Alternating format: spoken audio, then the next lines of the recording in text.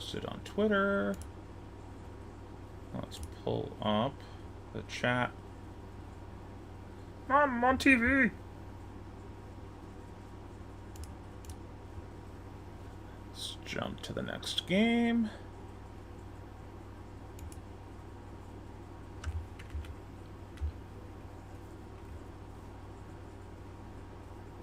Unlucky I'm not on the list. Wait, was that more than one Levia? The Levia was seat 1? What the fuck?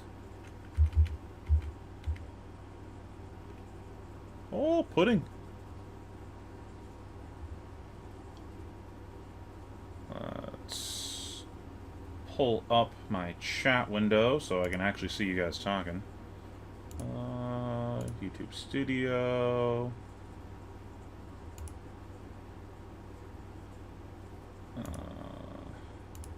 View. Nope, that's the wrong thing.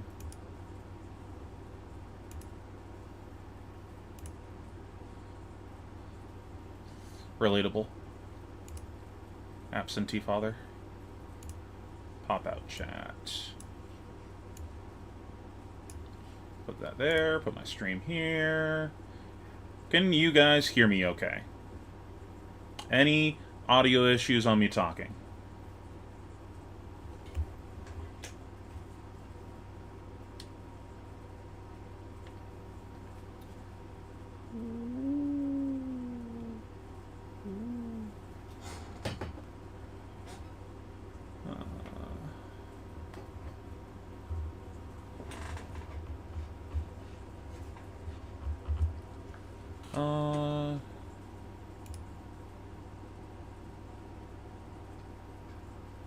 Joe? Which Joe? Alright, let me pop my headphones on. So that way you guys don't have an echo, because my mic's next to the TV.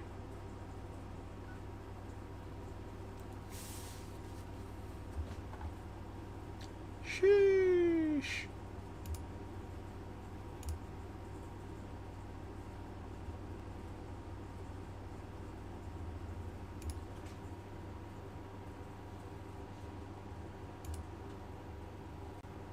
Properties. Audio's coming from my headphones. And you guys hear the game. Playing the decks, I spoke to Pudding, he said, yeah, I'm playing Zen. I'm a Ninja player. I feel it's the best Ninja at the moment, one of the best decks in the format. Is the audio good? So, Can't blame him. Yep, I am very curious, Erica, to see how Pudding presents his equipment, if he just goes for the standard, Shuko, 12-pedal, Traverse, and Stride of Reprisal, or if he looks to switch it up to try counter the threat of some of those T-bones that I expect Sam may look to bring in. Yeah, we've seen some sense maybe picking in some Snapdragon scalers instead of the Tiger Tamer Professor could basically get some extra resistance against these T-bones, magnetic shockwaves, all of these attacks that Dash can present that basically forces you to use your armor block. Can make life very, very frustrating as a Zen player if you have to block with your armor too early, so you can't really capitalize on the upsides that you get from your... Is the audio from the game fine? Like, can you guys hear the casters and everything? I also like that Pudding does his pile shuffle the same way that I do. I did not realize that. I've never played him before. How long before we see the first 7-card hand?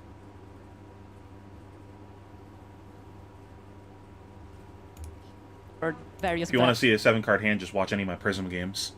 I'm just playing all the pot of greeds. Values of your armor. Audio's good? Okay. Let me know if there's any problems with anything. Running things like let's enjoy some games. The Battle Worn, that can make a Tiger as well. Right. I want to at least finish the Swiss CC games, which we don't actually have that many. It's one... I think that's just a short game right there. 1, 2, 3, 4, 5 games, and then we'll contemplate watching Top Cut. We'll see. Not sure if Pudding necessarily wanted to use up one of the precious sideboard slots on that card, but another option. And the other thing I'll be interested in here is Sam Sutherland. I don't think I've ever had a chance to really interact with him. He seems nice. Otherwise, maybe Tickler Pounder if you go for the full I think range. I've met him in passing. Any thoughts on what he might choose to go with here? Depends on how he values his aggression here. I believe, as you're facing one of the most aggressive decks in the meta. When we were waiting on the Top Cut to play, I believe it was Pudding came over to just kind of hang out with us, and we started playing Yahtzee hands together. It was like me, Pudding, Yuan Ji, and someone else. We were just rolling dice together. It was fun. I natty So you're Yahtzeed probably 2 looking to hands raise in a as fast as row. possible. Just But blessed. starting with an induction chamber can help you alleviate some extra damage with your pistol whenever you have floating remaining. I love the blue pitch it could guys. be They're so presenting fun. extra 4 damage on a 2 pitch or 3 pitch. So Great guys. it's up to see here what Sam Sutherland decides to do. Yeah, it's interesting. Sometimes the efficiency is the aggro in the way. So like you might sort of think Tickler Pounder, that's how I push the most damage, but maybe Sam has tested this and just figured, Good sportsmanship. you know what, induction chamber actually nets me more damage. So okay, and actually going Talishar. Wow. Tickler Pounder. Talishar, Not that's bet on that one. bold. Interesting. Then I We're would going definitely suggest that fast. Tickler Pounder is the better starting item to go. We see putting over on his side has just, presented the standard equipment that Traverse, Shuko, 12 Pedal, and Stride, and actually going for the 2 Zephyr Needles. So I think both players recognize that this is a race. We're going to try. I think we're looking at a 3-turn game. And it looks like Pudding's about to kick things off for us. But the Talishar is some really interesting. Maybe not. player. It's Of a course, long gonna break game. After a certain amount of This is a long game for Needles and Talishar. Holy uses, crap. but it's coming in for 4, only pitching 2. So it's a really good utilization of whenever you add that extra pitch floating. Instead we of get the having turn 1 your transcend? gun, then Doesn't Talishar can seem be it. really effective, especially when these games doesn't go that long. Yeah, and Pudding's going to kick things off, pitching a spinning wheel kick to come in with another spinning wheel kick red. So coming for 4 go again. And just looking over at Sam's equipment here, it looks like we've got the Stonewall Gauntlet and the Balance of Justice, so it does have some pretty good defensive tools there. Yeah, Balance of Justice being really, really good into Zen and The Bartosz Bruce one? alike. As you can. I saw get that one of damage Bartosz's reduction games. from- not damage We reduction, were, with the block watching it value, live. Also, whenever they do their big auto I board of chirped him turns, afterwards you too can get an because extra I card didn't on that think he turn to played get it some extra correctly. value as well. It's pretty nice. Like, you're going to draw some cards, I'm going to draw some cards. The one where his opponent was just blocking out with like his whole hand every turn. Following up with the aspect of the Tiger It was Body. one of the blue pitch Maybe guys. potentially saying, oh, you put 2 cards in front of my 4 power, maybe I can look. He was like a little bit 100% aggressive. supposed to set the Maybe levels to that get some game. chip damage in, because blocking these crouching tigers is very unfortunate, but depends on how we can buff that one. Since it doesn't have the tiger taming Kakara, it doesn't have the ability to present the tiger taming Kakara in order to get crouching tigers that +1. So is Pudding going to commit that last card from hand? No, he's just going to give up on that tiger, put that into Arsenal and move on. Right there, I think he's thinking about, if I block that, am I just going to get needled? And I don't think you play around the needle. He pitched a red. Maybe if he pitched a blue, you think about the needles, but like, it's so neg value for him to not get a set to throw needles. Perhaps just looking to filter a little bit there. Looks at perhaps slightly light on resources. Yeah, the Bartosz one was interesting. So Bartosz was like in the spot where he's basically won the game. He just needs his opponent to attack him to trigger his armor, but his opponent knows that, so he's just not attacking, and he's waiting for a hand that can no blocks present lethal, so that way the armor doesn't matter. And the way that the turn played out, you already knew your opponent was incentivized to just block. It was a turn that he played that this round's on. No, this round's on me. It was like this round's on me, levels, Command and Conquer, or something like that. Like, you already know your opponent's just going to block, and if anything, you want to incentivize him to attack you, because you need your armor to trigger here. So throwing the levels like didn't actually advance his game plan. So setting it was better, because you want to give him the rope to hang himself. Let him attack you. He's under, this round's on me. It's going to trigger your armor. Let him do it. And then it made it like kind of hard to close the game. So he had to like find a hand that actually closed. And it gave his opponent an opportunity to win. Yeah, it was like so a you really don't wanna small push your thing, Zephyr but Needles on turn 0, because it's basically just a free block and destroy on an automation from Dash's point of view. Since most of your cards are blocking for 3, it's probably going to break your Zephyr Needle, so you don't want to do the breakage on your Zephyr Also, Needle. am I talking loud enough, or am I talking too loud? I'm having a hard time hearing myself with the going to headphones do on. with how quickly Zen can transcend in order to get the chi into deck for that Traverse Universe? Exactly, and it's even more crucial in this matchup, as we mentioned already. The T-Bone's going to be able to force some equipment blocks out of Pudding's equipment. So Harmony, looking I to think get that that's transcend out 100 as early as possible to try and get that value out No of when turn you zero block transcend. your Traverse. We It's got gonna be a- very crucial here. I think that's homage. And So we Sam got sort a, of and I think taking his it's time here figuring swipe. out what's the best So we get to line. It's transcend one here of if these we matchups where want. it feels every single point of damage can matter. That's You don't huge. want to be into the end game, you miss 1 damage, and that means your opponent keeps 2 more cards. But you know what, kicking things off with a throttle for 8 with 1 resource left over, pretty good. Yeah, I think these aggro mirrors, not mirrors, but like whenever you play the aggro matchup, it's very, very like down to the wire oftentimes. Did you And enjoy both the players VOD? are at 1, and it's like, okay, where in the Like, terms like of this game did I miss that earnestly, 1 damage? Or when did I genuinely asking, missequence did you something enjoy it? I'm somewhere? wondering if I Where should could do this gain kind of that extra content more value, or that often. extra damage, or that extra block I don't want to somewhere do this in order type of to shit if people capitalize don't like as much it, as possible, or they because that's find it always what boring. you're gonna have to do whenever you look at your hand to try and find My the best thinking possible line. was, if I'm going to watch this anyways, I might as well turn it into content. So I genuinely want the feedback if you guys like this or don't like this. That was like eke out the most possible value that you can possibly get. So Pudding just gonna go and take 8 damage there. Problem. Seems like he likes his hand. Sam gonna follow up with the Spark of Genius, which is very nice here. Yeah, Sen's defensive power is not amazing. He has a lot of cards in his disposal that doesn't really block from us, like the Traverses, the Art of Wars, etc. And he also wants... I feel like weird, like, piggybacking on others' content of, like, y'all could just watch this yourself, like... But I don't know if you guys get value out of my commentary here. I hope that I'm providing value, but I don't know. You know what I mean? So I want it to be good content and not feel like lazy content. This is kind of lazy content for me. This is fucking easy. But I don't want it to come across like I'm just doing lazy content. Like, I hope you guys understand what I mean. To make sure that whenever he has to block, because Dash is probably not going to present much, that is going to force him into a blocking situation. Except for when he requires probably those not. Equipment blocks. Maybe we are. He didn't load. Oh wait, he can't load. Just to see if Sam chooses to get very aggressive and crack the Achilles Accelerator here. Having used his action point on that Spark of Genius, now he's going to draw a card because he's boosted this turn. So we'll see if he wants to keep going. Does have a resource spare, we'll draw another card. Not sure he wants to sort of lose that efficiency. If you draw 0, you get to heart, 0 into weapon. Into something that he can capitalize on. And we see the Achilles there. Let's go. Achilles use, so one resource available, can use that Tickler Foundry Heart as well to perhaps pick up some additional resources. He also, we get to do the play I was just talking about. He's throwing the 0 and then he can heart to throw the weapon. One thing here too is, like, he's getting to throw damage pre-transcend. So this is like an opportunity to throw damage where you know your opponent's not going to throw armor on your shit and just, like, kill you on the crackback. So this is, like, a pretty valuable turn for him to be attacking. It's kind of a punch sometimes actually attacking the Zen. I talked about that in my video, talking about, like, how this meta kind of sucks. That is a skill expression in the matchup of finding spots to push because you know they don't want to block.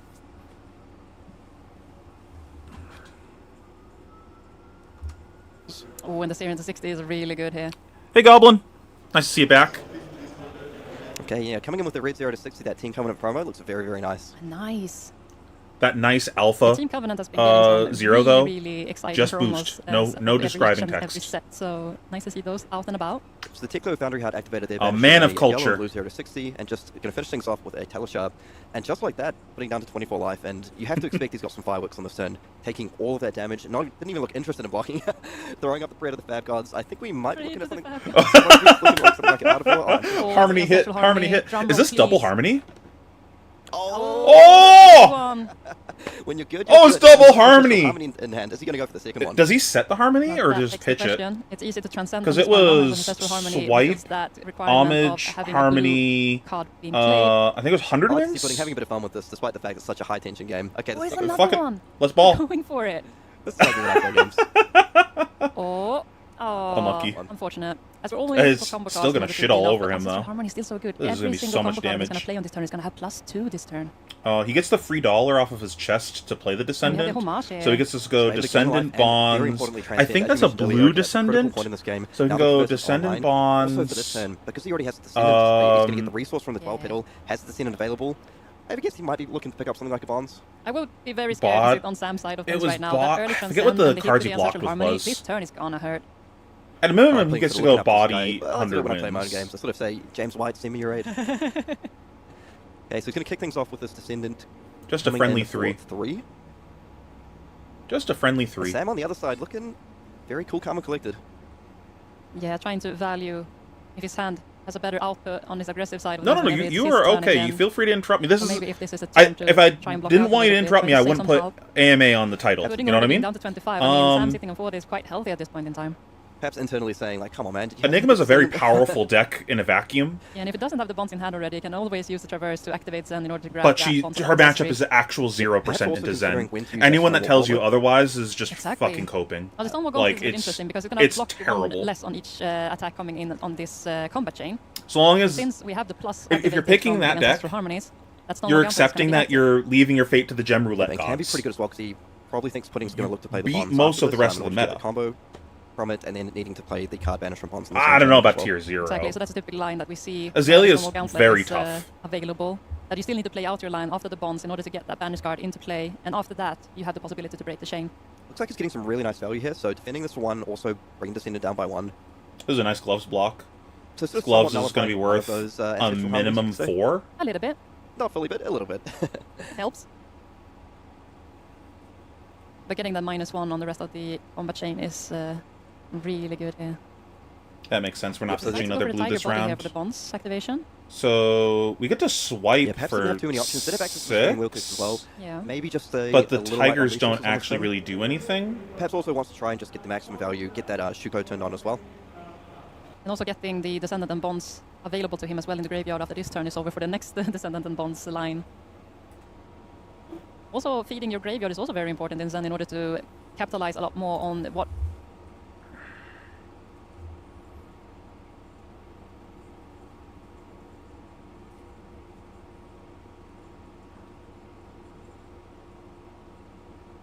Why didn't you give me a chance on as far as content, or as far as like me as a player? I don't care what your opinion of me, to be honest, was. But, like, I don't give a shit. You can think whatever you want about me. I ain't losing sleep at night. But I'm glad that you either like me or the content now. I appreciate the support. I really tried to fight Zen as Enigma, but gave up after a while. Prism is life. Yeah, it's just so doomer. I gave up on the matchup at Nationals when I faced my 3rd Zen in a row in Swiss. And I was against Nathan Crawford. And I'm like, wait, you're playing Zen? How are you in the O2 bracket with me? And then I saw his deck, and I went, oh, that's why you're in the O2 bracket with me. This deck is terrible. He had 2 different turns during... He's playing Kodachis with full Dishonor line and Rainbow Surging. And he had 2 different turns during the game where he went pitch a yellow, play blue Surging. And he had multiple turns where his total turn value was like 4 card 8. And I'm like, bro, this ain't it.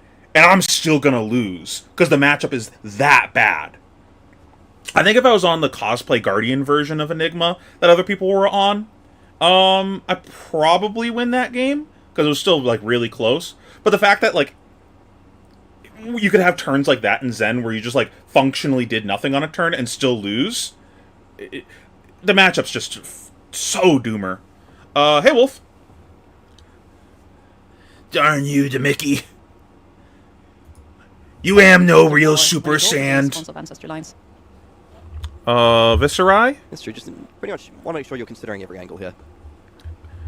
Viserai is just one good card away from being can be good again. Very delicate in terms of equalizing all the possible outs, finding the most effective lines. Yes, Can be very intricate, especially when you have access to your whole deck. Yeah. With the Zen ability. Icelander was fair. I think Ultim after bans was fair. I think Ultim was fair the whole time, but then as decks left the meta around him, and decks lost cards around him, like bans happened around him, it was like Ultim's power level stayed the same, and then everything else kept going down around him, so then ipso facto he became better.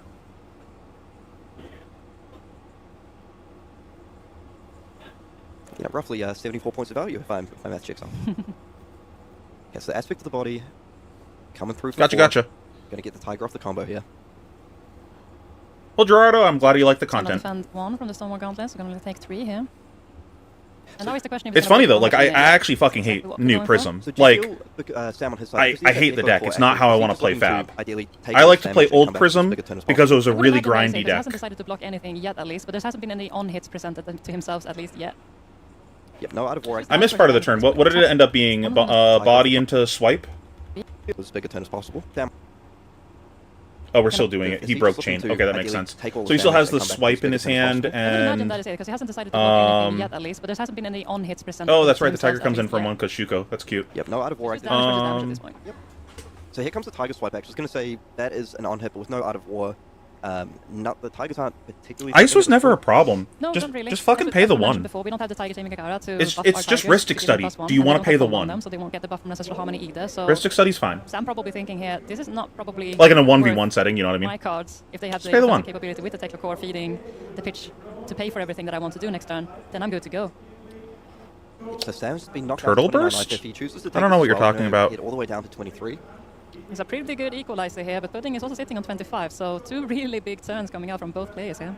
In terms of the equipment advantage at this point, would you, given that Sam has used the Achilles and block with the Stonewall Gauntlet, is it fair to say Pudding has a pretty significant equipment advantage? Yeah, there's so much block capacity on the Sens these days, with both the Traverse, the 12-pedal Kakara, Prism's and very hard to learn. Shuko, The Stride of Reprisal? It was a big mindset shift for me because it's a combo deck. It's just not how I typically play games. In Magic, I was a mono-red aggro player, and in the other French vanilla Magic games, I'm a mono-red aggro player. Force of Will, I played mono-red aggro. Battle Spirits, I played mono-red aggro. Fab is the case where I play like grindy control decks. But I've never really fucked with combo, so it was a big mindset shift for me. That's when we want to start capitalizing a little bit on our armor block, so we don't get into a situation. So did he let the swipe hit? I guess it doesn't matter. We have available to us. Well, the blue 100 wins for 3 is pretty damn good in my book. What's the card in hand? And Pudding is just going to go ahead, Arsenal that final card. Is it Tiger? So has a very narrow life lead. What is the card in hand? Looks like Sam has managed to hold on to his entire hand at this point. It's a point. Tiger, right? Off of hero power? To get down to almost the same life totals. I'm missing parts of the game because I'm talking to you guys. It's just one of the critical turns in the game now. With the Teklo core active, Teklo power. Turning card sideways is broken. Just ask your opponent questions and then call them a clown when they can't answer them. Could be, if he finds that Auto War, and not sure if he has that available to him as of yet. That is typically your signal. Oh, I see what you mean. When I want to pop off, you have the Transcendence card in your arsenal. You have that Energy available for you. I almost got bullied off of playing Dromai for an event because of one of my teammates playing a version of the deck like that with Ascendancy. He just kept shitting on me by throwing Ascendancy into my dragons. Not the end of the world, but I imagine Sam would be pretty happy if he's able to resolve at least one of those this game. One of the few ways you're probably able to keep up with the output of Zen. That's the saddest part about playing Dash, because you see all of your power cards being vanished away in order to give your other power cards some go against. Yeah, I love sometimes Old Prism. The fire. Gotta keep things going. Love it to death. I think Old Prism is my favorite deck I've ever played in a card game ever. Like blocking with your equipment to get that it's just so perfect. Whatever it is that you have available to you in your hand. It could New be Prism. that we're looking at an equipment block here in order to just try to have a pop-off. I'll play it because it gives me wins, but I'm not playing it because I like it. Aggro mirror that they are also going to present a ton of damage to you. So the sooner that you pop off, I think if I didn't have the knowledge basis from playing Illusionist for so long, I probably wouldn't have gravitated. I wouldn't have played New Prism at all. But like, I already crossed a big hurdle of the deck of the knowledge check. Can utilize all of your cards to go aggressive in the best way possible. Yeah, I called him some spicy words for throwing Arcanite Ascendancy at my dragons. Yeah, I like both Prisms in LL. They both play pretty similar, but you get to play a bit more defensive as older Prism, where you can play for bigger turns on the newer Prism, but functionally you're playing a very similar style with the auras. With that Sun State, if he chooses not block. Why are we blocking chest? Yeah, and the Bonds of Ancestry as well, one of the very powerful cards. You would sometimes think as a Zen player, I mean, let's be honest, putting absolutely... Why is he blocking with chest? There's a method to his madness here, but sometimes you would think Bonds of Ancestry is one of the premier cards to hold on to, particularly when you're defending with Traverse the Universe. And you can get that Descendant if you don't have it available in your hand, so that tells me that maybe Zen or maybe Pudding is trying to that makes sense. Defensive turn and try to buy some more time to find his more powerful cards. Don't you just break chain there? With Art of Wars and all of those bells and whistles. Yep, fantastic call there. So it looks like he loses priority to actually make the Zen state. Against a deck like Dash as well. I called him some gamer words for sure. You're probably going to get quite a lot of value out of this. Yeah, the Zen State token coming clutch. Both in the Zen mirror is very interesting to activate this 12-pellet to get that Zen State token to mitigate some damage that your opponent can present to you. Ooh, and the Pulse Wave Harpoon is very nice here. So 3 boost cards. Pudding's going to have to go ahead and reveal the hand. Showing 100 wins, a Blue Biting Breeze. You mean like a card that's already legal, Shadow? It has to be less than or equal to X, so basically everything is live at this point. So question is... I'll have to think about that. Which card do we think? Yeah, little check. Thinking maybe the 100 wins. I would imagine so. Just has to go again, potentially, if there's 100 wins or something in Arsenal. Yeah, since we don't have the Tiger available, so Tiger Body does not have the combo active, so... So this one, I feel like Looming Doom's a fun card. That's playable. The Traverse is gone. I mean, yes, there is a Zen State down, which is going to mitigate another point of damage off this turn. I wonder if Pudding's looking to set something up with just a little bit of... I would have said it was Nitro Mechanoid before Bright Lights. That was a card that I really wanted to be good, so I could scream, get in the mech dash. It's really like, how can I maximize the utilizations of my card here? I know the defensive capacity now with the 12 pedal that I can utilize to get that Chi back from blocking, and also being able to get that Zen State token out. Well, I get the feeling Pudding wins since he's in top 8 of this event. Some more time, so that'd be a pretty bad bet. Out of my way in order to this is a and also I don't have to risk losing wolf. My critical items to some T-bones or magnetic shockwaves later in or sooner in this game to... Oh! Yes, you eke out some I got it. Here. Blossoming Spellblade. That card is bananas. I came up with all sorts of combos with it when it first came out that were Magical Christmas Land that won the game. But they're just so hard to actually string together. Just like infinite pot of greeting your opponent, basically. You just draw all the cards and just shit on them. It's just so inconsistent, though. You need so many pieces to get that working. And it's not good enough. I love that card, though. It's so cool. There's like a bunch of Aria cards that were Majestics like that I thought were really cool design that just never did anything. And critically, as you mentioned, having that Zen State line up into the Teklo Pounder and Teklo Core really, really hits that play. I feel that's not a play necessarily all Zen players would make in this spot, so really want to give some credit to Pudding for just cycling out the arsenal here. Definitely. So looking to play out this Buy space to play for a bigger turn. I think it would be interesting for him to send the Zephyr Needles here, because it's basically saying, hey, do you wanna break my Zephyr Needles? Give me some cards. Yeah. So setting up that blue biting. Hello, TCG Bella. Perhaps just wants to ensure he can transcend if he picks up one of the transcend cards. He's only seen one so far in his deck. Maybe so. So the Teklo Core and the Teklo Core hits the bin, 2 resources available. And the Sprocket Rocket. Boosting away the Twin Drive here. Is that a Sprocket in your pocket? Buff we have from Teklo Pounder this game so far. There's more in the deck probably, but. And that's looks like a blue Sprocket Rocket. Not the most intimidating attack in the world, but... Yeah, so it should actually be 3 here, maybe just shortcutting with the Zen State, yeah. Ah, yeah.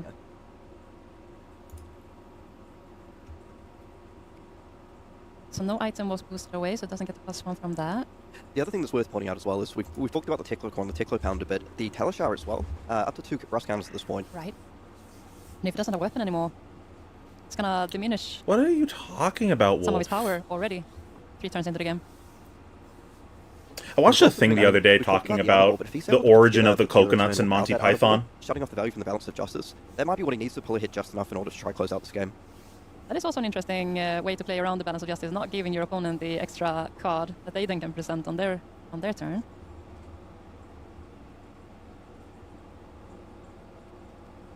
So for Sam here still, whole 4 cards left in hand, 2 resources available.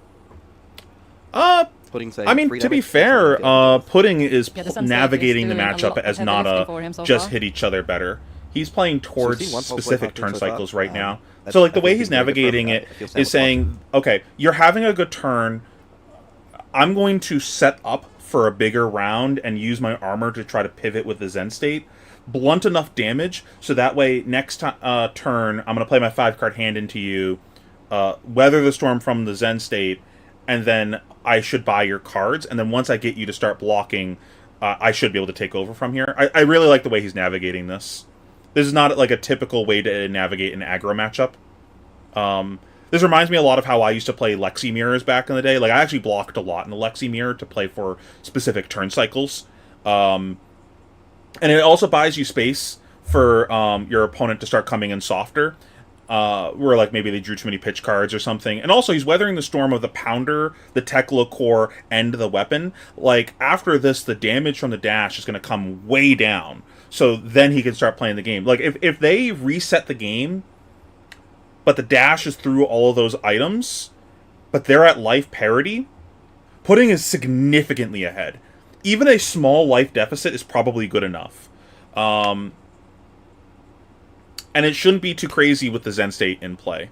He still has his needles, which is a big deal. He didn't throw them away. I think a lot of people would have thrown those away by now. Be able to follow up another one sort of later on in the chain in this turn. Yeah, but he hasn't found a single T-Bone yet as well. Yeah, possible he's just not playing that many copies, or otherwise he just hasn't drawn them yet. Yeah, the luck of the draw. Haven't seen one get him banished either, so... And it is to the point where if you were to play the T-Bone, it's not actually... Yeah, the needles are huge here. You're probably pretty happy to push in the boots at this point. And if the dash gives you cards on the needles, post-reset on the game, you pull even further ahead. Did they miss something? Looks like the player's just going to check in with the judges quickly on something. What did they miss? And well, it's not actually... So, 3... Did he boost? So setting up that blue... He boosted. Right. And if it doesn't... Phone in the... Pudding saying 3... I feel Sam with... Single T. Possible. So 20 so has the Stride of Reprisal available. 4 cards in hand, potentially the Transcend set up off the Blue Biting Breeze. Maybe it's a misrepresentation of damage because of the Zen State or something? I'm just going to fast forward through this judge call. Okay. something like that. Sam just wanted to clarify he's able to check his sideboard during the game.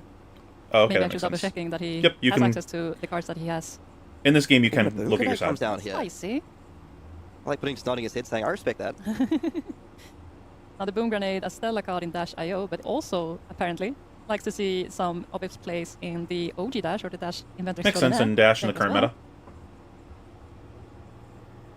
So choosing the great thing about the Boom Grenade as well... I think aggro mirrors and Fab typically are pretty boring. I think the Lexi mirror was the exception. If both players play the game that way, then yeah, it's boring. But there was a lot of skill expression in the Lexi mirror, a lot of opportunities to block and play cycles better than your opponent. To block, because otherwise it's going to be free, in quotations, damage coming your way. Like the matchup usually rewarded the player that was better at blocking. Some of the cards that go above and beyond just one card plus in-state. Yes, I'm trying to find as much damage as he possibly can. So comes in with a yellow zipper hit. I mean, Sam will be well aware as well that Zen plays a lot of cards that either defend for 2 or don't defend at all. So this may actually be somewhat difficult for putting together. You could just throw armor in front of this? Alternatively, it's a question of does he want to deal with this Boom Grenade? Like, are we blocking anything this turn? I can just get you to block out with your hand, let myself reset with a card in arsenal. It's actually kind of awkward if we have an Art of War here because we do give him a card off the balance. Still might be good enough, but... What is the possible damage output that I can take here from the 3 cards left remaining that I don't know what it is, but also have Talishar that can come in for 4 if we have the resources to push into that. So then it's 2 cards available as is the It might still be worth blocking this turn and just saying, whatever, I'll go next again when you don't have a Boom Grenade in play. Basically calculating and see, can I survive a turn, and what is my out? If I don't survive this turn, what cards can I give away in order to stay alive? Seems like it might be tricky as well. Just trying to Dash's damage is going to tank. Hand, or, you know, if I just block the super hit, am I going to end up still getting hit by the Boom Grenade anyway and still having to push in multiple cards from hand? And when I'm that low, can I also be able to, with my, I agree. With the cards I have, push my Icelander created a ton of his skill expression also. In order to be threatening enough I miss to Icelander. Get some cards out of my opponent. So ooh, does the Zen State reduce it by 1 also? Let me pick up my That's true, yeah, Zen State reduces all damage. I think I'm fine. Oh! So Zen actually going to go ahead and prevent some damage. Huge! Pretty nice, just getting a lot of value out of that. Chat, can we get some huges? Huge! Been, super favorable for putting so far. A really good heads up play here. That has prevented a lot of damage at this point. Probably around the 6-7 mark at this point in time. Maybe? As it's on Blossoming? From a lot of damage last turn as well. Blue Zip hit going to come in, boost away another Twin Drive. So that's 2 of the Twin Drives gone, making things like... Okay, we're going. This is the turn. We're trying to pivot. Oh, that does not matter. Okay, so putting his tanking his lucky star that it wasn't more damage coming through. Tekla Core and a set, so that's not lethal damage. On him to actually like really ramp up damage. I think I might have spawned a Sacred Art in his hand. Ooh. Like there's a chance he just presents lethal this turn. Exactly. Oh, the full art Marvel is so pretty. So, probably a pretty heads-up play holding on to that blue biting breeze in the end. Yeah, he's going to have to ask for a Tiger on hit, and it's going to pair well. Putting this turn has to be massive. There's a Tekla Core on the other side, your opponent's on 24. They have a 12 life lead, you're down to 12. It's not really enough, I feel, to just offer like 15, 16 damage on this turn. I feel like this needs to be sort of 20, 22 plus. Yes, definitely. And we're going to play a little shuffle-roo here. Yep, the Stir the Pot.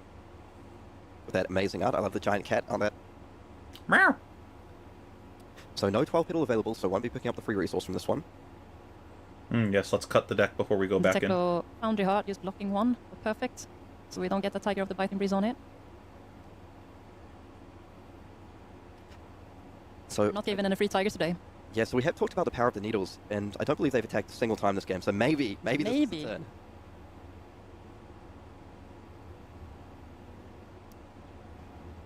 Not going back in? Interesting. Speaking of the devil. I just move it a little bit forward, prove us Maybe right. we're going to chi again. Here we go. Now the needles start chipping in. The needle is such an interesting tech. We haven't seen needle being played in Ninja for quite a while, and then now with Zen. Okay, so Sam actually choosing getting cards here is a big deal. Needle. Yeah, trying to break some equipment. Oh, sorry, the weapons here. As if we block with more than the Zephyr needles are hitting for, then they will break at the end of the combat chain. Huge. Okay, I feel like I'm assuming there's another chi in hand. Like losing 1 point of defensive value, putting a 3-block card in front of the Zephyr needle for 2. And that's kind of, in a way, what they're there for. Like, you either chip away, or sometimes on one of your big turns, you want to just bait out a little bit of defense, so some of your other cards can actually come for the absolute maximum. Definitely. And this Rocket Rocket not doing so much on the offensive, so just blocking out of it. If he thinks that it doesn't need the resources out of this blue, then it's absolutely fine here. And another Descendant. Not sure if he has the bonds available. Yep, there we go. Transcendent fetch it probably. So this is going to be a massive turn here from Pudding. Hero power, pick up another Activating the tiger, zone. grab a Question is- bonds, grab... We're probably getting the Probably bonds here. swipe off of the bonds. Should be one red left in the deck. Gonna have a dig through. So he's going to have to block... Yes, because he played one and blocked with one, so... 2 pick up cards the- on the Yeah, it's swipe. not Yeah. Question is what he's gonna take. Otherwise, for the it's- bonds activation here. He's still gonna. Worth another I mean, as 3 we can play the damage. Body or Tiger Swipe's pretty good. I'm surprised he for didn't block bringing boots here. Sacred Art buff here. Maybe Exactly. he was So saving getting the that block buff on your Tigers this and turn, was surprised by the thanks to Teklo heart. We'll see how pretty much Interesting. sequence this, but does have the option as well to... Oh no, won't be able to get the Shuko actually onto the Tiger Swipe because he has played the Biting Breeze this turn. But it is going to threaten a lot of damage on this turn, so that bond's now coming in for 4. And Sam is not blocking. So Pudding actually playing very patient with his Stride for Reprisal boots here as well. Knowing he had the Sacred Art, but thinking, I might need these on another turn to bail me out. Or perhaps to pair up with an This is Art. where I'd be ignorant and just flop all 3 Yeah, tigers getting on the banish board at that the same Tiger for an time. Auto War in order to draw Just be 2 like, cards is so good. You can tell me how you want to block these. I know you're not. So the Crouching Tiger coming in for 2 damage here. Unpreventable, Let's- and thanks to the Tiger Shuko. we both know what's He's happening. thinking the one Take your important card 4. I've got to block here is the Tiger Swipe because of the Anthem that's active. But Exactly. getting the block But it on the doesn't have that good dagger ways to block it. and then coming in for the swipe afterwards is kind of a big deal. He already committed to blocking, and he already committed his breakpoint block here. So, you know, when we play the swipe, it's going to be 4 threatening 7. So it kind of demands a 2-card block. He could not block and just take the 7. But it like, math-wise, you get to put 6 on that, and you're saving a point. But now you're putting the dash in a spot where they're playing a 2-card hand, a set plus 1 card. And pretty happy with that. Since he already blocked with all of his equipment at this point. So many Tigers. This Tiger number 3 coming down. My take favorite one. game so Yeah, take far. one.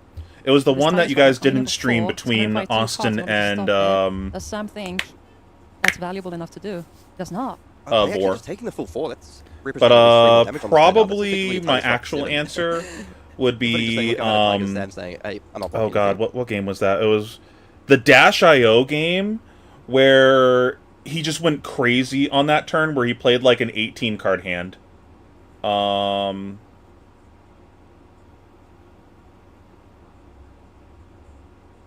It's I think this one right here where he like cracked his balance to draw a card, played a tome, drew 2 more cards. He had it's this game. He had double Teklo Core plus Pounder in play. He just went so crazy. I think that was the biggest Dash IO turn I've ever seen. That was so crazy. Anymore. It's funny too because he almost lost that game because he kept just pissing away his deck to the Teklo Heart to fish. I understand why he did that, but I think that was kind of greedy. Getting really scary now. No equipment block available anymore. That game on was Sam's side of so things. good for camera though, like as an entertainment game. So Traverse is gone. Shuko Just like, available and whoa! available. On Pudding side, no Arsenals. He's going to be on 4 cards this turn. Sam probably sort of doing a bit of the math in his head and saying, Wait, did he block hey, it? You know, Red said, no Arsenal Scary now. No equipment block available. is gone. Going down really low. Down to 4. Here's Sam saying, hey, I'm not blocking anything anymore. So going down really low. Down to 4. Getting really scary now. No equipment block available anymore on Sam's side of thing. I'm confused. Pudding just saying, look, I'm out of Tigers. Sam saying, hey, I'm not blocking anything anymore. So going down really low. Oh, they down just to shortcut 4. it. Okay. Getting Actually, no Arsenals. He's going to be on 4 cards this turn. Sam probably sort of doing a bit of the math in his head and saying, Red Zip hit, very nice delete. I'm so confused. I'm like, wait, we're just going to pass on playing the swipe? If I can come in for 5, still have 2 cards in hand. Card and Yeah, Arsenal, if he had available, saved or his Tickler chess boundary piece card. there Really nice start to this turn. definitely. and didn't block And the Zipper coming in for needle, 5.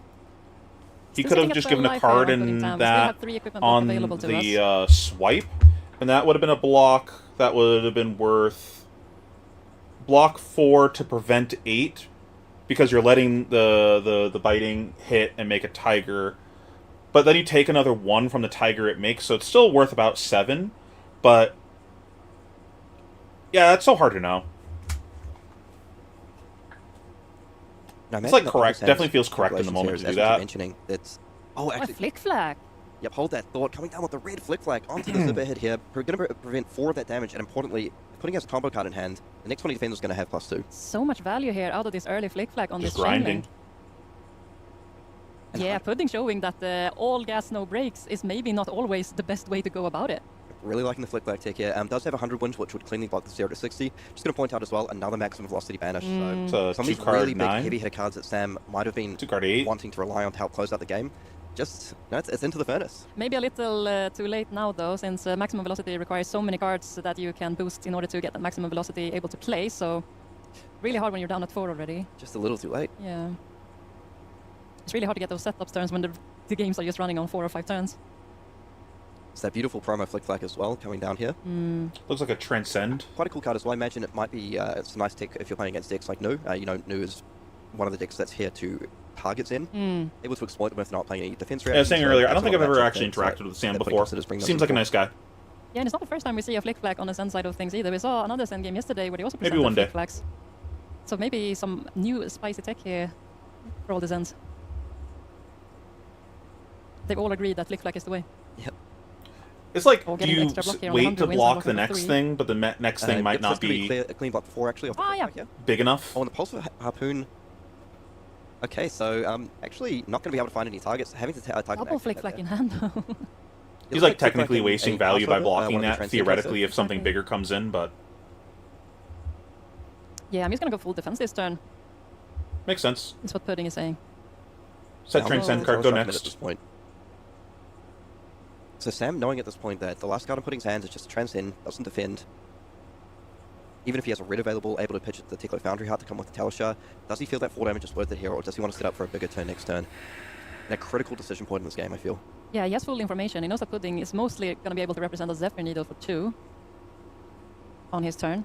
Yep, or a good chance of perhaps setting up that Transcend card in Arsenal and just waiting. Bit of a scary proposition on Sam's side, just saying, I mean, I can see the arguments both ways, saying, if I get a good enough 5-card hand, there's still at least 1 maximum velocity, I believe, left in the deck. If I can set up a boost card in Arsenal here, maybe that's what I need to do to win.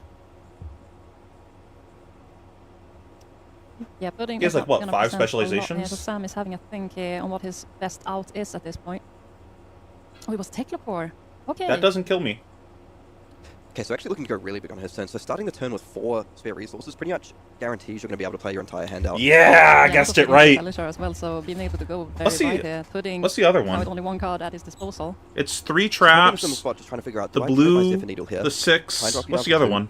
Or do I hold on to this Transcend card? And if you can't threaten lethal over my 2 equipments... Oh, are we counting equipment? Arsenal, any Transcend card I draw will turn that on, any blue card will turn that on, and maybe that's the quiver to force, like, to start stripping your hand into the last points of damage. Yeah, the Sun ability, or Hero Power rather, is so powerful. Getting that Tiger, getting fake that specialization card that you can just duel out your hand with and just basically fine-tune your hand. Only you are allowed to run this terrible card. It's so powerful. 2 critical decisions from both players back-to-back here. Yep. I feel these are the type of players that separate the good players from the great, like knowing when, like things like creating that Zen set early in the game, which created a ton looks like of he's debating on pushing the needle. Do I want the 5-card hand? Do I push a little bit of damage? Really respectful decision points throughout this whole game. I don't think you push the needle here because he's got the double Teklo in play. There's like a really high chance that his hand has a pitch card that he doesn't actually need. So you're just giving him a chance to like get rid of the pitch card and get full value out of his Teklos. I mean, in reality, almost all the elemental cards were terrible. It's not these guys are the best. Light up. Yep. Like, we were talking about it earlier. Blossoming is terrible also. Oaken was the only one that was good out of that cycle. But even then, like, most of the elemental cards weren't that good. Ice Vein's fine. Blue, though. You play Arcanic, whatever, Shockwave or whatever the fuck it's called, just because it's a 0 for 4. But here they are, coming in full swing here. Probably not actually the card that Sam wanted to see. He just has an abundance of resources at this point. 4 spare resources available. This is what I was talking about. He has a lot of resources, so he would have been incentivized to block. Harpoons, the twin drives, yeah. Yeah, having boosted away 2 twin drives, 2 maximum velocities. That might be hurting him a little bit at this point. Yeah, definitely. Thinking you should defend with the Tiger Stripes here. I think if I can use the Tiger, I just block with my boots here. Definitely. Because the Shuko's worth 1 on offense. Yeah, we're not going to be able to keep one of our equipments anyway. Unless I think I'm blocking with it anyways. Why not get the most value out of this one when we can? And we've already seen 2 Pulse Wave Harpoons there. Dash, not a deck that has a ton of disruption available as well. So from Zen's side, I feel Pudding's going to be pretty happy with how the Zen started off. The nightmare is they sort of kick things off with a twin drive or a red throttle and you go, oh no, that's not my life total. Do I see Winter coming back? No, Pudding having a thing here. Are you asking if I think Ice is coming back in Rosetta? Don't we know that it's not? Are you asking something else? But okay, we're committing. And there's a red T-bone as well. I'm a little worried about Voting's like, yep, we're gonna have to commit. Zareth, whatever the hell that card's actually called. Being I mean, it's kind of hard for you to, not too hard for you to push, but you still need to deal. Looking at what we've seen so far for that hero, down to about, it seems like there's a so that these number of... coming in for 4 and dropping down for 5. How do I put this? Same. There's a chance that that deck does dumb combo things, but if it's a main phase combo deck, I think I'm more okay with that. Kano playing on your... doing all that bullshit on your opponent's turn is really cringe, because you like can't make an informed decision about what you want to do about the whole thing. It's all like unknown info. Oops, I have it. If it's on their turn, that's way more manageable. But I am concerned that it's going to be oops, combo, kill you type of shit. I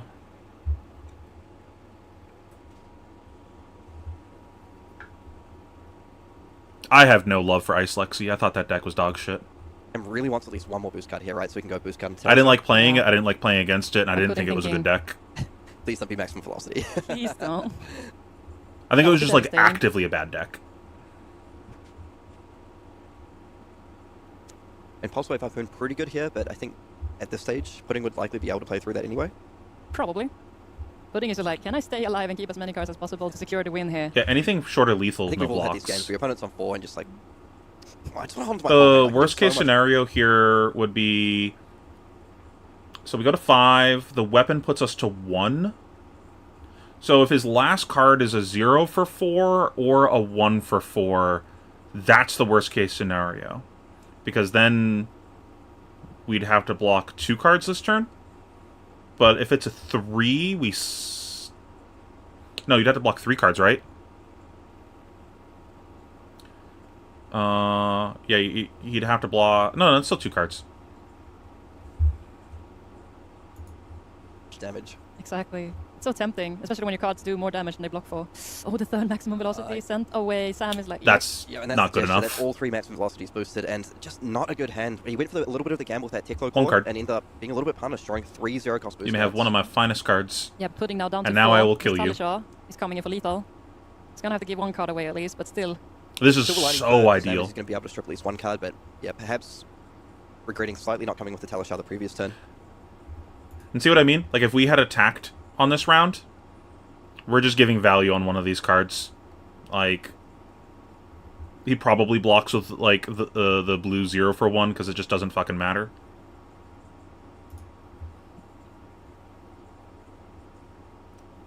Could have been a very different proposition here for Pudding. Maybe not, because it does still technically present lethal here, but... You know, I think big sigh of relief when he saw that come down. Yeah, and the extra resources we got from the Teklo core this round did not pay off, but as you said, if he just had those extra buffy cards with the throttles and the pulse wave harpoons and all of those, then those resources definitely would have come in handy, but unfortunately, it didn't go Sam's way this time. It was at this point he knew he fucked So I've up. seen this matchup play out a few times, and sometimes speaking to the Dash players... But all this is off of the back of Pudding play this very defensive mid-range game. Like, kind of thing. Yeah. I don't need to go every turn. I'm just going to play 2 rounds this game that matter. I'm going to have 1 big turn, I'm going to have a second follow-up turn. Those 2 turns are going to be enough, because you're not going to give me cards on them. I know you're not going to block. I'm going to have these 2 good turns, and then I don't need much to close after that. And as soon as they start blocking, the game's over. Like, like, even if the Dash lives here, even if this turn isn't good enough, no weapon in play, like, how does Dash ever win this game from this point? You don't. We saw. Yeah, so I'm cropping the right like bottom. Has quite a significant advantage at this point. Is that sort of a fair statement? I think so. So many cards that he has available, and your opponent's only at 4. It doesn't going to take much until... I don't think I can resize it without it looking shitty, but I can do this. Pudding can present. The question is, what is the most effective line, and what is the best card that I can give up here in order to have the most effective line available to me? Yeah, interesting to see. You did mention, does Pudding have like the blue card? Thanks, Ethan. To get that Transcend online. He is taking his time. Maybe his hand is just actually a little bit awkward here. Could possibly be. Another, quote, problem. The only way you can win from this point on the Dash side is you bot the Zen's hand this turn and push again. But you have to block this turn on the Dash side, so therefore it all falls apart. Dash deck as well, not rushing through the decision, understanding that the Teklo core is still available. Yeah. If I misplay or my hand isn't good enough, I don't quite count out my resources, even if I leave my opponent on 1 with 2 or 3 cards, that can be a lot of damage off the back. I'm going to fast forward through this a little bit to now checking through his go to his turn. And ban is making sure that he has the cards we don't need to watch him taking forever thinking. available to him if he can. Okay. Didn't need to fast forward very much. What's in his hand here. Oh, it's the blue 100 wins. We're going to be able to transcend this turn. Yeah, it was Chi and Arsenal, right? Now we'll I didn't catch what it was. Maybe a little awkward if that's the only blue in hand. So going to go ahead and pass over. Oh, what the fuck? Too much, but you choose the weapon. He has a mix of full art then you can and rainbow foil Chi. Get that target card back into your graveyard. Oh, sorry, banish the card from your posting. I'm mixing up cards now. Look at the look on Sam. Oh my god, look at that. I'm mixing up the daggers. Just staring into that man's soul. And the crouching tiger going to come in for a grand total of 0 damage. Because we have this chase the tail. Pretty good. Okay, now I'm starting to see why this was a slightly tricky turn for him to navigate, just because it looks like the 100 wins was the only blue card in hand. Yeah. Just really figuring out, do I block with the Mauling Key, do I block with the Descendant Gust Wave? Next question, what combo card? I'm thinking it almost has to be something 0 cost, like an Aspect of Tiger or a 100 I was wins. also thinking Tiger of Aspect Body, but I just grab 100. one available. Oh, Tiger Swipe. Okay, so there is still a Tiger Swipe remaining. Don't you just grab 100 wins here? Which is fantastic here, just being able to push that breakpoint. Indeed. Sam. Am I wrong? Do you not just grab 100 wins here? With such a low life total at this point in time, it's gonna go down to 1. Okay, so he does actually have to defend out with the final Twin Drive as well. Like, it's the same damage, but you're getting the 100 wins out of your deck at 4 value. You don't get many opportunities to do that, right? Here, being able to push 6 damage, maybe strip multiple cards, even 3 His cards. deck actually looks real thin. Yeah, the tech report is going to be very helpful. I was like, wait, how did he get fatigued? Zebra for 5 is good. Isn't it literally the same damage? It's going to require a card at least. There's another 100 wins on the chain. So now I think sort of the downside about the Teleshard. You go 4/4. Does it have to be back to back, or is it this turn? How to come with the Teleshard, as it has hit the graveyard. Yeah. Now, what I'm expecting from Pudding side, I can see the Enlightened Strike as well, that probably just looking, do you think, put 1 card in front of this and try close out the game? Never mind, it has to be the last. You're right, I'm done. The rest of his hand. And how wide he can go. And an E-Strike for 7. It's going to require 3 cards at least. Maybe he's just trying to figure out here. Is that an Art of War? It looked like it. It looks like there's the levels of Enlightenment in hand as well. Wondering if he's considering, if I defend with the levels of Enlightenment go down to 1, if I come in with Needle and Enlightened Strike, that in theory strips your entire hand, and then do I just rely on my next 4-card hand killing you? Indeed. Sometimes Zen can have some very clunky hands. If you draw a lot of Zen or Transcend cards or Inner Sheaths for that matter, there's not that much power. Go to 1 to play safe. Perhaps there'll be a calculated risk. He's decided as long as you take all the cards. That route or not. As we mentioned many times, once the Needle goes and there's no Tiger Tamer Kakara as well, even getting those Tigers isn't that great. No Shuko available at this point as well. Exactly. It's going to be very important. You can also just E-Strike for 7, block 2 cards, take 3 cards. That's probably good enough. Here. Going down to 1 versus 1 now, Kieran. Yeah, so locking in that Tekla just a with shit the deck. levels of Enlightenment. Coming with the Zephyr Needle here for 2. But speaking of clunky hands, Sam also has a lot of items in his deck that doesn't block for anything. Luckily, it seems that he has drawn all of his attacks here, so he's able to block out with all of his cards this turn. And yep, calculated up here. E-Strike for 7, gonna require the whole hand, and here we go. Yeah, deep breath from Putty. I know that. I might have just... Because no weapons, no equipments at this point. I think I would have checked the graveyard to see how many red 0 to 60s were left. I think if there's no red 0 to 60s left, I might have just blocked 2 cards on that and thrown the E-Strike for 7. That still buys 3 cards. And the only thing I care about is a 0 to 60. And we're still at 3. You need to have exactly a 0 cost that presents lethal. At the disposal. Yep, so that levels of Enlightenment, definitely a good way to start things off if you need to go again. Looks like there's a Chase the Tail in hand. Yeah, but no Tigers available, so those Chase the Tail can be quite awkward. Yeah, but you could use the armor to block the non-stealth things.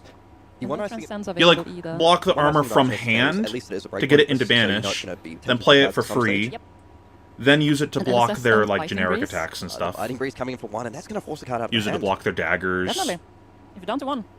Well, it looks like there's an Enlightened Strike. Okay, I really like this line because it looks like what he's... I'm assuming this is for 7. What he's trying to do here is saying, I'll strip your entire hand and then I'll try to kill you off the 5-card hand. And having a card in Arsenal is also going to give him a 5-card hand. And also, it's not a double Art of War.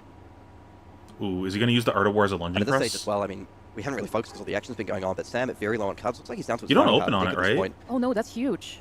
I just pitch it's Yeah, fine. playing dash, you can get into a situation where you've boosted half your deck away in order to get your go again attacks. Yep, and once you are sort of pushed onto the defensive, you kind of just don't have that many hand cycles available. And all the cost remaining is probably all the blues that you pitched earlier.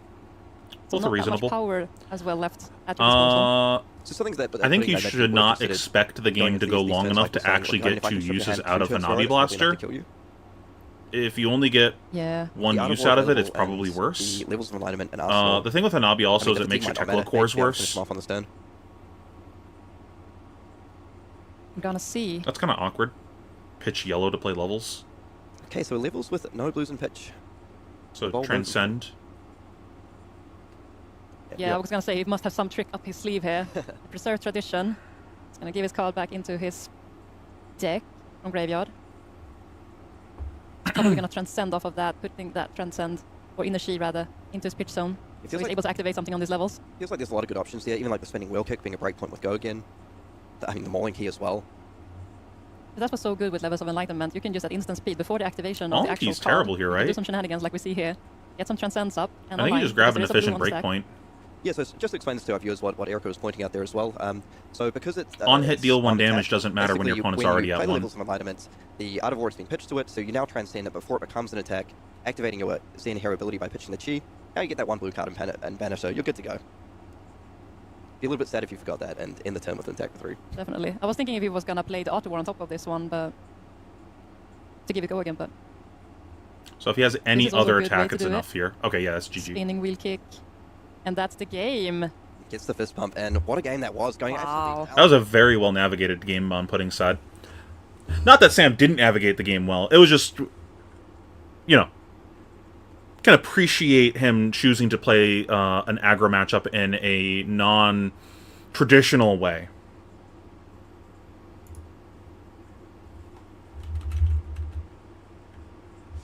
It's always interesting to see how the new tech is going to spice up things for our older heroes as well. Can we get some boar emotes in chat? Okay, so just checking out the equipment here, pretty standard on over on Bartosz's side, just the usual sort of Traverse, 12-pedal, Shuko, and Stride of Reprisal. Yep. It's going to kick things off with a 100 wins blue for 1. Are we going to see a turn 0 Transcend here? Yep. Homage of Ancestry, pretty Oh, good. Bartosz is just so good at the game. Yep, so that's pretty much a perfect start as a sim player. I think you Transcend on the very first turn of the game. The dream. The dream. Immediately have your Look at Bartosz. You're just such a skilled gamer opening to your turn 0 Transcend. Yep. So step 1 accomplished. We have Just the Inner Shi absolutely available skilled to gamer. us, so we can push the Traverse the Universe in order to fetch that Inner Shi back on a later turn. For the Mauling Key, going to actually pick up 2 copies of Shadow Realm Horrigon already and a Dread Screamer. Not... Well, Ethan, do you think you're supposed to not attack when he lets the Tiger through? You're just giving Levy a grave fill, right? Just like leave this and banish because he took the Tiger?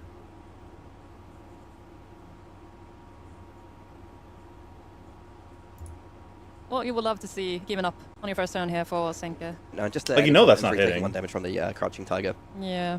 So it's a very defensive setup over on Kevin's side. So he's got the Savage Dash, the Scowling Fleshbag, Apex Bonebreaker, and the Scabskin Leathers. Plenty of defensive value available there. Yeah, and the Scowling Flashback can come in real clutch here whenever Bartosz decides to go off, as that lock can defend himself from a whole card, as he gets to banish one of his cards whenever Kevin decides to block with it. Okay, and we're going to play this.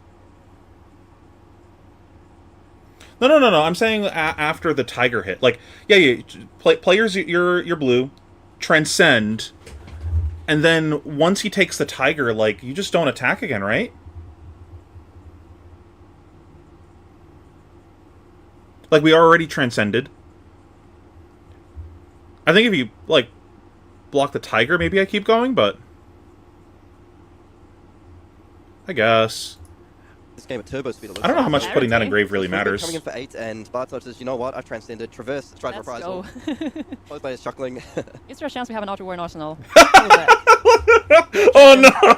Holy hell, this is not the game that I would like to see. So Kevin does have that Art of War in hand that set up an Arsenal for next turn. Oh, it's terrible too. It's It's pitch 2 reds to play this. Coming here. F. Definitely. It's going like, I pushed 4 damage, but actually pretty unhappy. 5 damage, but I'm pretty unhappy with how this all went. So a 6-card hand here. Let's see. So you're absolutely correct. Art of War banishing the Crouching Tiger, the classic sort of bread and I guess butter Greyfield doesn't matter when you Definitely. just nuke them. And now is the question, how are we going to sequence this hand? And what are we going to fetch with the Zen ability? So yeah, a good old-fashioned... Is that another Art of War? There's 2 Is that 2? Art of Oh Wars. my god! What is going on? Sometimes when it's your day, it's just your day. Oh, Kevin does not know it yet, but he's going to be in for one hell of a turn here. As Bartosz basically drew the God hand. Yeah, but is this that super short game? Drawing multiple Art of Wars, it's pretty nice. I mean, just 2 Art of Wars on one turn Yep. is crazy. That was the Having game I pointed 3 out Art of earlier. Wars? That was really Man. short. I actually managed to play a Makes game earlier sense. this week where I drew all 3 on turn 2, and I did in fact go on to win that game. No way. Completely outplayed my opponent. So. The boar is So too one strong. thing to keep an eye on here is the impact of the Scowling Flashback. So obviously this is going to be a gigantic turn. Let's make no bones about it. There's 3 Art of Wars. You've transcended. Like, maybe Bartosz doesn't commit all 3 of them. Maybe he wants to hold on to one. But we'll see if the Scowling Flashback is able to throw a bit of a spanner in the works. When I love this play, the spinning wheel kick going to come in for 5. It has an on hit that says if the spinning wheel kick has been presented before. Oh yeah, that's going to be on the next spinning wheel kick if he decides to play that one as well.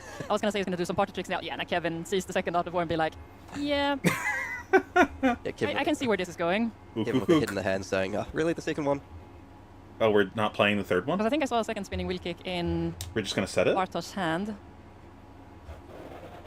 So it looks like Bartosz actually perhaps electing to hold on to the third one for a follow-up turn. We have the Descendant Gust Wave as well. There's so many possibilities with this hand. This is such a good Art of War hand as well. Like, he's got the spinning wheel kick. Now the there's spinning an wheel aspect kick of has Tiger body text. in there as well, making a Tiger, which is just fantastic with multiple anthems down. This is what I wanted to see, like the party trick that we can play the third Art of War onto the spinning wheel kick, basically forcing the on-hit. Getting that card back Oh into his my deck would be God. proving very powerful if it transcends in the future turn as Bartosz well. is just so If we're skilled gonna get with the there, game. at this point in time, it's looking really, this is looking a bit of a strong of a turn here. Yes, that aspect of No Tiger wonder body he said he coming in doesn't for mind to this 5, meta. generating a Tiger, that is also If I really drew great, like that, please I'd do. like this meta too. Deciding not to play the third Art of War though, that's interesting. Probably gonna need those resources to play out the rest of the cards maybe. Yeah, so I did wonder if perhaps he's looking to hold on to that one, saying this hand is just so incredible, 2 Art of Wars, that maybe I just play this a little bit Bartosz safe, hold on to the online. third one, and then I Yeah. can keep going on the next turn. Definitely. So the blue Descendant Gust Wave going to come in for 3. Right into the bonds of ancestry. I think we saw frustration imagined Yep. from Kevin there, and I completely agree with you. This is like the dream turn. Yep, so the bond's coming for 6, and just an absolute disaster for Kevin here, unfortunately, because Bartosz is just showing that Zen can do some pretty crazy things sometimes. When things line up, they line up really, really well. The ceiling is sky high on this Zen deck right now, presenting what we can only describe as the most insane turn we've ever seen This is throughout so this tournament so far. nonsense. Yeah, I think we're up to about, what, 13, 18? I'm losing count. We're going to get up to 30 plus damage easy. Easily. Can we push 50? Now, Eric, I will say, I've walked around. The a lot more resources games, are Yeah. miscounted? casted a few. This is 1, 2, 3, 4 total spent. Blue pitch, transcend. We made $1 from our chest. So this just shouldn't be in pitch right now, right?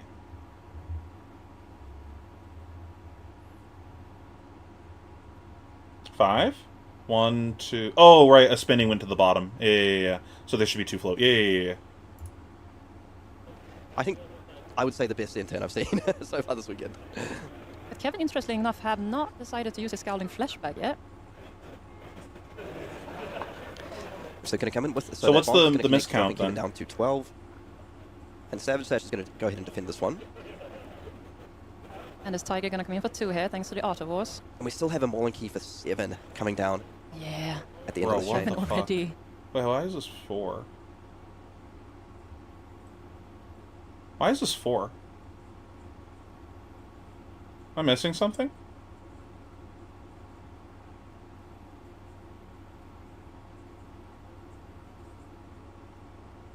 Oh, okay. So the needle shouldn't be happening then? But also, why is this coming in for 4? What did I miss? Art of War, Shuko. Where's the extra 1 coming from?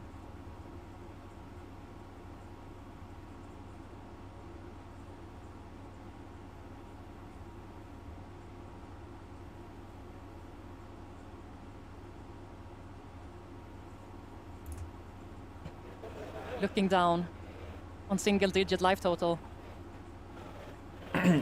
Bartosz confirmed And that cheater? is Question a mark? Mauling Key for 7. Definitely not. everyone. So potentially could use the boots, the arms, and 1 card from hand He's here. just a dum-dum.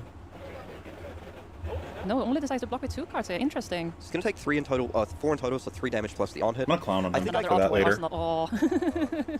I do actually understand that block. Yeah, definitely. Bad enough that he sacked his opponent this hard, but also misrepresented board state. Just sort of thinking, look, I've taken so much damage on this turn that I just need to keep my entire hand, use the Art of War, and just have the absolute craziest turn possible. Yeah, and the Shadow Realm Homer, we have seen already 2 of them. So we're actually going to go ahead and hit all 3 targets on that one, so very, very nice there. Let's see if we can clap back here, but, I mean, from Bartosz perspective, he's sitting at such a massive life total that I don't think he really cares about this. Yeah, so this one coming for 7 go again actually has the option to play something like the Dread Screamer or the Swing Big. 7 go again. Anyways. And there we have the Art of War. You can Art of War, I can Art of War. Yeah, and Kevin probably just thinking like... So anyways, started blasting. blasting. Such a good swing back as well. Yeah, but I think it's going to take quite a lot for Kevin to get Bartosz to commit any cards onto this hand. But a Blood Rush turn though. On top of the Art of War. It's pretty good. Okay, so Kevin really trying to make this work here. So we have the Blood Rush Bellow, the Art of War. Still Oh, probably drew it off of the Art of War. Okay. 2 cards in hand. Double Anthem. Oh, is it another Art of War? We're just seeing all the Art of Wars this game, aren't we? Is it worth taking the Art of War? Yep. Kevin thinks so. Let's see what we you can gotta, do. You gotta go for it. I do think at this point, but he's just so far behind, you just have to commit. Break chest, Hopefully maybe? I draw like the perfect number of blues just to make everything line up on this hand. Yeah, you have to play to your outs here and try to present as much damage as possible. And so far, Kevin is doing exactly that. 1 Blood Rush Bellow, double Art of War.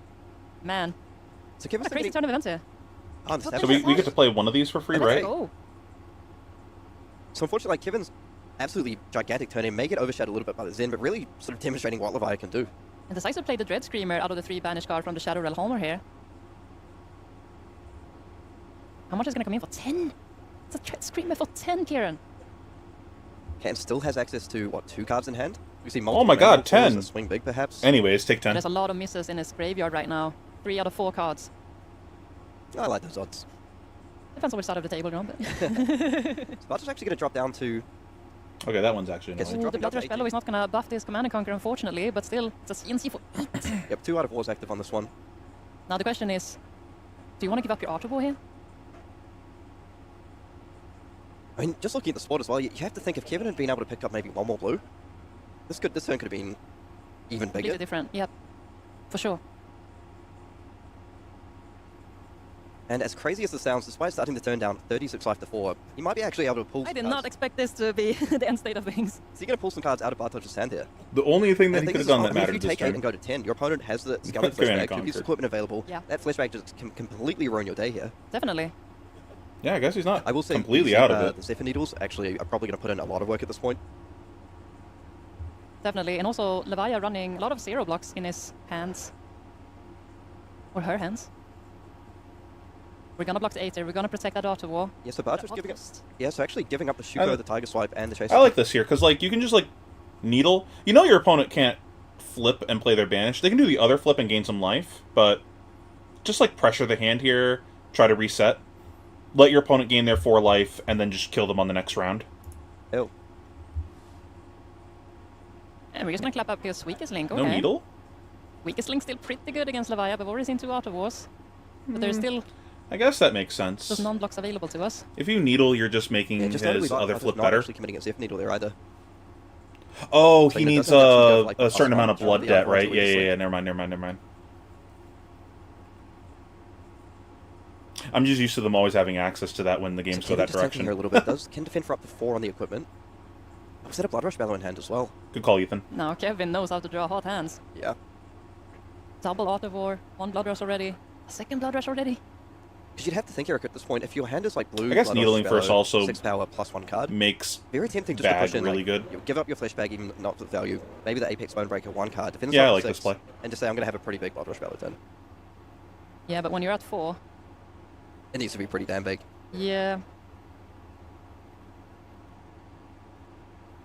I guess just play towards opponent killing themselves Okay, to so blood just go debt. defend for 4 here. I mean, if the on-hit isn't relevant as well, probably Yep. just doesn't matter too much. Probably not.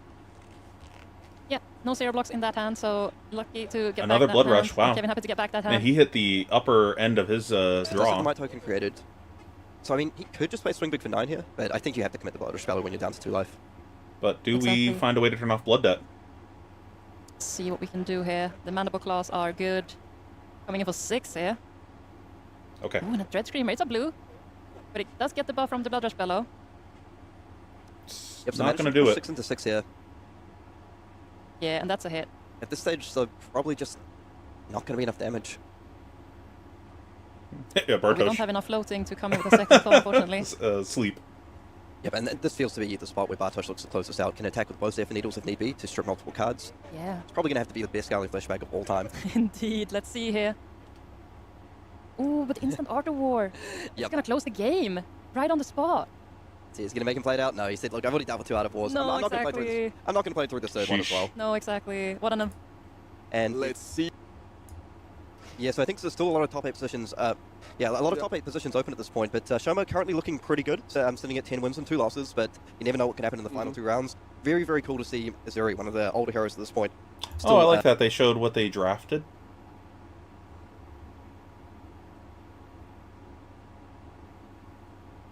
That's cool. Going really well, and we're housing way. And all right, let's see if this matchup plays the way that I think it does in theory. Victor and Zen. So I talked about this on the stream yesterday. All theory. I don't actually know. But I imagine the thing with Azuri is into Zen. You know, you get to do the same thing as New, pretty much. But in the Assassin Mirror, A, you don't have blues that actually matter for them to play. B, you're fine getting disrupted because you naturally want to play small hands. And C, the New doesn't want to play small hands, so you forcing the New to play small hands plays into your strategy. So let's see if that's how this actually plays out. He said those are 3 of the decks that he was expecting to see a lot of at the tournament. Felt fairly confident playing into those. And Azuri just has like one of the best disruption suites in the entire game. A lot of the ability to sort of bluff back and forth as well. Being able to send out, your stealth cards. Also picked up some really good additions and things like Persuasive Prognosis in the latest set. So yeah, I mean, I think Shoma's just proving that some of the old heroes can still get it done on the biggest stage of Flesh and Blood. Absolutely, and look at this. It looks like Tarek. I saw someone that looked just like you at the airport for this event, Michael. I was like, wait, why are you on the same flight as me? And then just realized it was an imposter. Presenting the Spider's Bite and the victim this just to let everyone know, we are going to run through this game at 1.5 speed. It is definitely a longer one. We want to catch up and have round 14 as live as possible for the win-ins for you. It still will be a long one. So this is...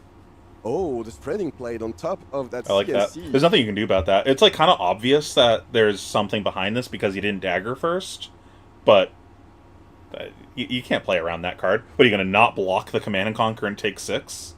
There's just nothing you can do about this. So, you know that there's no... He's just like, alright, fuck me, I guess. There is this double Blood Rot Pox. Yeah, one of the few ways that you can push sort of like damage or pseudo damage outside of an isolate is the spreading plague on turn 1. Well, thanks for watching. A bit of pressure on Tarek's resources. I'm actually genuinely really curious about this matchup. I've never watched this matchup before. Very nice. And I want to know if my theory is correct. Yeah. You block with it. This doesn't matter. Card in front of card, probably. Again, looking for a strap and that +1 as well, which doesn't hurt, obviously. In this game of back and forth, gives you a chance to block with a blue where it won't get banished. To trade a lot and to exchange lots of cards. I think you're looking for spots to get the blues out of your deck. That a deck like Uzuri will have a better chance to win. There's always that difficulty of handling how you want to block these cards. Yes, I just explained my theory about how the matchup plays out like if it's activated 1 minute ago if you want to just rewind. I'm very surprised that he says that he's comfortable against this new matchup, for example. Yeah, and Shoma actually choosing to completely block out this Command and Conquer. Oh, that's so disrespectful. I'm going to block with Crown on your Command and Conquer. Do you want a Crown? No, you're not going to pop gloves. Do it, I don't believe you. Okay, Arsenal pass. Very aggressively here. Very early that's in the game, so disrespectful. So it looks like, I mean, this I imagine would be a matchup that is quite heavily tempo-based. So I feel like Shoma must like his hand, must like his Arsenal here, and say, look, I'm a little bit alive here already because they... he has his own looking for scrap, so... He kept Surgical in?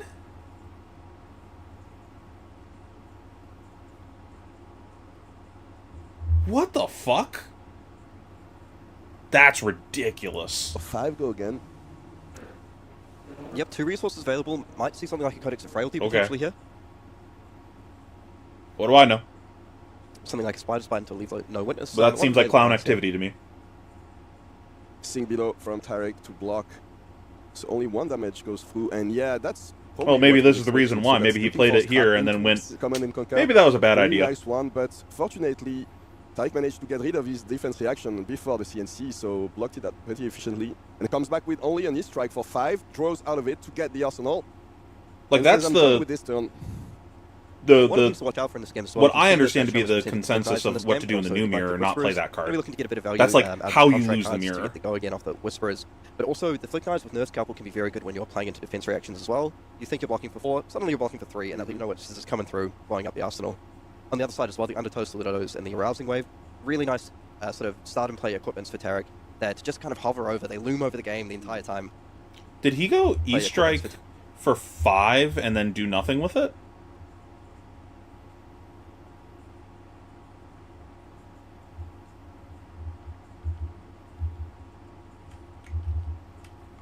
And yeah, that's probably what was expected. So that's looking for a scrap into common and before the CNC, so blocked it pretty efficiently. Oh, he did draw a card. Okay, that makes sense. I thought he chose go again and then just passed the mind games. The Arousing Wave, really nice sort of start and play equipments for Tarik that just kind of hover over. They loom over the game. Yeah, I looked away and I didn't notice the card moving. So Stealth Guard coming through here, and I want to see the first Zuri activation of the game. This might be one of the ways this matchup can turn around. It was definitely me, just like not we haven't seen attention. A lot from Assassin. This unpredictable disruption from Uzuri. Since new was released, these Uzuri hard to look at decks chat are and fallen watch. out of favor, but they can still do so much damage with this. The problems of chat being very active. Oh, there you go. Oh, and that's the weakest link. Yeah, so that's the cool thing about Uzuri, that I don't know, that's a pretty strong chain link if you ask me. Hidden a lot of the time. I mean, even on new, let's see how strong it is. Actually connects and grabs anything. Problem is the card draw doesn't do anything here. Look at this. Oh. Okay, whatever, doesn't matter. So he's going to play the Grain that tips the scale in response to the hit trigger to deny the card draw off that, but that's actually showing off one of the Transcend cards that Tarik had access to. Yeah, look at this. He definitely had a way to play it. And just playing the hand face up. Spider Spike going to come chipping in for 1. Yeah, that's the cool thing about Azuri is like a lot of the disruption is a lot more hidden even than decks like new. Do sometimes you're relying on the element of attack reactions. That is a reason to play the card. Known. I assume Azuri with things you have such a wide it's also array how you lose this match. It's like how to take a matchup that you should always win and make it losable. Not to mention, like I can't imagine. Witnesses list just goes on and on. It's integral to your game plan of winning the matchup. Game. Look at this. Tarik is already down to 29. I guess at some point the game will probably slow down and it'll block a little bit more, but in these early stages of the game, Tarik was very happy to take some damage just to be able to come back with his very strong hand. I mean, it's Mind's Desire. Is it? No, it's not. I think that's just a nick, so there's no surprise there. But what's the other one? He didn't block boots, so that makes me think that his set is a reaction. Because otherwise, he'd probably block boots to hedge that the card draw is a set, so he could just play this afterwards. So this is probably just like not a card that you get to block this turn, and he gets a set potentially. Maybe not. We don't play that many blues. You know, one of the hidden benefits of Weakest Link, just having full of information about what you're playing against. Also, one thing I want to point out is I feel like Azuri is a deck that not a lot of players would have attested. Yeah, I'm just going to assume no matter what I do, this is hitting. So it can actually be a big advantage. If you're the Azuri player and you've played this matchup 20, 30, 40 times, your opponent's played it maybe once, maybe never, thinking Azuri is just not a big deck in the meta. There are only 2 riches for the Pro Tour. That's a nice little advantage that you can have, where you know sort of the game plan and your opponent has to figure it out on the fly. It's not about the math of the card. It's your opponent playing it from your banish multiple times over and over and over again. Not a single blue card in his hand, but still comes back. Nice Siren's Call. So it looks like it's the Spreading Plague, Death Touch, and Leave No Witnesses. So I feel like if you had the space, you're probably supposed to cut the Siren Call in the matchup. Ideally, you'd love to hang on to Leave No Witnesses, just be that 1 card 4. I mean, it is possible as well that Shoma just says, look, I'm happy to try bait out this Just a Nick. I don't care about the on-hit of this one that much. I'd rather get it out now than deal with it, put on something like a... It's funny, if we do block and keep the Leave No Witnesses as our only card, and he does draw off of this, we then just threaten it with the Leave No Witnesses. That's, like, kind of funny. I wouldn't expect to get a card draw off of that, though. Blocking with the Spreading Plague there, and the Just a Nick still is played. Yeah, like, imagine if this hits a Surgical, that feels like you lost the game instantly. Yeah, I guess it's... Like, why give yourself the opportunity to just lose the game like that? Forgotten in the arsenal, maybe. And those are actually 2 pretty nice hits there. The Fate... Well, he's got to get rid of it. He has the free dollar. Like, what else is he doing with that card? That you play that there. He already blocked the dagger. He blocked the dagger with a blue, so that might mean that he has a blue heavy hand, too, if you want to call it that. But, like, it's not getting better. The scene and the Codex of Frailty. And you want to free up the arsenal in case that draws a card. Tarek's going to be pretty happy with how that played in case either of them draw a card. And now Shuma just comes back with the Live No Witnesses, as you just mentioned, but no arsenal to target there, so there's a pretty good chance that Tarek will be very happy to take the damage. It's kind of interesting he didn't block with the Death Touch. That to me says one of two things. Either this is a reaction in Arsenal, or I don't actually know his list, or he doesn't have that many Death Touches in the list, and he doesn't want to get this banished. He wants to get it engraved so he can codex it back later. Yeah, it does have access to the Sync Blow in hand, but this may be one that's... this smells like time. It's probably a reaction. Oh, just blocking with the bonds. Yeah. Oh, we see another spreading plate come down here. Oh, that's already 3 for spreading blades. 2 were played, and 1 was used to block. Oh, and actually, on the swing back, that leaves you thought a Codex Frailty on whoever the that was side, going to be a boring matchup. Evening things up a little bit here. There's a lot going on here. So going to play looking for a scrap off the Tunic here. Banishing a Bonds of Attraction. And this is 5 go again. Once again. E-Strike, Justinic. And Pace for the Bloodrot Pot, so no follow-up, just Weakest 5. Link. Pace So E-Strike go again into 3. Weakest, probably? Looks like Shum has a pretty nice hand here. Oh, he's got the Death Touch. He probably wants to play the Death Touch. Leading into the Weakest Link. So, like, Dagger, Death Touch, done a pretty good job of offering disruption on nearly every turn of the game. Mm-hmm. You think these guys play their whole sideboard in this matchup, assuming that it will be a long one and might, presumably, will go to fatigue? I mean, I wouldn't be surprised if they played above 60, just under with the consideration that we both banished a lot of each other's cards. The way that I typically play the game, most of my mental bandwidth is on that, because I should be at the point that I can play my own deck without thinking about what I'm doing. Like, if I'm sitting there trying to figure out what the fuck I'm doing with my deck, I think that's a problem. Like, I shouldn't be sitting here tanking on what I'm doing. If you guys watched yesterday, I was chirping the Azalea for taking forever thinking about his ops with his hat. That's just like a massive leak on your gameplay. Like, if you're going into your turn and you don't even know what you want on top of your deck with your hat, that's a problem. You should have already figured that out before it's even your turn. Like, you need to be making your blocks with that already in mind, and then you just go to your turn, make your decision. You're like, okay, is it the card I want on top? No. Bottom. Am I supposed to blind here? Yes. No. Okay, play my turn. Like, your turn should take 30 seconds. So, like, I should not be spending time thinking about what I'm doing. Unless it's a difficult decision. Obviously, there's, like, exceptions to that rule. Like, you're playing Kano and it's the turn. Shit like that, but...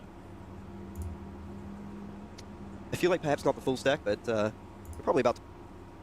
I don't think it's on rails. From what I've watched Yuanji play the mirror a lot, I don't feel like it's on rails. I think, like, trying to suss out what your opponent has in the back is, like, a big deal. And, like, blocking properly when you get the right read.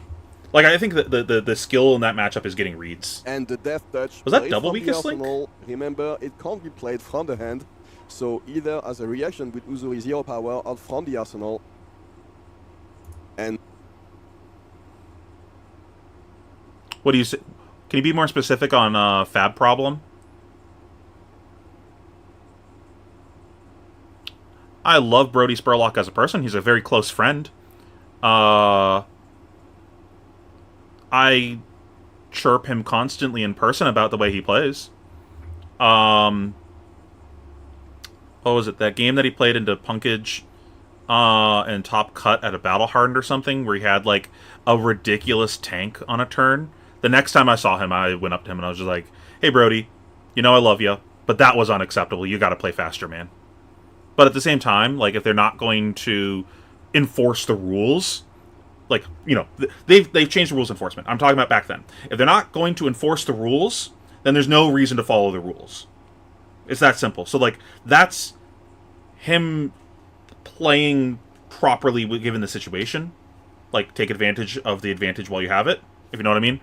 I don't know how to put it better than that, but you're if they're not going to enforce the rule, then you're at a disadvantage for following it, essentially.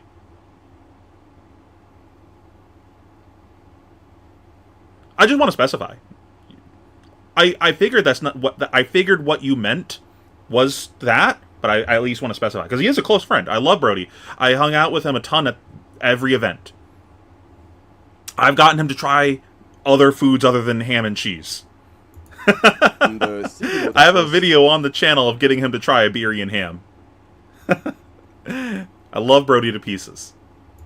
In the Arsenal would be and I think he's going to be one of the greatest card game players of all time as he grows up.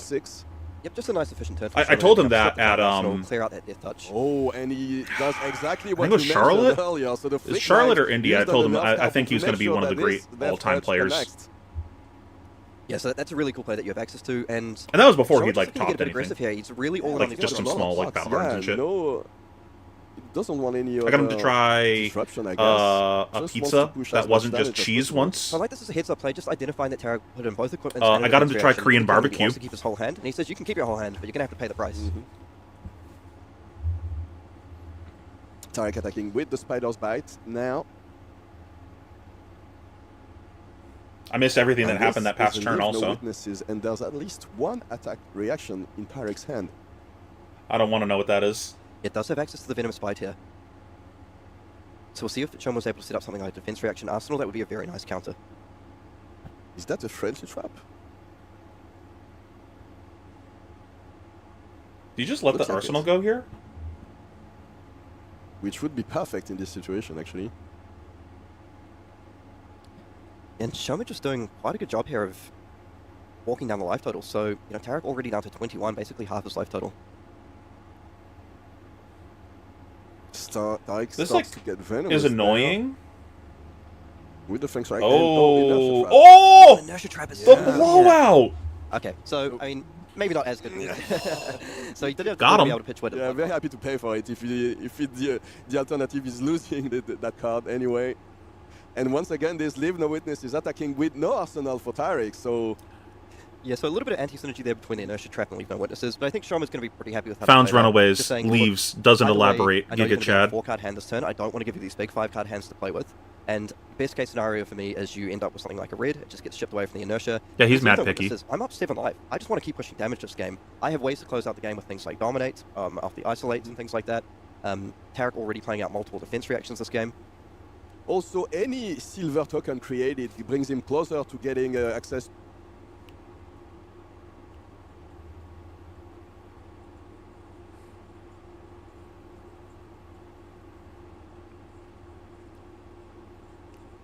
Sure, but like there's definitely points that it was like so egregious that like at some point, okay, I don't think there's a gray area here of if this is slow play or not. If it's a 15-minute tank, if Michael Fung can go to the bathroom, come back, and Brody's still thinking, maybe it's slow play.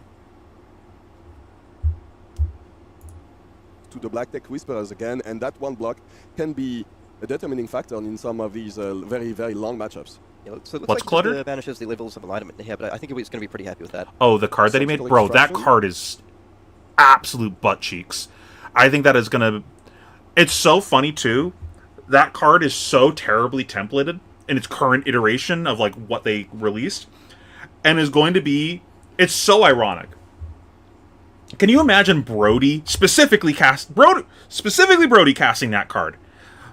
Well, you know, I think that you're going to choose this, which means I should choose this. But if you think I'm going to choose that, then I should choose this. And then maybe I should choose this. But then if you're going to choose that, then I should just choose way less and just not fight over it. And then him just thinking for 15 fucking minutes about how much life he should wager or whatever the heck that card was. Like, the card that's going to create the most slow play thinking created by him is just so ironic.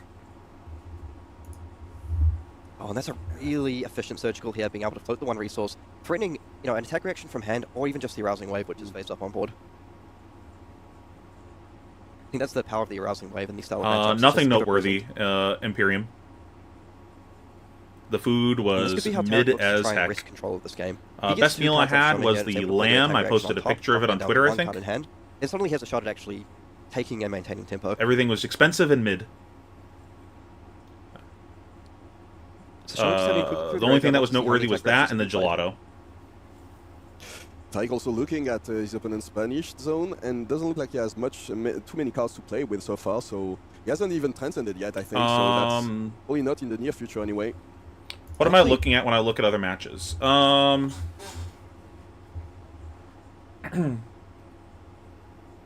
trying to think out the turn. I'm doing the exact same thing I do in any game. If I can't really see what their hands are. So normally, like, if I could see the hand with, like, a hand cam or something, I'm going to try to think through how I would play the hand personally, and then when they don't play the hand the way that I would, I stop and go, why did they do that? And try to reverse engineer their thought process. And I learn a lot by doing that. In this case, I can't really see what the hands are, so I'm not doing that. I'm just doing what I normally would do if either of them was my opponent, and reverse engineer why they made their decision. Like, okay, like you heard me talk a few times now where it's like, based on how the attack, block, and pitch is, what do I think the hidden information is? I can't, much like the other player, I can't see what the face down card is. So, based on what they did, what do I think that card is? And then I'm trying to see if I'm right. I don't learn a ton by doing that at the moment, like in this case, but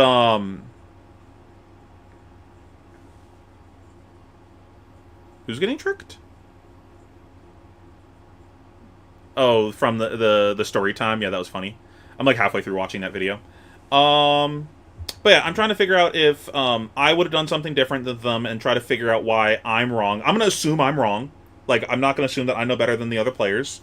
They're the ones that played these decks, and they did well. Like, surely I'm the problem if I did something wrong, or I thought something wrong. Other than surgical, that's clown.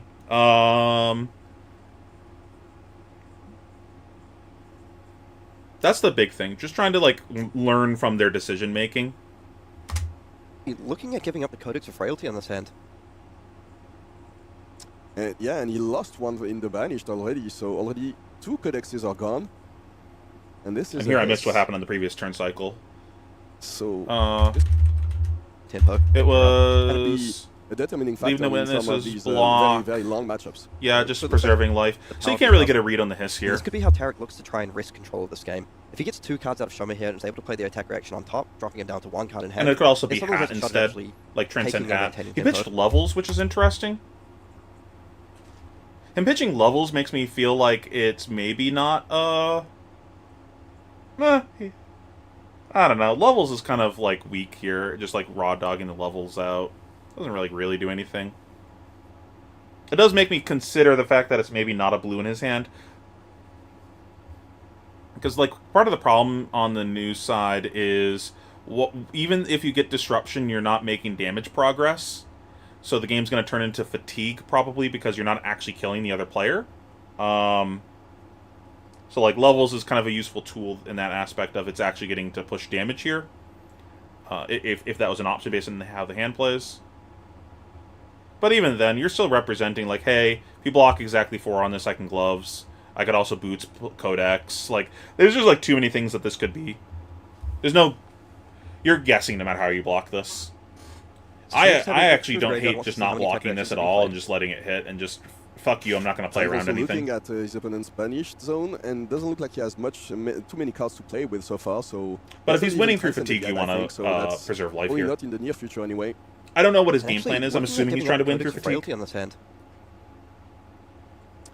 Yeah, and he lost one in the banished already, so already 2 Codexes are gone. Because you get to win through fatigue in, like, 2 different aspects. Like, you're trading cards and not trading life, so it's easier to go to fatigue. But also, you probably have more total damage in deck if you flipped over your deck on the Azuri side because you have all the 6s, where the other side doesn't have all the 6s. So you just have physically presented more damage in your deck, which makes it easier to go to fatigue. You're not trying to close the game with all these stupid-ass 1s. So, this will go again. No, the Slither. So may look to hold on to that Slither for a future turn. Yeah, of course.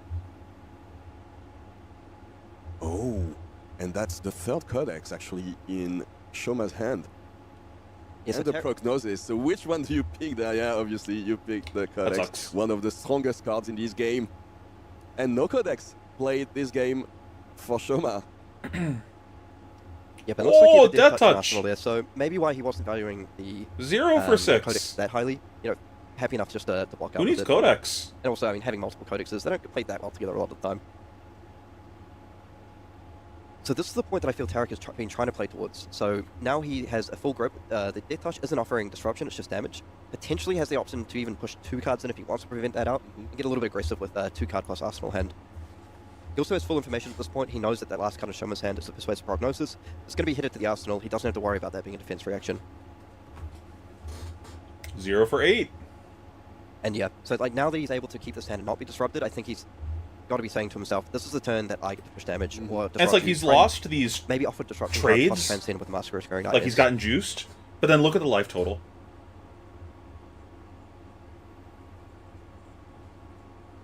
So he's going to kick things comes off. back with a CNC. Yep, so it does have the resource available for the Undertow Stilettos. He has the Slytherin Arsenal. That's either in the Arsenal, yeah, to give it go again. And again, just a really annoying attack here because he could go Slither, use the Spirit Resource for the Arousing Wave and push us up to 7 as well. I still block 6 and just make him do it. Maybe a point where Shoma's pretty happy just defending for 6 and saying, if you want to commit the Arousing Wave at this point, I'm fine with it. But actually just saying no, like, okay. Yeah, I'm losing the prognosis anyway. You know what's in my arsenal. Oh! The second CNC coming from the hand. Okay, so pretty heads-up play from Shoma there. That was still good value.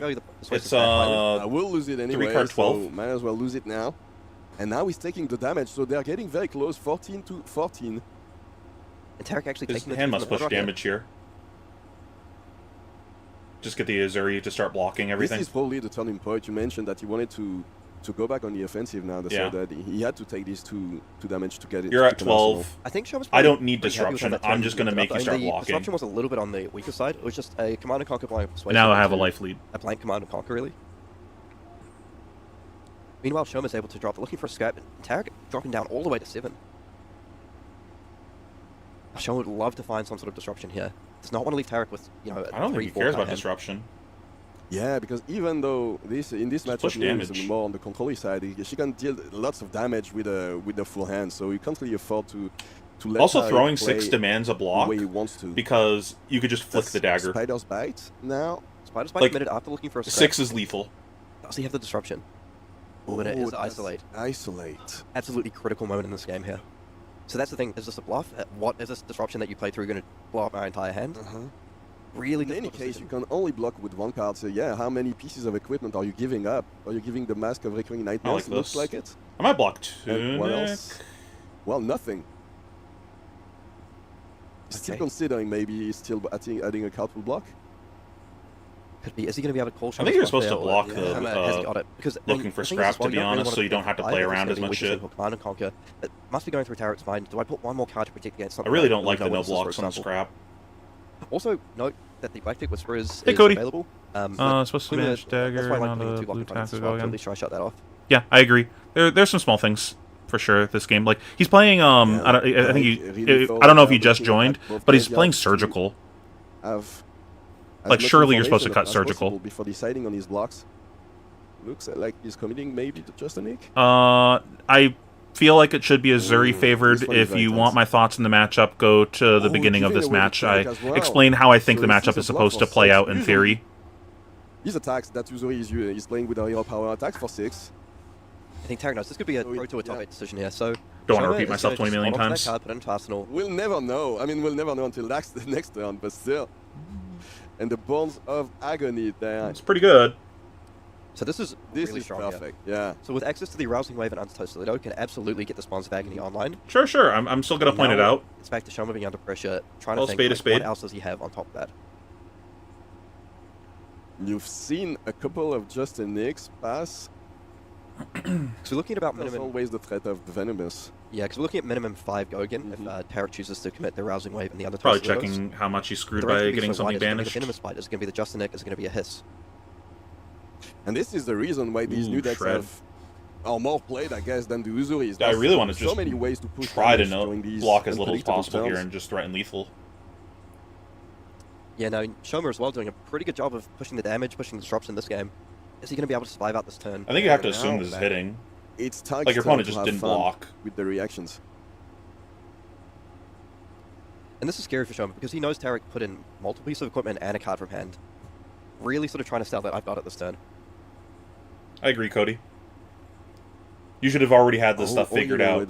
It's like what I was saying earlier about you should already have these things figured out when you're Okay, so just choosing to block attacking and blocking. You shouldn't be figuring out what you're doing on your turn. Connect, so that's perfect. That's an attack for 9.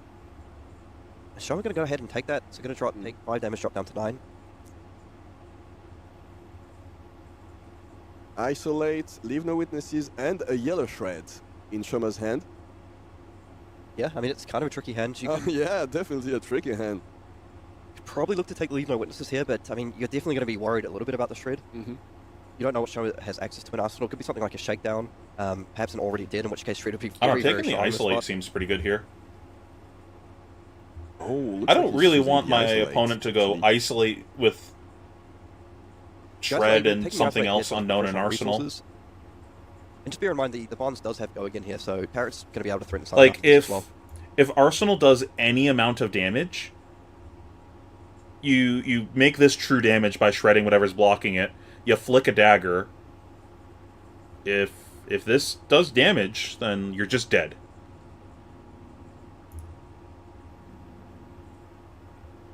So actually, is going to commit and choose leave no witnesses in the end. Yeah, probably the right call. And getting to look through the entire deck is actually very relevant here. Very important. Yeah, you get complete information about what might be coming next. When you don't exactly know what these decks are made for and how these decks are designed, it's very important to get a chance to look at these. I guess you don't have to play around just in it, because it's a yellow. The Codex of Frailty is played. What can he get back? Maybe he has his own Leave No Witnesses. Yeah, Leave No Witnesses would be pretty good. Probably pretty good, yeah. I mean, you're asking for 2 cards of the Flick Minus Plus a card. Okay, whatever, 2 cards. Oh, he has 2 resources left, so he can actually play the CNC. Right, yeah, okay. Yep, CNC, a great choice. Doesn't matter. You're only down 3 life now, you're going to ponder, go up to a 5-card hand. You still have that Arousing Wave available as well. And now Tariq gets to play again. His opponent hasn't done anything, still has access, as you said, to the Arousing Wave. So it's quite a good play as well, overblocking that attack the previous turn. Bite, because once you have 6-power attacks for Zuri, I didn't see what the arsenal was, but it's probably like a particularly if you're facing down disruption on the other dagger end. Into... Is it dagger? So Shoma definitely in a bit of a precarious double trouble venomous bite? He's back in Tariq's camp. Tariq knows as well when he's looking through that deck there are multiple defense reactions available. Doesn't want to get stuck in the spot where he overcommits, gets blown out by a sink blow or effect the scene. Does the arsenal go again? Art of Desire. Mind. And so just going to leave Just an attack for 1, nothing else. Don't worry about it, Shoma. Attack for 1, no tricks. 3 cards in hand, it's 3 cards in hand, and that's the only thing I'm going to do this turn, I promise. Yeah, very scary, particularly when you have a full hand. You don't even bother leading with the weapons as well. Definitely representing something like Pathway Travel as well, which would be quite strong here. Or multiple attack reactions, maybe a sidestep off a hiss. Shoma going to go ahead and block with the Enlightened Strike, and it was actually the Path Well Traveled. Yeah, perfect timing on that Path Well Traveled. So we'll be able to activate his Zero Power. Is there anything interesting, like, for example, a Surgical Extraction? Yeah, looks like this. So we see the Surgical right on top there. So now Tariq has access to 4-card hand. Can actually start to put a lot of pressure on with this one. The Beckoning Mistblade is actually really threatening here as well. Oh yeah, because any of these blue attacks would get go again on this one, so... Bear in mind... There you go. Yeah, bear in mind, Shoma's been banishing 1-power attacks, looking for a scrap, so there's stuff like a Blue Infect in there as well. And now he gets to play with his opponent's toys, so that's Surgical Extraction. Tariq's had a little bit awkward here with the Venomous Bite and Codex. Maybe considering, does he want to play the Venomous Bite just to push over bite more here, damage? right? Just get your damage in. And just keep the Codex in the arsenal for next turn. Yeah. I think he agrees with you. So pushing 2 damage on that one. I'm surprised he didn't dagger. Simbilo gets banished. And now, back to Tariq. I don't know if I actually want this Codex in my arsenal. It's been a couple of turns since Shoma has played a single card. Been forced to block with his whole hand 2 turns in a row. It has to be very frustrating. Yeah, I mean, massive credit to Tariq for identifying the pivot point in this game. Really, really important when you're playing something like the Assassin Mirror. Playing that, I mean, overblocking that on that previous turn just really unlocked this turn here. Really unlocked the disruption train for the endgame. Science Call once again missing. No blue in this hand. Pretty nice has access to the sink below here. So Tarek choosing to get rid of that Venomous Bite can be a little tricky to use those in conjunction with Codex of Frailty as well. This doesn't matter. And the Leave No Witnesses to finish it off. So, well, fortunately, this thing below fits perfectly. Yep, so one resource available for the Arousing Wave. Would not be surprised to see Tarek look to commit that one here if it's just a Sink below. But also a bit of an opportunity for Shoma to try and grab back a little bit of tempo here. So if he's willing to give up his arsenal, trade up the Arousing Wave and Leave No Witnesses, isn't good enough. Able to come in with the Command and Conquer. Oh, we don't have the Flick anymore either. And actually threaten some cards out of Tarek's hand.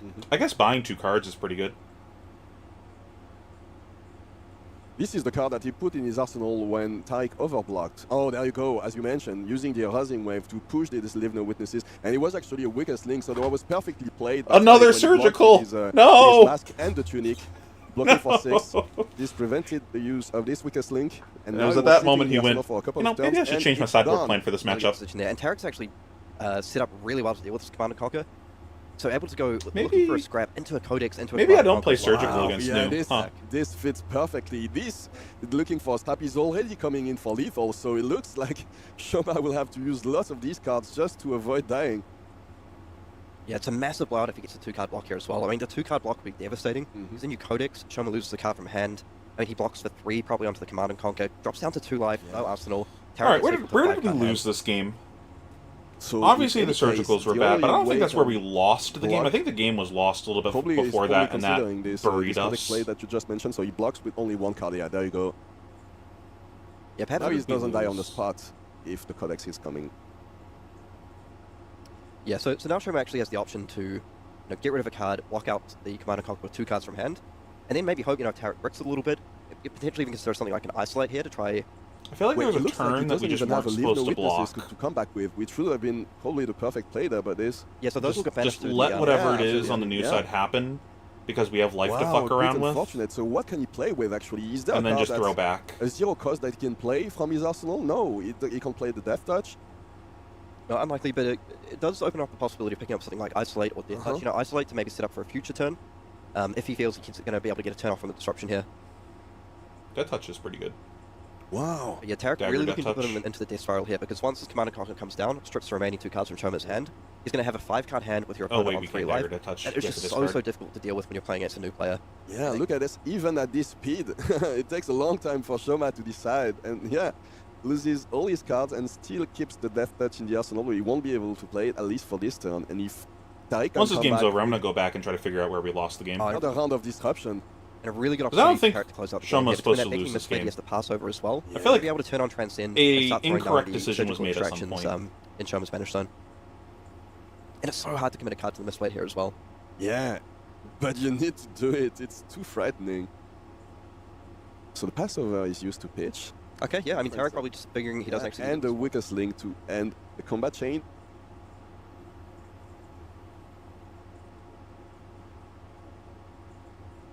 There's another defense reaction. Yeah, the second Fate Foreseen used to block. Bit of an overblock, but... Yeah, maybe a little disappointing for Shoma here that he's only finding these defense reactions a little bit later in the game. But able to come back. Managed to find a nice turn. Spider's Bite into Death Touch is not nothing. No, it's a pretty good 2-card hand. I think one of the big differences in this game as well, Tarek just being able to get a lot of value out of his Codex of Frailties. On Shoma's side, I mean, did have 1 banished, but the other 2 did very good effect. Shoma being kind of forced to defend out, or had to defend with 2 and have the other 1 banished this game. One of the most powerful cards in the Assassin Toolkit. 2-card block. Oh, and look at this. So Tarek was happy to let it hit because he knew he wanted to block with an attack action and the thing below. So perfect there, and just an attack for 7 with the E-Strike. Yeah, I think Tarek's feeling pretty comfortable here because he knows that as long as he keeps chipping Shoma down, it's going to be really hard for Shoma to keep more than a 2-card hand. At 5 life as well, you're not just really dead on the spot to something like an Isolate into a Command and Conquer or Weakest Link. Even if he does get hit by that, he still can stay alive. And we may see something like that sequence, because he chose to block with the Justinic and a Shakedown, which indicates to me that he's got to have some sort of disruption in hand here. No way to play around this. You don't have any equipment left, so just the pick 2 pieces to block, and the looking for scrap is used with the Uzuri attack reaction. Can't block with no that. disruption, but still 2 damage. Yep, so also ending the game, never using boots. On a previous turn. It's kind of a big deal. Yeah, now that your opponent is down to 1, it's the game of... Well, it's not the Kodachi lock, but it's basically the same thing. And alright, let's figure out where we lost this game. In fact, and that's a win for Tarek Patel. So ends up that it will be a long one and might It's some point when we're at like 14, I think. Remaining 2 cards. Okay. Actually, it's somewhere around this command and conquer turn. Yep. So we throw. Now that he's able to keep this hand blocks. I think he's. We're in a commanding position. This is the turn that some point after this, we lost the game. Both the underturn with it. Actually, from the hand. Let it happen. So let it happen. Defensive now. This. And then we push. Light command attack disruption. Oh, full hands to try to get him to block. So that's the thing. Is this a block? It only looks like it. Is he going to be able to be a weaker sample? So is going to just hold on to that. What did we switch in? I think Tarek knows. This could be a pro to a top 8 nothing. Yeah, so what's the last card?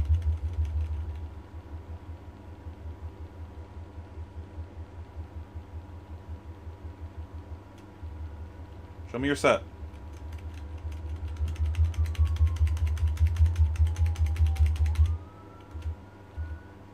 Is it the command? No. What is the set? housing wave to push the leave no witnesses, and it was actually a weakest. Okay, so it was a weakest link. So he wanted to isolate weakest link his opponent.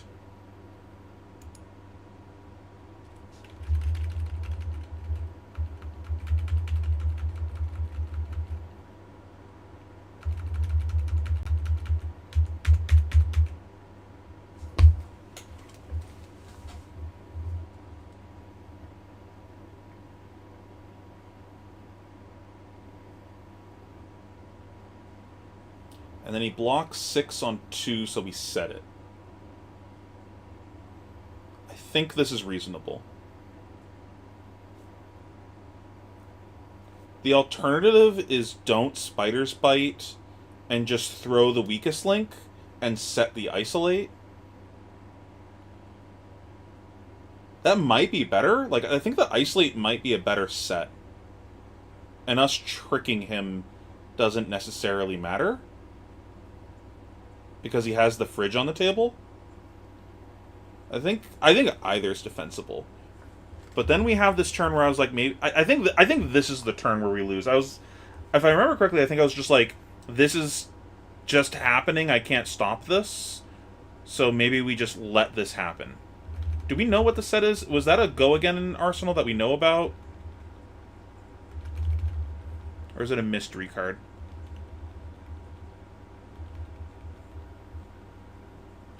No, he used the go again here, so we don't know what the set is.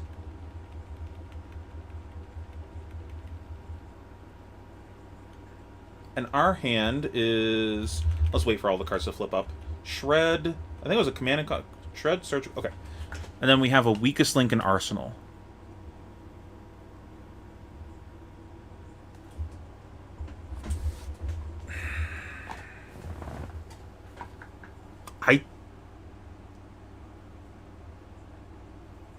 I think I just don't block.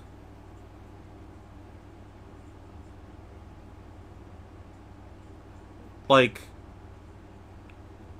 losing one card here is still good. We can go... Shred with anything that we do is great. And then, like, having 2 attacks with our boots is really good. I think you just don't block here. Are you still watching, Cody? Do you think it's a no blocks? He's at 6 though.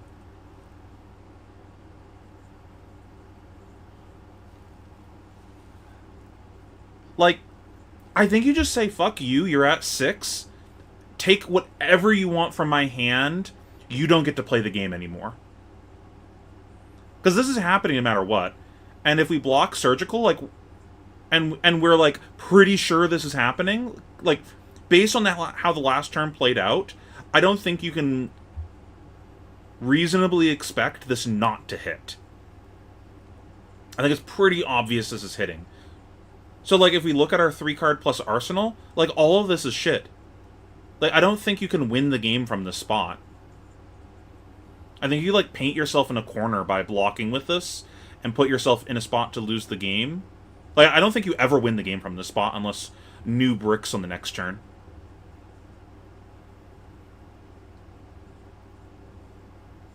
If you shred, you go dagger, pitch surgical,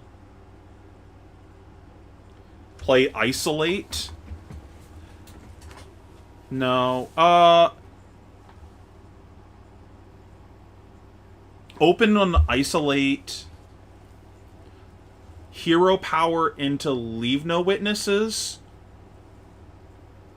Crack boots. Maybe crack Spider's Bite also into your weakest link. But, like, take Shred is probably the worst thing that can happen here. But surely he takes the Surgical. If he leaves you with the Shred, I think you just win the game instantly. Like, even if he lives the turn, I don't think Tariq is in a spot that he can win the game from here. Whoever asked me earlier what am I looking for when I'm watching back these games, I think you just got your answer. This is what I'm doing. This is like, if you're trying to get better at the game, doing shit like this is really important. Do this to your own games if you can. Figure out why you lost games. Like, when I do coaching with people, the first thing I always do with them for my first lesson with them is I tell them, hey, go play some Talishar games on your own, record them. I want you to send me 1 to 2 games that you don't understand why you lost. Show me a game where you felt like you were winning the game the whole game and then it fell apart and you don't know why. And we're going to talk about it. Doing this shit's really important. Don't throw games that you had no business losing. That was another thing. That was a conversation that I remember having, not with Dan, but I was next to Dan when he was having it with someone else, where Dan was describing how he tends to slow down a lot and play even more methodical when he's winning a game. And he explained it, he was just like, yeah, I want to make sure I don't throw. I am winning this game in every universe other than the one that I throw, so I want to make sure I play perfect. And I think all of us know what it's like throwing a game that you should be winning. We've all had that happen to us against Hamilton. Unlucky. Yeah, it's just so much damage if he takes the surgical, and if he doesn't take the surgical, it's playable.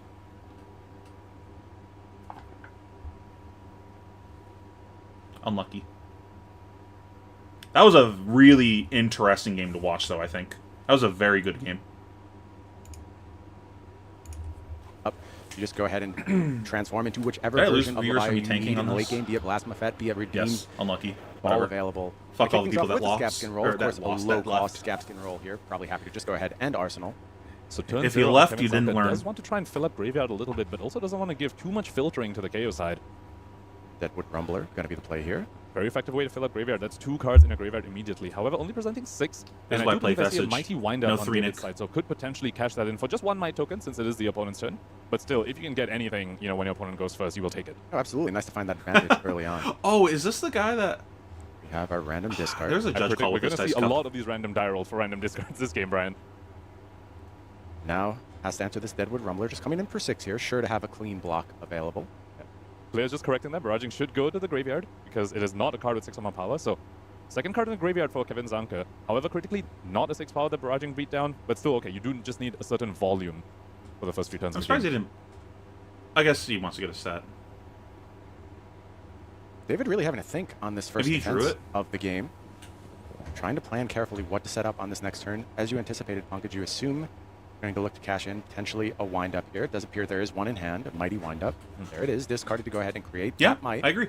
Bit of a risky play because that is his I only blue like in that learning. I think he was considering keeping even the though it's not a deck that I he play, I doesn't think it's draw important to resources learn since those he's things. discarding the blue. So keep the E-Strike, you sort of insulate yourself, but he did find the blue now, so he was rewarded for a little more of aggressive line.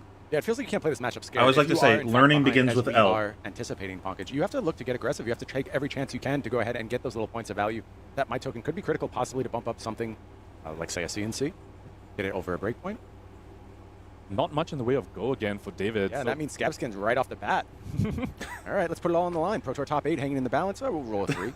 Neutral result. Okay. So perhaps regretting blocking on the E-Strike on the turn 0, would have been able to go wide with that. Vicious Link in David's hand. Very interesting inclusion over here. Of course, and Levia does sport some no blocks. We see that David, Deadwood Rumbler already in the graveyard. One of those no blocks. Instead, David could come in the CNC for 7 right now. Very, very Is that the KO I lost to? In this metagame. He's going to just do a little pitch stacking here. Does over pitch with the weakest link. David does get a CNC for 7. I see a clash of agility in Kevin Zanka's side. Kind of a risky card to block with in this matchup. KO probably more likely to win those clashes than you are. It is! Claiming some equipment already. Wonderful gentleman. Nothing against him personally. But fuck this guy. He's the one that rolled scabs ignorantly against me every turn of the game. God damn it. David. He's doing it again. Here, and that means a might token to go into this next turn for Kevin. I fucking hate scab skins. As well. Something that is a little bit underrated with an early Bonebreaker block is that now with that -1 armor count on it, the next time you block with it, it will go to the graveyard. Whatever, so if man. You need extra graveyard fill, having that on -1 is very, very effective. Especially when you're going to clear it with the Shadow Realm Horror. I'm going to kick things off with Levia's newest card. It is Shadow Realm Horror. Unfortunately, results are guaranteed here, but they're still not bad. You go ahead and get your +1. You get your go again.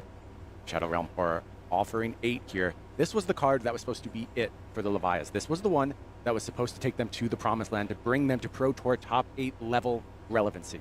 Is it going to do so in the hands of Kevin Zonker, finally? It is definitely an incredibly powerful card, especially the fact that it can recur itself if you have more of them in the yard as well, which is a terrifying thing I've seen happen before. Sometimes even when the Levia runs Savage Sash, you get to do some absolutely disgusting plays. But now, though, just Shadow Realm Horror, 8 go again, and Blood Debt starting to rack up. Absolutely. No Something blocks. that's going to have to be managed throughout this Roll game. scabs. 8 damage is going to come through from the Shadow Realm Horror. I swear to God, if it's no blocks, roll scabs, I'm going to lose it.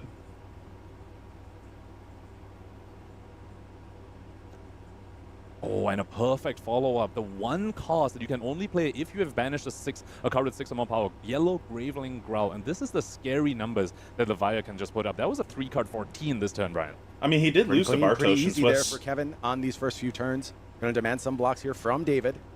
But also Bartosz, the extra power cards that Levia has presented lethal on the first turn of the game or Apart from the something. newest set, part of the Mistveil, very strong power card in addition to the Art of Wars and the Blood Rush No Bellows that scabs. the hero already We're has. not complete animals.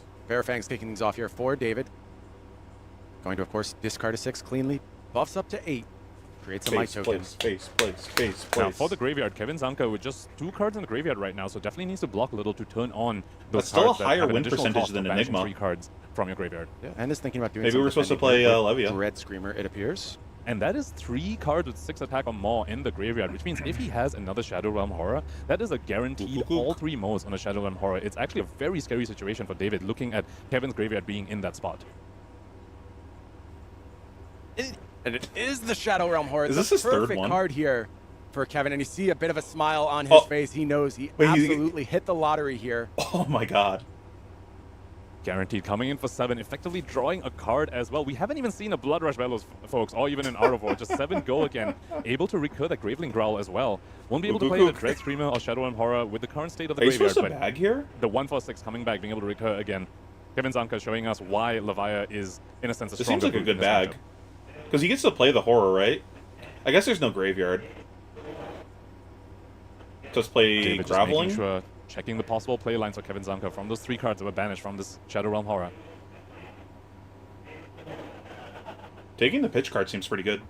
Tough decisions here from David. KO kind of operating in that premier mid-range space in Flesh and Blood. Does defend fairly well, actually. Plays 2-card hands very well. Not all Bag's in worth, aggression, like, as you may think. what, like 7 or something? I believe I saw a Blood Rush Bellow in David's hand. Could possibly be why he's taking this much damage as he is. This is Graveling Growl 6 or follow-up, 7? as we called it. 6? Again, 3-card 13. Yeah, you're coming supposed up to from bag here, Zanka right? Over here. Just such incredible value from this Levia deck. Yeah, winning on the math right now, and I think you know exactly what is coming on this next turn if you are Kevin. It looks pretty clear that David has found his own power card in this instance. Very well set up. Wants to go ahead and get a counter on that Sash. Make sure you get the block value out of it. Unless you're trying to save bag for, like, let's see how things kick off here for the KO getting side. closer to the Nice flip. popping Blood Rush Bellows in hand. I believe I don't know, that seems seems just like good enough value to cash it in. David definitely hoping that he discards the E-Strike to his Blood Rush Bellow. You don't want to be holding generic cards when you resolve Blood Rush Bellow. Remember, it only buffs up your brute attacks. So ideally, E-Strike goes to the bin over here on this random discard. And it is the E-Strike. Oh! Clean discard God from gamer. David. 2 more cards going to be drawn here. Might token created as well. Now, can he find the go again? We know he's running some of those wild rides, possibly What do you running mean? some You always poppings have the too. go again. Levi not known to run defense reaction, so your popping's very likely going to be guaranteed go again. Can he go? You just always as have wide as he guaranteed wants go to? again. Without a scavs roll. You might just see another scavs roll again. Would love to avoid that if possible. Do not want to subject yourself to the risk. Mandible Claw kicks things off here, coming in 4-6 with the help of Might and, of course, the Blood Rush Bellows. Another very interesting thing about this matchup is when either player chooses to use a flashback. Both players have Blood Rush Bellows, very strong power card. Like a flashback, Wild Ride or and something usually get set? quite a lot of value on those turns. But of course, there's multiple copies of Blood Rush Bellows. Okay. Punkage, now it's time for a Scabskins roll. 5 so action good. points grabbed here for the KO. Big hit on that Scabskins roll. Didn't need to find I think the go people again. roll Just generated the scabs action point too much. off the Scabskins. Beast Within coming down, not the attack you want to see. You never want to attack with this card on the combat chain. You always just People want to roll discard it. scabs Just too much. 8 vanilla damage coming over to Kevin Zanka. Yeah, not ideal. On know. Kevin's side, was looking for a little bit more gas off the top with that Blood Rush Bellow, but looks to have a very acceptable turn. But this There's guy- still 2 cards left, of course, action point remaining. So David, he's not in top 8, so that means he You loses have this to game, wonder, right? Kevin Zanka possibly wondering about a flashback block here. Would be quite a bit of damage saved if you use Yeah, it bag here. seems good. However, the state of the graveyard, I believe he's holding on to another Shadow Realm Horror. If he can get another 6 or more power in the graveyard, he can once again do the guaranteed Shadow Realm Horror line. But if you block with a flashback, that goes to a graveyard. Your Shadow Realm Horror is no longer guaranteed. That's A little muddy things The only up, but punish it would be absolutely if has the it's Art a of War in cast hand as bones, well on this turn. which it probably isn't. Let's see. Also, typically, you might want to use the flashback to go ahead and do the Levi transformation. Nope, it's coming out right now. That is going to be the flashback here, and that is going to get the last card. Yeah, it's Certainly big bag. saving a ton of life here, without question. What that tells me is Kevin is very comfortable in his position, willing to slow this match down a little bit. Scabs roll and no not have longer to go for anything matters. too flashy. Just You keep can winning hold the on L. this value access, which he has done thus far. Armor-wise, Kevin Zanka has used quite a bit of their armor, so has the life lead. I believe he should be at 23 So that at was this like point. But a lot of the armor 6, 12 and a might, so it's 13 value. That was pretty mid. has been used. For hitting on a Scabs and playing a Blood Rush, that wasn't very Art impressive. of War kicks off the turn. Let's see an impressive turn now. Yellow pitch to start this turn, not ideal. Banishing the Shadow Realm Horror without the 3 that's the guaranteed third 6 Shadow Realm. powers in the graveyard. Okay. Kevin Zanka has chosen to instead just banish the Shadow Realm Horror away. Art of War, of course, now in the graveyard as well. That is 2 misses so far. Felt like Kevin was looking for a little help there with the Art of War. Another attacking Beast Within. This is not what you're supposed to do, Beast Within. You're letting every brute down right now. Coming in for 6, go again. Beating up Wimpy, that wimpy, mode on wimpy. the Art of War. You have to wonder, David probably thinking of the flashback here as well, Blue with pretty screamer. much guaranteed no further fall. It could be a Graveling Ground in Arsenal, Solid actually. And that, float. That would be a hard one punish. banished. Yep. He's But could banished also just something, save so it he for could Blood Rush. Just doesn't play seem to be as strong of a power turn coming out from Kevin that 1 Zanka's side. cost if he has it right now. I would and agree then with that still get a assessment. It feels set. like you have more time to use that Scowling Flashback if you want to. As we Does talk he about the have power card discrepancy as well, very a important Shadow to Peed and note is Banish? I also the can't tell. Leviah flip. Once you have flipped, you're effectively playing an Intellect 5 hero as well. So not only does Leviah Got a have more Shadow power Peed in cards, he hand? also has this endgame, which is Oh! incredibly strong. He's just so Diabolic good at the Offering game. going to be the play here. Love this card in Leviah. One of my favorite Leviah cards. And look, it is swingy. It's got ups, it's got downs. What does that do? 6. You feel Yeah, so but what does it powerful when you do? play this. 6. It's yet another one. But there's a lot of text card. on it. Typically comes in for 6. 6, which synergizes so well with his Dread Screamers, with those Shadow Realm Horrors as well. It's kind of the Graveling Growl slot, but it comes in blue. This one is going to get some defense. The Apex Bonebreaker this time committed to the defensive job. That means an additional Might token. Going to go ahead and join this first one. 2 Might available for David on this turn. And that's going to wrap things up for Kevin here. But David rapidly falling to dangerous life totals, down to 14. Has not faced a Blood Rush Bellows yet. That Just kind of banish on is the back pretty of those nice, Shadow though, Realm for the Horrors. flip. You have to be a little nervous when Kevin Maybe we Zanka's try side. You see flipping a this Sin turn. hacking being blocked with when your opponent has 1 Might token, going to make a second one already. You have to be expecting some sort of disruption or at least a fair amount of damage if that card was used to block. It could also just be a go wide turn, and that is what it's going to be. It's Wild Ride coming through, doing its thing. Going to pick up No go again, chest crack is presumably. interesting. So while David here, while Kevin Zanka here does have the life lead, remember, David still has that flashback. So for that first Blood Rush from Kevin's side, totally expect the flashback come out and absolutely just even up these life totals. I'm going to go further, Punkage, though. That dice is Kevin very still has the powerful. carrying Roll a husk, which is 5 even and a more 6. virtual life. So you're never quite even against Leviah until you're ahead, I would say. All right, coming in for 8. Unfortunately, blue did get discarded from the random discard from Wild Ride. So did David draw another blue off the top? You definitely want to try and go 3 wide to combat the Shadow Realm Horrors that you faced earlier on. And that is just a variance you subject yourself to when you're playing these Brute Heroes. Live by the random draw, die by the random draw. Boneyard Marauder committed to defense here alongside the Apex Bonebreaker. That's going to create a Might token here for Kevin.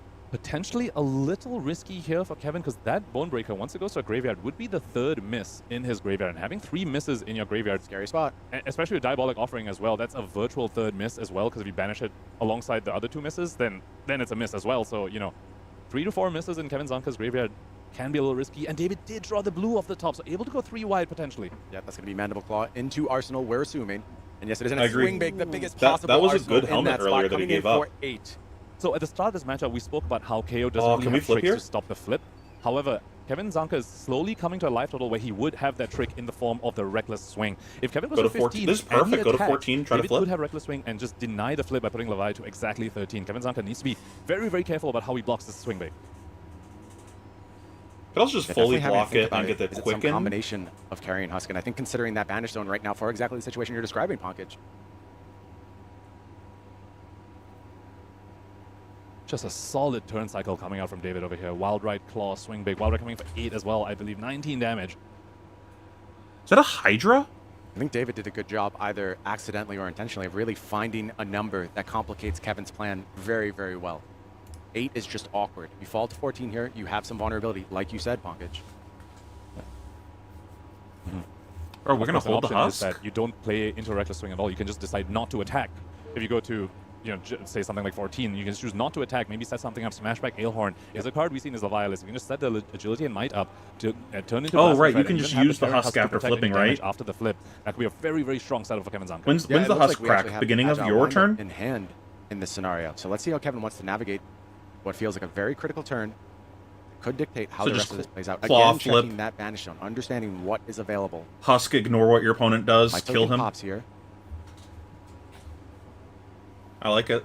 And it's just going to come in with Claw here. So is opening himself up to Reckless Swing. David, unfortunately, did not draw that, so not able to punish it, but that is incredibly, that was an incredibly risky play by Kevin over there. Had the option to just discard. It's not that risky. If he wants to, and then convert to Plasma Fett, going for the Claw over here. Swing big your Claw. Decided instead he wants to send the 4 damage instead of have the agility. Whatever. And I think that's possibly because he has enough goal against sources in that banish zone. Once he flips to Plasma Fett, he feels he doesn't need the agility when you have 2 Shadowland Horrors and a Red Screamer in your banish zone. This is a fantastic pivot. Checking out this carrying husk, understanding exactly when this is set to go ahead. Yeah, sure, you lose a lot of value, but also just like at the start of he's spending 2 cards for 4, like the flip, as they typically call it. I guess it's exactly 6 where you want to be as well. You want to flip with your defense to still hub, because that's no. I was thinking it was shit value. The most with the CNCs or the send packings. You have the husk to protect it. You get to go 3, 4, sometimes even 5 links wide after you flip the Plasma Fett. Decision between Claw and just going ahead and discarding that agile windup. So interesting here. Kevin taking the risk in this spot.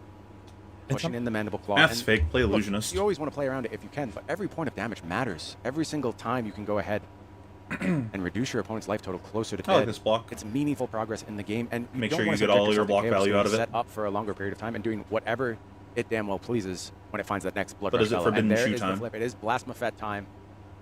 Falling down to 13. Showing off a very nice collection of cards in the banish zone. And that's exactly it. When you have all these go again in your banish, you discard a wind up. The agility probably not going to do much for you. So Kevin Zonka deciding, I'll just take the risk. I'm going to send the 4 at your face. Leaked 2, brought out the Scabskin's block as well. Very, very I have no idea what you just said, Wolf. One more read of the Plasma Fett for David. Let's see what David has to say about this flip and the Huskler as well. Can you go wide enough? Does have the CNC, but that's what the husk is there for. Just a totally clean block on the CNC. No goal going to speak of. Are we going to see yet another Scabskins roll? Dangerous spot for David if you were to fail on Scabskins here. What's a sandal? So here's the thing. Yeah, but you have like to go a shoe? For it. Even if you, like, if you don't Scabs, you probably lose anyway. So if you roll dice. Rolls a 5. This D6 is very powerful. For David here. Gonna be able to start with the CNC for 7. Ordinarily it would be amazing, but Husk plus 1 block remaining on Scabskin led us. Kevin Zonka has navigated himself into a position to just be so insulated from any disruption after the flip. People roll Scabs more than they should. And you know he has to block with the Husk this turn, because if he doesn't, it's just going to blow up on his own turn. Yeah, the path forward is clear, and that makes things very complicated for David. You want to still find damage, but how can you with that looming 6 block just sitting over there in the chest slot? So not all doom and gloom for David, yet Massage Pop as well.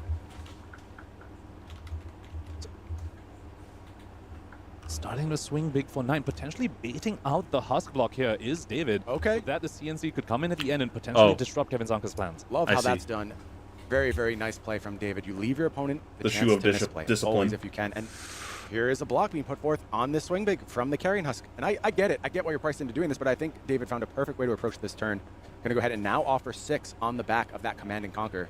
Aren't you supposed to? Has been baited out expertly by David over here. It's amazing sequencing here. Recognizing his out, recognizing that he needs Kevin to use. Oh, is there Command and Conquer behind it? Okay, this makes sense. CNC. And there is that CNC as the follow-up.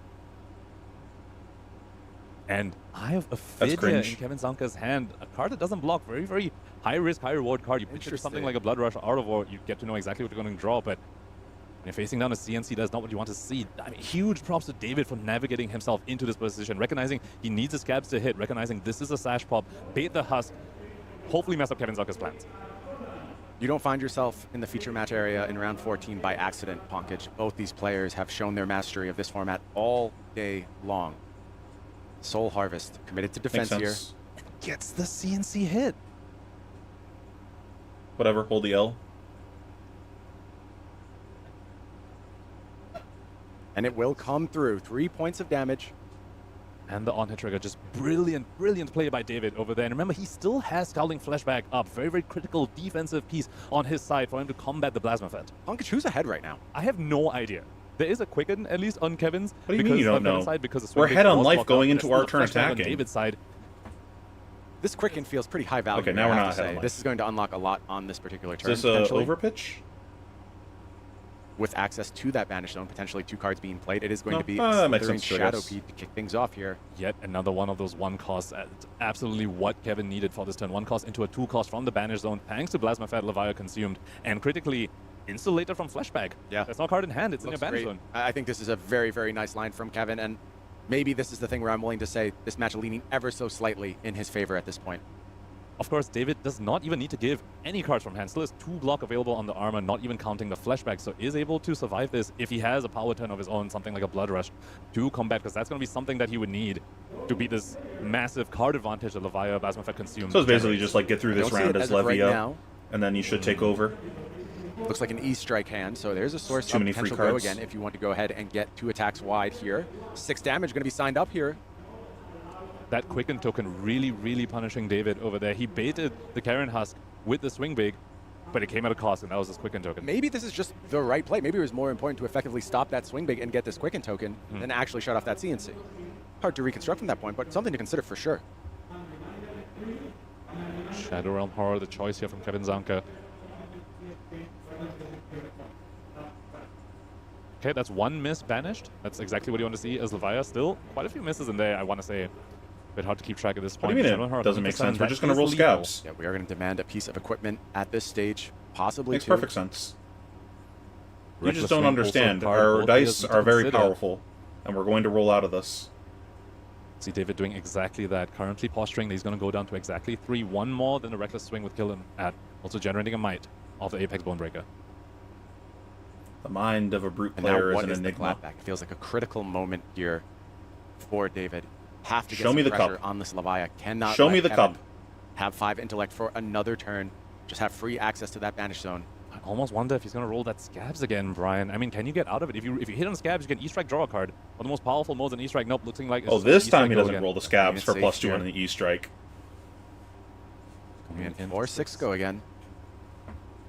Kevin back in the tank, hand on head, thinking through the defense here.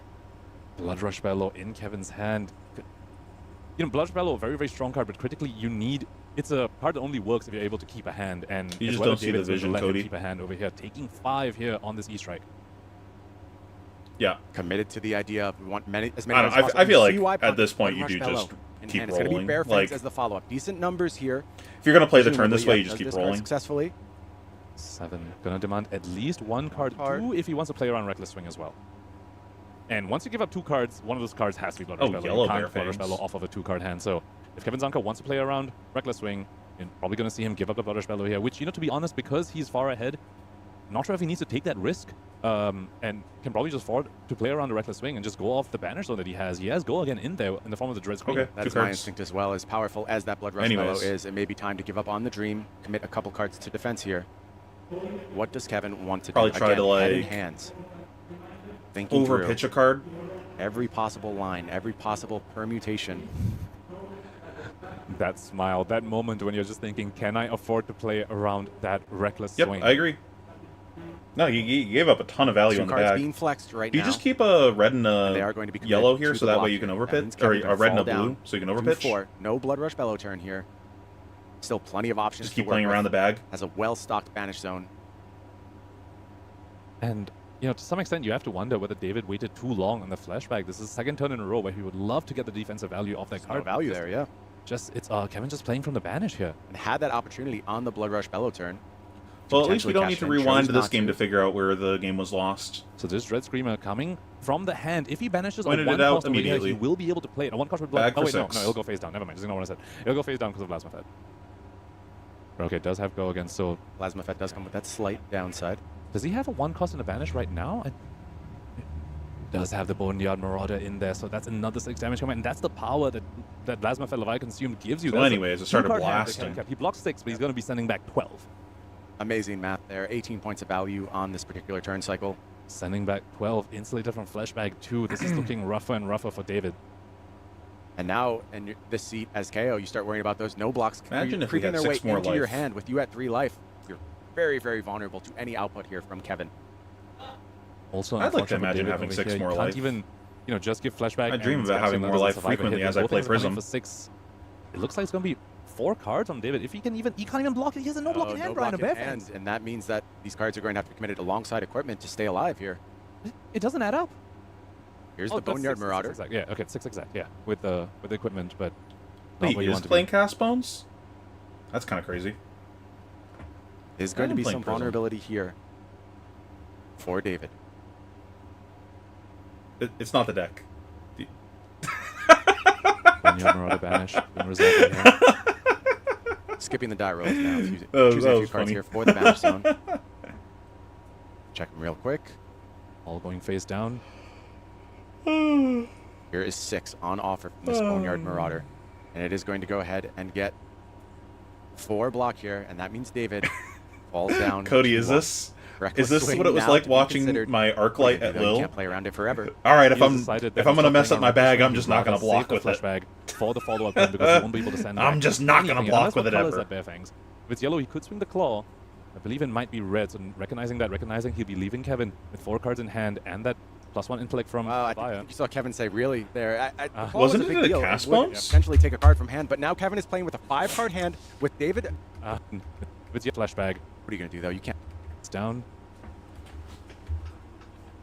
Skipping on off. Whatever, I don't care. Kevin. 6. So we might see the flashback come out, but it still requires 2 more cards in hand. And he needs. I don't know if you can afford to.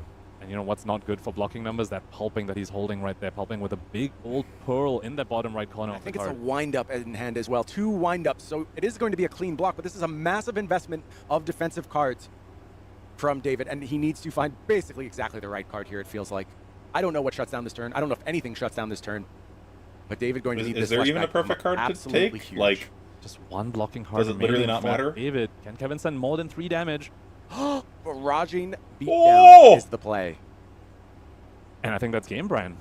It doesn't matter what gets intimidated. You can only block with 1 card. That One claw will be card lethal. gone, and it's even worse. It's Oh, a the grappling BM attack, growl, not with a and claw. that means there is the fist bump, and Kevin Zonker moves on to the Pro Tour top 8. I'm gonna grab a drink. Levaia I'm gonna let into the them play limelight. out their She has post-game commentary. So I'll desperately be right back. wanted for so long, and finally, Pro Tour top 8. Our producer is freaking out in his chair right now as Ethan Mann saying Levaia hitting top 8 at Pro Tour Amsterdam. It was very, very impressive there from Kevin. I can't tell you enough what it means to the Levaia community to just see that kind of output from this hero. It's a hero that has long suffered. It felt like the first time when Blasmafet showed up on the scene, when Levaia Redeem showed up on the scene, this transformation, maybe that was going to be the moment where Levaia could finally shine. It was close, but not quite there, not quite at this stage. And now, with the addition of Shadow Realm Horror, Levaia finally ready to play at that highest level. Heavy hitters as well, all those wind-ups, the Smashback Ailhorn as well. Very, very strong upgrades for Levaia. And as you said, since Dusk Till Dawn, the Levaia deck has been getting all these upgrades, and finally we see that culminating into top 8 for Pro Tour Amsterdam. All right, folks, we're going to take a very short break, and then we will be back with more action from the final round here at Pro Tour Amsterdam. Do not go anywhere. And it's gonna get the fist bump. The Phoenix rises. Incredible display. Listen to this room right now. The room is erupting. Celebrating our Flesh and Blood World Championship.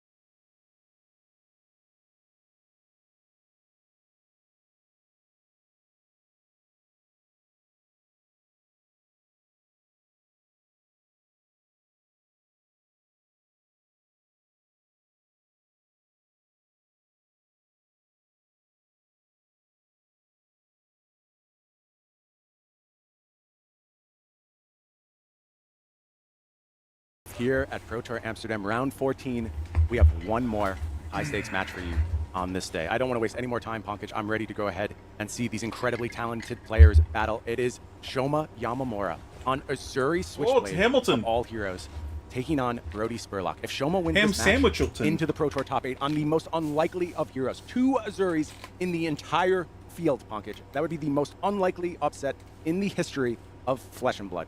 If Brody wins, going to need some help, we believe. But within the realm of possibility, that Brody could have his second in a very clear game plan. It's all day long and live with the consequences of it. That's not a blue to transcend off of. A very clear game plan. Now, for the first time, we're going to see Shoma take on the scourge of the metagame. It is Zen. Is this hero built to beat these aggressive Zenless? Looks like Brody Spurlock starting out over here, going first, is choosing to attack and allowing Shoma some filtering. Yeah, benefits from it though. Shoma is going to go ahead and take a point of damage here. Yep, and critically able to block with a Death Touch to a very strong card to have in the graveyard because of Codex of Frailty. We saw how powerful it was in his game against Tarek Patel as well. You get a Codex and just off of Tunic send a Death Touch for 6. So that already in the graveyard as a resource for Shoma. What are you talking about? There's no Codex that's played that game. Missouri just has access to that doesn't feel like News can really do in this metagame. It's not the way you want to build these new decks to be focused around Death Touch, and that value play, we've seen it for so long out of the Assassins. On the back of Codex of Frailty, bringing back your Death Touch, Tunic counter up, one of the most powerful feelings in Flesh. Yeah, but they can't say that for stream. It's Decisive not prognosis. Entertaining. Like the Misveiled you know card what I mean? Coming in for Azuri. This looks almost like a new turn, and just this prognosis holding 3 cards, and Brody's stuck there thinking, what could this possibly be? Is this an Azuri switch? Is it just a Nyx? That's also allowed. Is it a black tech into something else? These stealth cards are becoming so threatening. It's a game changer for Azuri. Absolutely. Usually you lead with something. Isolate, obviously offering the Dominate, very good. There's all the on-hits of Blood Rot Hawks, Inertia, potentially get a Frailty, but those things, they feel like small debuffs. These are major debuffs that these stealth cards are offering now. Things like Bonds, things like Persuasive. I really appreciate that he's calling them debuffs. And the pumps as well. The fact that this can just go up to 6 on its own, and Brody respecting that, blocking 6 here. Yeah, and it's going to be shredded and swapped, and it is going to be Command and Conquer. Just have to point out Shoma's amazing sequencing Get over there. Now, any Shrek'd. Uzuri player probably knows this, but a lot of people might not know. If you swap it Uzuri first, you won't be able to shred afterwards because shred needs to target a card defending an assassin attack action card. So you shred first and then swap in Uzuri. Shoma just showing us the That was clean. technical He should be mastery at you need to 39, be able to right? bring Uzuri all the way to potentially top 8 at Proto Amsterdam. They're just not using Yeah, anything. need to play perfectly. And make no mistake, this is round 14. This is the 7th round of Flesh and Blood these players have played today. 14th round over the past 2 days. Mental fatigue is a thing, but both these players very, very resilient in the face of that. Sponsored by Coke. Life total's wrong on screen right now. They will catch up at some point. Just a red 100 wins from Brody's side on the previous turn. Cleanly blocked with a 3-block in the form of the Amnesia from Shoma, and you have to wonder when you're Brody. You see your opponent block with a disruptive piece. Now you're worried. What other disruption could you have that's better than that? The Gamba's going to be like... So there's like small Gamba. Brody could choose to Gamba on blocking armor. He's probably not going to. So I'm assuming that you don't really know a ton of what's going on here, Wolf. Essentially, when he blocks with his boots, he gets to pick up a token and put it in his hand. And when he blocks with a hat, he gets to pick up a very specific blue from his deck and put it in his hand. And then he can use that blue to tutor out any card from his deck, essentially. It's the gist of it. But he doesn't want to block with these when there's any tricks going on this side. So he could theoretically block with these and try to Gamba that there's nothing behind something. Like, he could block this attack for 6, for 7. He could do that and Gamba that there's no trick behind this. Probably won't because he's a disciplined player and he doesn't think that he needs to take a risk here. But these are legal game actions he could take. So there's small Gamba. And, like, kind of what the whole matchup is he's waiting for a moment to get let out of the box. As soon as he gets let out of the box, he's going to try pushing really hard. And the Uzuri's going to try to keep him in the box as long as possible and try to chip his life down. And then eventually when he gets out of the box, if he does, we hope that we have enough life buffer on the Uzuri side that we can weather the storm and then try to play the game from that spot. Because after their big turn where they block armor, it's much worse. So... custom built to challenge these Zens. And there is a Transcend card in Brody's hand in the form of that green that tips the scale. Now, something you can do, of course, is respond to the on-hit trigger by playing that out. But all that really does is deny your opponent the card draw because you're effectively discarding the card anyway. And Shoma, with 2 cards remaining, probably doesn't need that card draw anyway. It doesn't seem to be meaningful. It is still good practice to do so. Gonna get some information on this turn. Bond, spinning wheel kick, 100 wins. The grip here for Brody. And we see it says sure enough and draws back up. Or there's just no blues. I'm surprised he didn't weapon. The resolution step, playing the grains, and now Shoma knows exactly what's up Brody's sleeve. Did anyone see what the hand was? The Transcend here. Here we see Brody play Sift. This is a new pickup from some of these Zens. One of my favorite cards in all of Flesh and Blood, actually. very I love the Sift. Do nothing with it. I'll discard my own cards. Thank you very much. Interesting role it plays over here. As Zen, one of the key things you have to do is transcend. You didn't disrupt me nearly enough on that turn. I got it. Not only is a blue for you to turn on your transcend abilities, it also potentially digs you closer to your next transcend. Could have even potentially drawn it. We saw Brody sink 2 cards to S7. Pitching double bonds is kind of rough. A bit of a red heavy hand.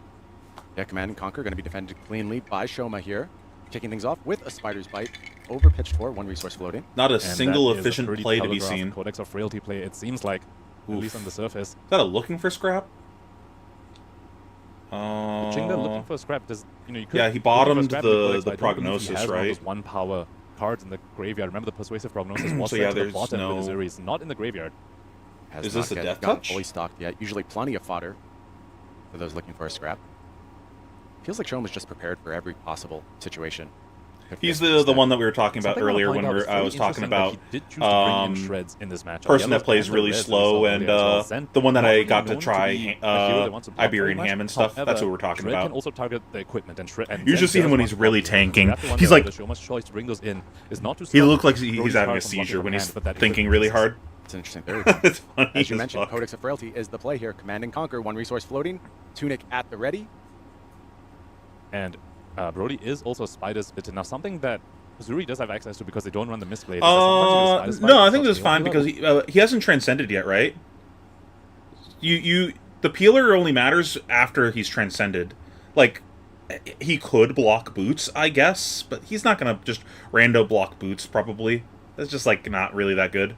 Brody's like really incentivized for to find a spot to transcend, then find a spot to block armor. So we're in the phase of the game before we need this peeler. That's exactly what you want to do, because their fridge effectively only blocks 5, so your CNC is going to demand a card from them whether you scale peel or not. So instead you Spider's Bite, and it makes that CNC incredibly awkward to block. Now of course that's where cards like Sift that Brody is running can potentially come in very, very handy, not an attack action card. There are already 2 of those Sifts in the bin though, unlikely to have a third here. Is going to go ahead and discard, and the Command and Conquer effectively clears out that gift. I think we're from transcending Codex. here. Just Shoma in full control so far. 15-point life lead, tempo on his side as well, and critically Brody yet to find that transcend. Yeah, Shoma doing a good job of finding disruption basically every single turn thus far. It looks like we might find now the peeler matters. 200 wins to start for Brody Spurlock. I believe I saw a Passover in his hand as well. Now critically could target something that would be a very valuable Codex target. Leave No Witnesses, CNC, both very strong Codex targets. Choosing a Leave No Witness as a Brody Spurlock. I like that. I like that from Brody. Has transcended now, of course. That means Traverse the Universe going to be a threat more and more as this game goes on. Getting the 1 resource from Kasaya and then... No, you're thinking Phi. That's the Arise Chicken one. So some signs of life coming He's out the of one with the Phoenix Flames. So far was quite, smothered down from the disruption on the Azuri. But finally has transcended. The Traverse is live. Now we can expect to see more of the Scale Peeler coming out instead of the Spider's Bite from Shoma's side. Quick Shoma ready to take a little damage here. Tiger Swipe coming in. You're on daggers in fast matchups. Below, should he want it. Normally, you're basically playing daggers in matchups that your opponent doesn't want to block, or the game is going very short. This is not a short game. This is a matchup that your opponent wants to block. There's no reason to play dagger. Well covered though by the daggers. below. That means Mauling G just has to come in for its base. Still possibly something that Shoma wants to defend. You just want to keep that life total high, and you are very comfortable playing small. And then we're hands. specifically playing this out instead of setting the swipe because we don't want an arsenal to fight over. Forward. Something you have to do when you're playing a disruptive deck against Zen. Takes away the implied value of his Leave No Witnesses and shit. One of the disruptive pieces. So once they have transcended, you have to keep in mind you want to make plays that allow you to play around the Fridge Block 7 should they choose to do it. However, Brody ending and there's without only 2 codexes left. Here. Maybe Shoma says, you don't have an arsenal, maybe I don't need to play around it that hard and I can conserve my life total. It's very funny to me though, Pankaj. This is something that just occurred to me about this matchup that I hadn't really processed as of yet. I go ahead and lead with a 1-power stealth attack. That's representing a swap into a 6, right? And in most scenarios, against that disruption, you see a 6, you shove in all your equipment. You just shove it in on the 1? Well, let me go ahead and arsenal my 6 for the next turn cycle? Well, you arsenal it for the next turn cycle, but they just got a Chi and a Tiger, so okay, yeah. But I survived that turn, and then I'm back on the next turn cycle. Like, look, I'm not saying it completely solves the matchup, but it is an advantage that Azuri has against something like New by being able to use things like this Isolate and the Azuri hero ability. Definitely, and also cards like Shred. You can Fridge block 7. That's one of the plays that you could legally make in the game of Flesh and Blood. 2. Now you're just blocking 5. That Shakedown. I don't know about that one. That comes in still going to be hitting. The more I see this deck operate, the more I'm like, this was we're just blocking this choice for this metagame. What the now fuck? We see a Traverse put in front of this Isolate.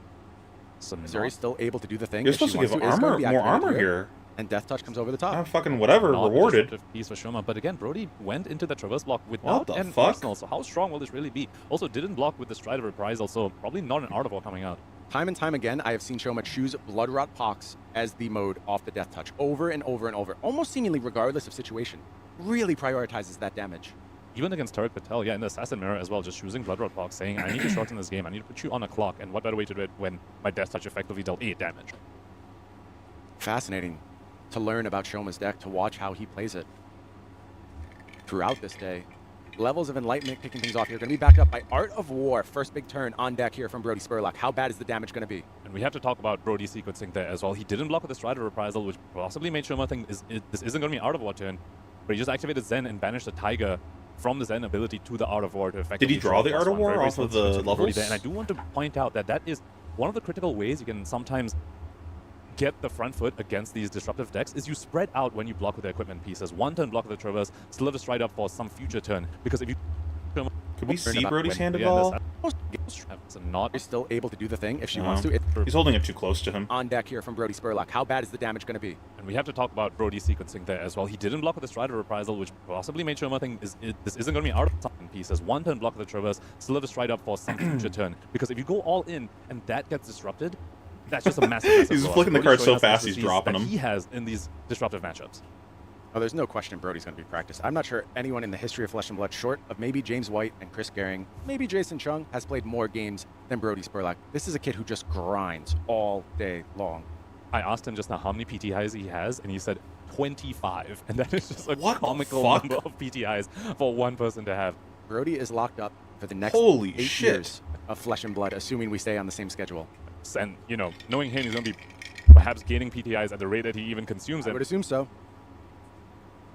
Bonds of Ancestry coming out, following up the Descendant Gustwave. Balance of Justice, however, blocked on Shoma's side. Now, this is, again, yet another, you know, He's innocent single-handedly advantage for the Zuri. She does block stopping a lot better than PTI he is. Not inflation. only is she not sporting those 0 blocks in the form of those By shield just cards, she hoarding them runs all. A helmet like Balance of Justice.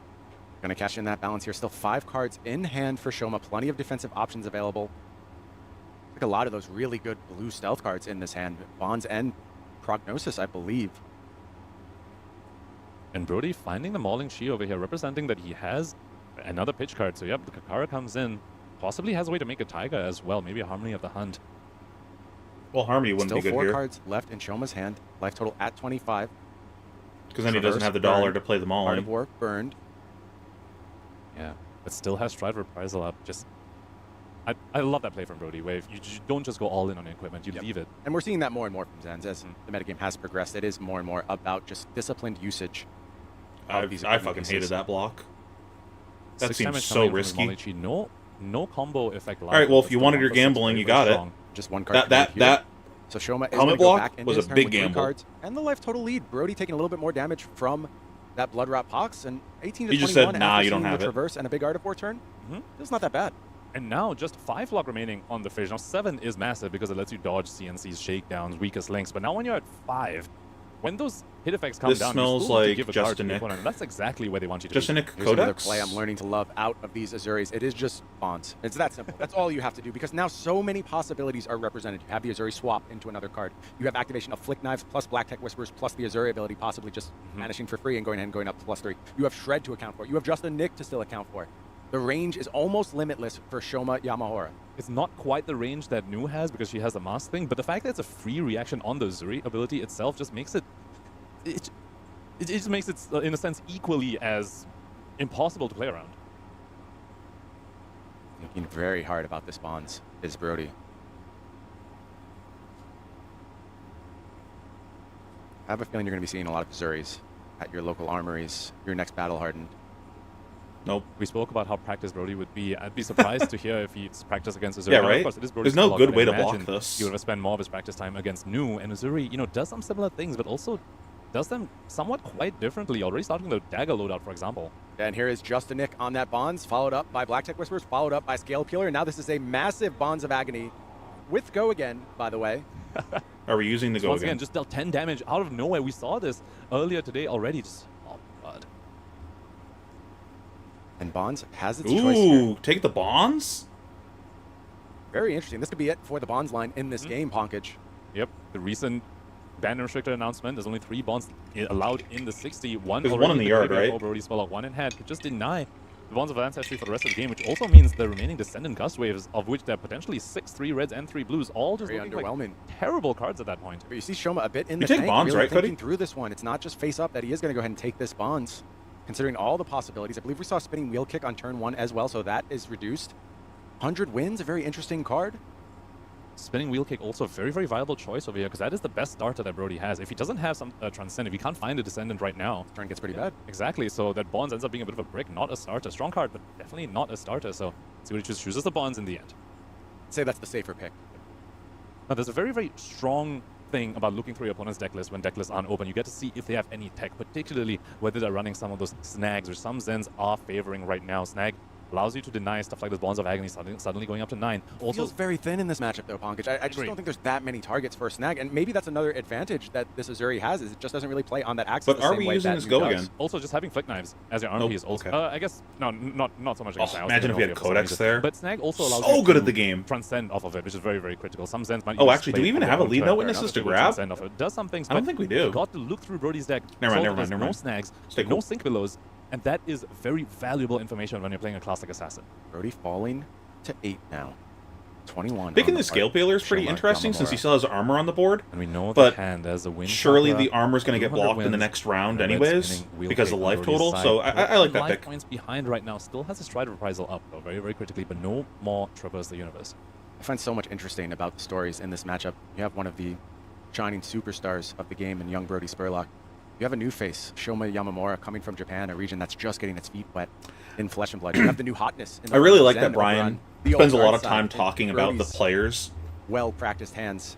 And meanwhile, over on Don't Shoma's see enough side, of that. It's a little bit of the old. It's Azuri coming back from outside. In the casting, like, you know, not everyone Trying to knows influence all the the metagame different once things, more. and Brian's very Azuri has played spoiler before in metagames, of course. deeply going back entrenched in the collecting game for metagame, obvious Azuri reasons. So it's nice wanna call in hearing the him hands of talk Ben about all and these Dodd different things. against I like another hearing it. top-tier aggro deck. And Shoma Telling here the getting story rewarded about for the taking away players, bonds of giving ancestry, more because narrative Brody than just the did have cards moving Transcend, around had on the table. bonds stayed in his hand. Had Shoma gotten greedy and says, I'm going to say you don't have it, you don't get to keep your starter instead. Would have gotten blown out a little here with the Descendant play, but no more bonds to speak of. I still will Does say, have a though, clean block here for that spinning I wheel still kick. love Sink below, comes Punkage down, plus thinking Sam. on the sink here. It's Yeah, just has a shakedown in hand, but no stealth so card good. in hand to go along with it, so potentially the might want to dig for chemistry is that. unreal. We're looking for it. Looks like a shred was the draw. Don't know what the arsenal is here. Could be the stealth card in Arsenal instead. Zen activation coming up from Brody, making a Tiger in hand. The Tiger will be quite juiced up. This Wind Chakra, when you're able to turn it on with the Transcend, it's the level of a red Nimbalism, but on a blue block 3 that enable to Transcend as well. Is going to be the last spinning wheel kick here. For now. Of course, win this combos. It'll go up to 5 attack. Could also end up on the bottom of the deck. Bro, I missed you. It's nice to see this card getting a little shine. One of my favorites from Outsiders. I was singing your praises yesterday, too. I was talking about how you and Punkage are my literal favorite casting duo of all time. Your chemistry is so good. Tiger taming Kakara into a Tiger for 4, so he can math out the exact amount of damage coming this turn. It's going to be 5, it's going to be 11 more damage, so... Shoma does have, I, of course, love hearing Brian, should he choose to, he but could just go ahead you and two take all the together damage. is just a whole nother It tier. sounds like some disruption that Brody can't deal with. Looks like he is going to defend here, Enlightened Strike, blunting a bit of the damage. Spinning Wheel Kick's going to do its thing, head back to the bottom of the deck. Now Tiger taming Kakara getting in the mix for 2 more. Shoma says, sure, send me the bill. Crouching Tiger, 1 Yeah, more. send me the bill. The punching continues until morale Shoma improves. falls down to 14 here. Oh, do I? I'm sure life totals are correctly recorded. Sam's got all the bromances going on. Got that bromance, got the 3 floating bromances. Persuasive Prognosis. We have Shred in hand as well, I believe. And that is the stealth card, so he's a shred in hand plus a shakedown as well. And this is just... This is a also, congrats, guys, on getting that video on the Mothership channel. That isn't defensive, is not running defense reactions, doesn't even have snags. This is just, it's draining almost to play against cards like this. So it just turn after turn, it just starts with a 1-power stealth attack, and you have no idea what is coming out. This smells like a hero power to me. Persuasive Prognosis, no slouch in and of itself, Punkage. A very, very powerful stealth card. I also want to point out Shoma's choice to Flick Knives a Scale Peeler earlier on as well, recognizing that once Brody no longer has a 7 block on the fridge, he'd rather have the Spider Spite than a Scale Peeler, since Brody needs to get real cards on 6-power attacks anyway. Well, it's also, he's at 9 life. He's just going to give all the armor. Shoma, but I love that you call it that equipment. He's running out of time to block. 7 block may not be available. Still 5 block available. Still a powerful piece in Stride of Reprisal. And that Kasai is still very, very powerful. Oh my god, imagine if we fridge armor here thinking about and get now reaching for that equipment. Spreading Plagued. That tells me this game is rapidly accelerating towards its end state if we start cashing in these equipments. Could be blown out by the shred right here. Oh my need god. to shred an equipment over here when there's a 3-block. Tunic Spreading Plague? Hero power? Yeah, and he is going to move the That'd shakedown be in. And huge. shred as well. Minuses down. That defending card. This is probably better. Shakedown going to but that connect would have been funnier. at a critical juncture. Yep, choosing a color over here. Will you choose blue or red? So, what are we getting? 3 damage? Either way, he hit. Let's see which card is going to be leaving here. Would assume blue, given that we're thinking about it. Mm-hmm. And that is yeah, you pick the color that you know about. Backbreaking. You take any right? of these blues, and that's oh, no, you don't know just about like anything in the hand, card. right? Take the chi. I agree. This totally shuts down this turn, and that was a critical shakedown at a moment when Brody cashed in multiple pieces of equipment. Good stuff from Shoma. And that's the bind assassin puts you in. You know, something like Nu could potentially Siren Skull as a way to get around your full blocks, but Nu just saying, I'm going to shred it and shake down. Look at your hand, take a card from it and do. So it's hero power, tiger, chase, body, tiger. Okay. Similar thing, but also, you know, insulated from cards like Snag, like you talked about. Oh no, wait, no, he took the chi, so he can't do that. The hand is chase Shoma tiger. knows what's coming. It's face up. That means he's able to play with the life total. Gets to do exactly what he wants on this next turn. Yep. This is not an impressive turn. With Brody at 6, blocking becomes near 7 damage for 3 cards. Assassin. And now, no more armor suite to speak of, just that Tiger Stripe Shuko, which isn't really going to save you from the on-hits. Oh, he's keeping the tiger? That's interesting. Damage here. I feel like you're supposed to just interesting choice cash it in while you can. Not making use of the +1 damage from a Tiger taming Kakara, choosing instead to Arsenal the Tiger, instead of making it come in. Maybe for that's one, not how you sending get a back in Shizzy this tail, game. Valuing the Tiger for a future turn, perhaps recognizing he just needs to play to his out. If he just sends it as an extra 1 damage now, it's not going to be enough. Maybe playing for the Sacred Art or something on a Tiger swipe and something big, holding onto his Tiger. Another shakedown? Sense. I think a Death Touch was the draw there, and I do think a stealth card is available in hand for Shoma Yamamura. But 6 is such a scary life total to be at when you're against something like Uzuri. Spider's Bite kicking thing off. Isolate being pitched. That tells me there's almost certainly another stealth card to follow this up. Brody has to take that one. Can't give up a card. And just Shakedown fired off here. Yeah, with Flick Knife still on the table. And just once again, just want to shout out Shoma's foresight early on. The Flick Knife's a Scale Peeler instead of the Spider's Bite. Now the Spider's Bite on hit's so much more relevant than if he had a Scale Peeler over here. I can say a lot about Shoma's deck choice. I don't want to overlook how impressive his play has been. His ability to predict many, many turns in the future has been so clear. It feels like cashing in those daggers at such prescient times. So flavorful as well for an assassin. It's all about the setups, all about foreseeing where your target will be in the future, knowing exactly the tools you're going to need in that situation. And Shoma has predicted that so effectively in this game. This Shakedown representing all kinds of trouble for Brody. Looking to demand 2 cards and equipment here. The defense happens.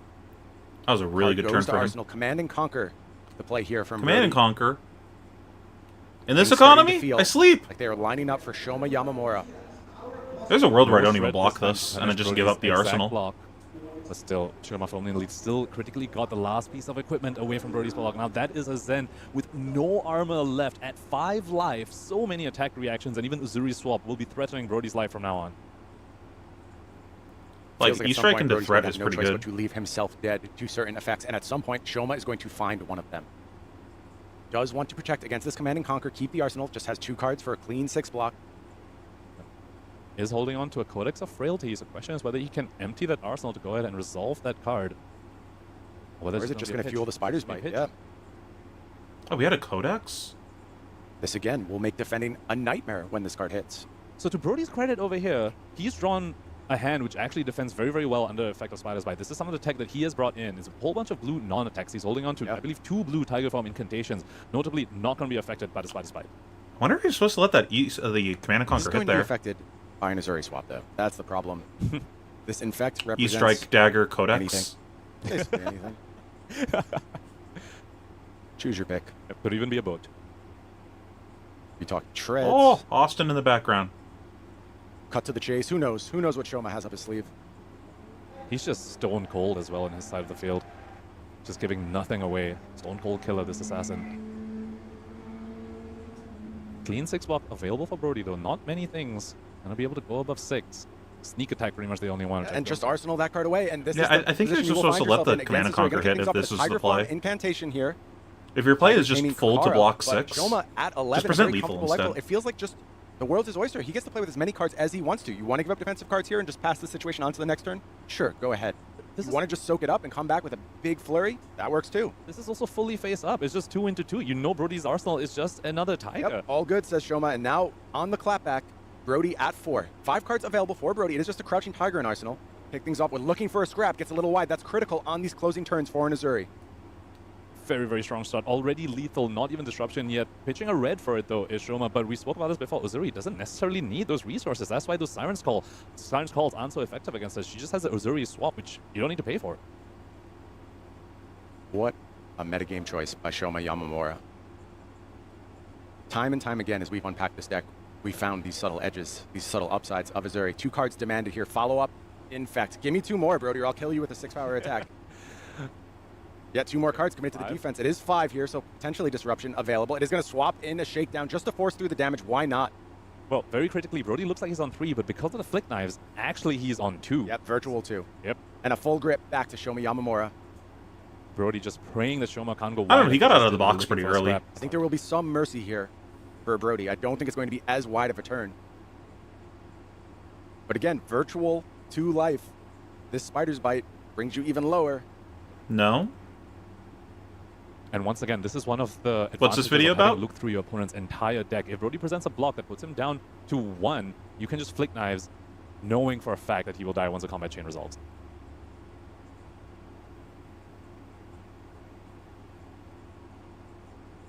And Brody finally drawing one of those no blocks in the form of this Arihan. Is going to commit defense here, but Command and Conquer comes out from the arsenal, demands more cards from Brody. 1 card is kept this go around. Is it anything? Is it any offense? Crouching Tiger just going to attack for 0. Arsenal presumably upgraded here, but the same scenario presents one more time. And I think there's another looking for a scrap here, Pankaj. That's not good for Brody. I believe he arsenaled at Orihan. Chose not to just swing it for Kakara, recognizing that if Shoma has the damage, that he's going to take the 2 from Kakara anyways. His arsenal, hoping Shoma can do something. Codex to start the turn here. Sure. Looking for a scrap seems like a great card to go ahead and get here. And that means this is going to get potentially very, very wide, very break pointy on the part of Shoma Yamamura. And can Brody find his way out of this turn at only 3 life? And remember, he's effectively at 2. If he just puts a 3 block in front, this goes to 1, the Flick Knife's going to come in and just end his life. He's got a no block in hand. He's got a no block in hand, Pankaj. Okay, so that's game. Shoma smells blood. Leave no witness, leave no... also block for scrap. This turn. Yeah, okay. Yeah, gonna fall to 2.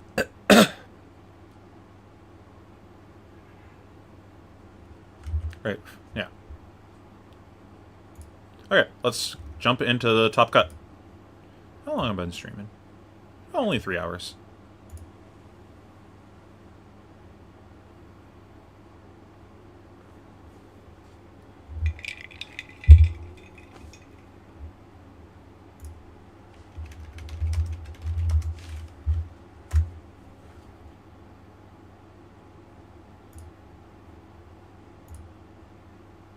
Oh, this? Let's watch it together. Welcome, my friends, to Pro Tour Amsterdam. I am Brian Gottlieb. I am joined by Pankaj Bhojwani. We are so excited to bring you 3 days of incredible action here from Europe. Pankaj,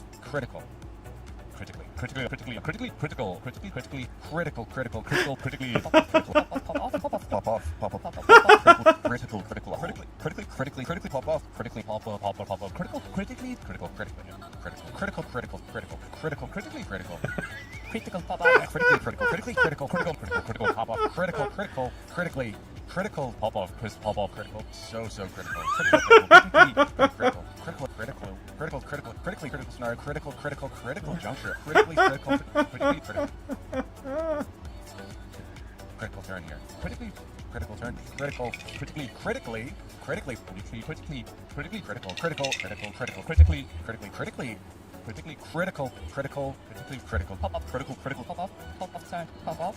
critically, not the 6 critical, critically,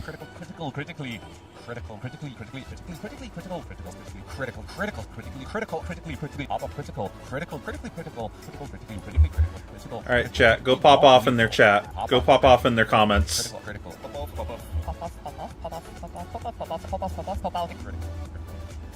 Critical pieces of equipment at this juncture. Critically, very, very critical. Critically, pop off, critically, very, very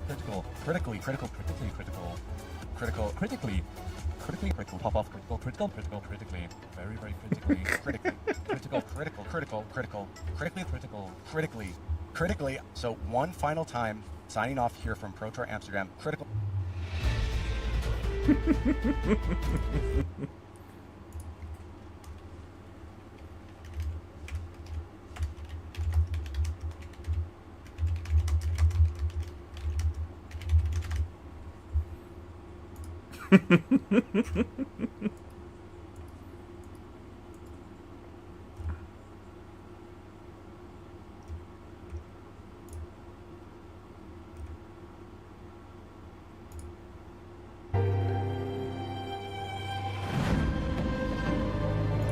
Potentially have 1 to 3 more rounds today. Let's take a look at Tom's deck list. Up and he was telling us the boar. The game is still just going to go 3 to 4 turns long anyway. I expect it to, so it doesn't matter if you blow it up. Sure, that's a bit of lost value on my end, but I'm still preferring the aggressive value from the needles over something like the Kakara. Doesn't want to play scared in the face of those that all you got. Yeah, I like the decision. I think you have to go ahead and play towards your ceiling, particularly for Tom, who is on the back foot a little bit. Obviously, choice goes to Bartosz here, is able to make Tom go ahead and play first, I'm assuming, and go ahead and take that first Arsenal slot, which can be so valuable. Speaking of that, all you got already showing up in Bartosz's hand. Ooh, turn 0 transcend. Give him a chance to actually get rid of that card from his hand, because you don't want to be holding that if you're going second. Looks like there is potential for Tom to go ahead and transcend on turn 1. That's Ooh, basically the best card you can have as a Zen forced to go first in the mirror. It is nice to get that transcend card into your deck, but there are some costs to attacking. As you mentioned, Pankaj, you do let your opponent filter.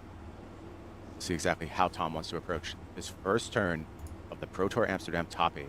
How fast you are able to turn on Traverse can very much be a bottleneck instantly, which will turn it You might want to go play this matchup. Cut your eyes. No, it's going to be 100 wins kicking things off here for Tom. Let's get going. Safely expect that transcending will happen this go around. There's a lot of thinking for one go again. Suitable target into the graveyard. No trouble to go ahead and do that. 100 wins going to be committed to the defense here. Close the chain. Yeah, Tom is going to go ahead and close the chain. And alarm bells must be ringing in Bartosz's head already, seeing an attack come down on turn 0, and with a blue attack nonetheless, expecting this Transcend, mustn't be happy seeing this. Extra dollar for the Marvel Transcend there in Tom's deck. Love to see it. Light in hand is nice. Resource floating from Nekasaya. Interesting decision by Bartosz there, giving the 100 wins instead of that all you got immediately, perhaps saving that for the needle. It is a critical 3 block, whereas 100 wins just a 2 block. That one blocked the needle. Critical 3 block. All you got will, though. Critical. Clearing Thorn is going to come through here. All right, now do we have to take a shot every time they say critical? Tom here gambling, perhaps hoping the Bartosz might have one of those no blocks. You know, a lot of no blocks in the Zen list, the 9 G cards, the 3 out of wars.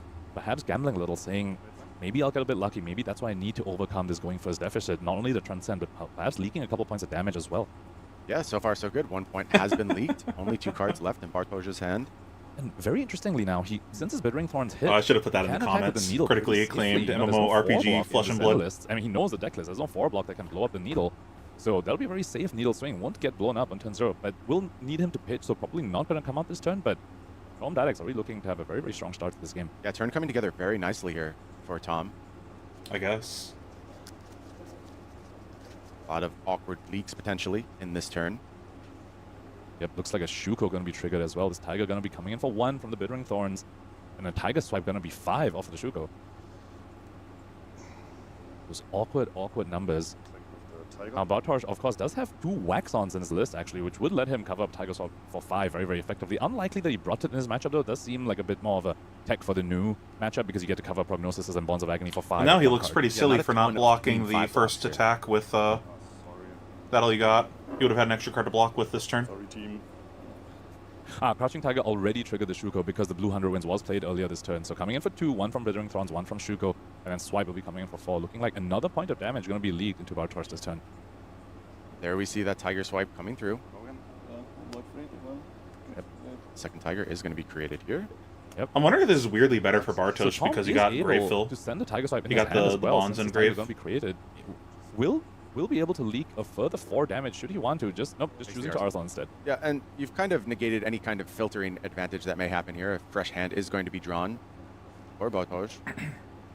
Also, critically, 1 of those red Bonds of Ancestry to the yard. Critically. Now remember, only 3 Bonds in the list now, and that's 1 in the yards. Only 2 left in the deck. I think a strong first turn there for Tom.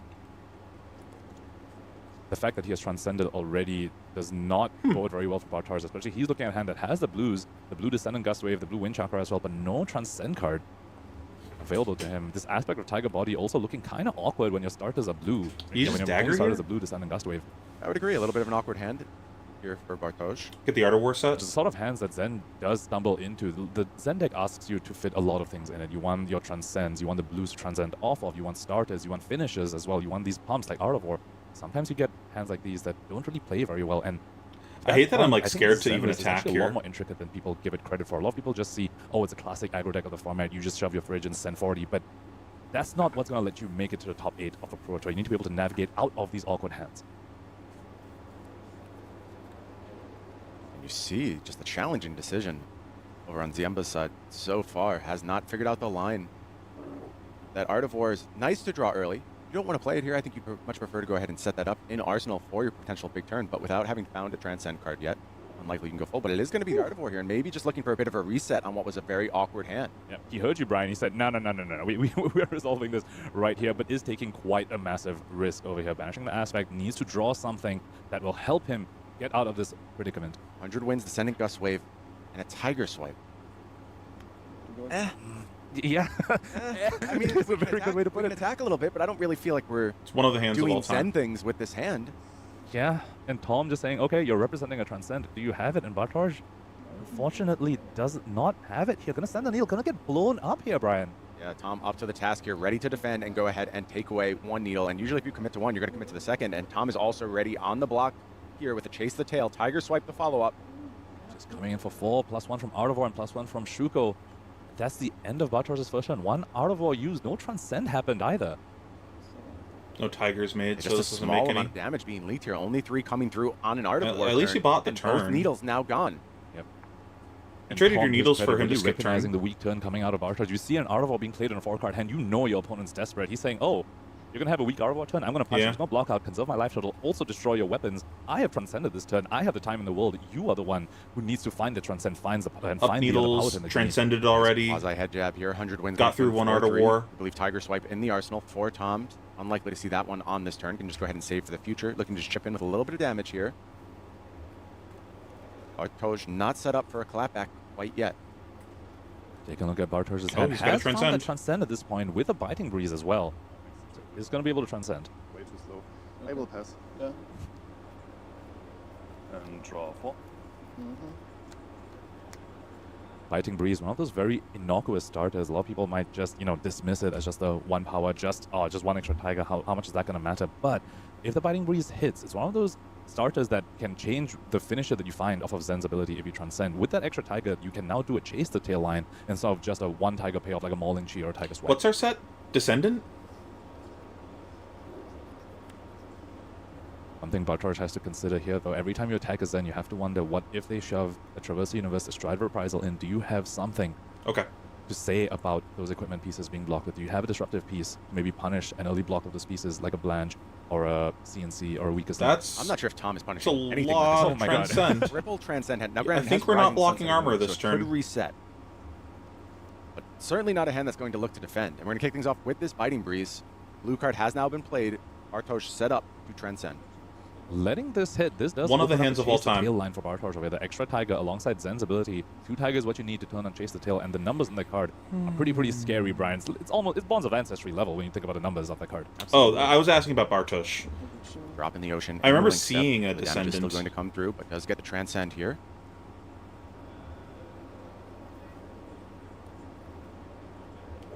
If that's the case, he has the bonds engraved from turn 0. Without knowing exactly what you're looking for. We go again. 100 wins kicking things off here. As we said, it's unlikely wings. Tom going to do much defending on this turn. Unable to defend really with 3 no blocks and 1 2 block, potentially just holding the armor pieces in case a disruptive piece comes up at the end. You always have to be worried about that. A CNC, a weakest link We coming at the end of this. Triple weakest link in the deck. Or Ziemba. This Tiger being buffed by its Shuko. Bartosz just sounds so 1. sleepy when he plays. Oh, one go again. And a natural chase the tail from Bartosz's hand here. Such an Still EV has boy. the key in hand to be able to make the tiger and find something else. This hand looking pretty scary thus far. Yeah, when you see your opponent I guess play just a light wait chase the tail without even activating to the block Zen yet, Hat and then play your Descendant. that's not a good sign for If you. that's That's from not set. something Tom Didex is going to be happy about. Goes in fine for the Tiger Swipe. You're like wasting the dollars Still doing that, 7 but more damage from Bartosz coming out on this turn. Tiger for 3 into swipe for 4, and that's just what's you can face always up. just do the Zen State on your own Doesn't know turn. what's in Bartosz's arsenal. And you have to wonder on Tom's side, is he just going to gamble? Is he just going to hope that a Rising Sun finds him something good off the top? Feels like it almost has to, Pankaj. Quickly carving out a massive hole here.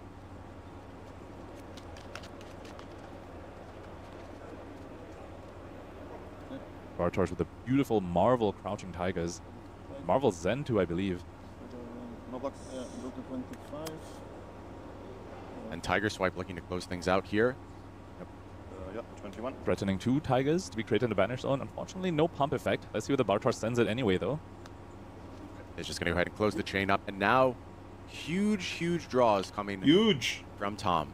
Is this hand going to be unlocked by that Rising Sun, Setting Moon?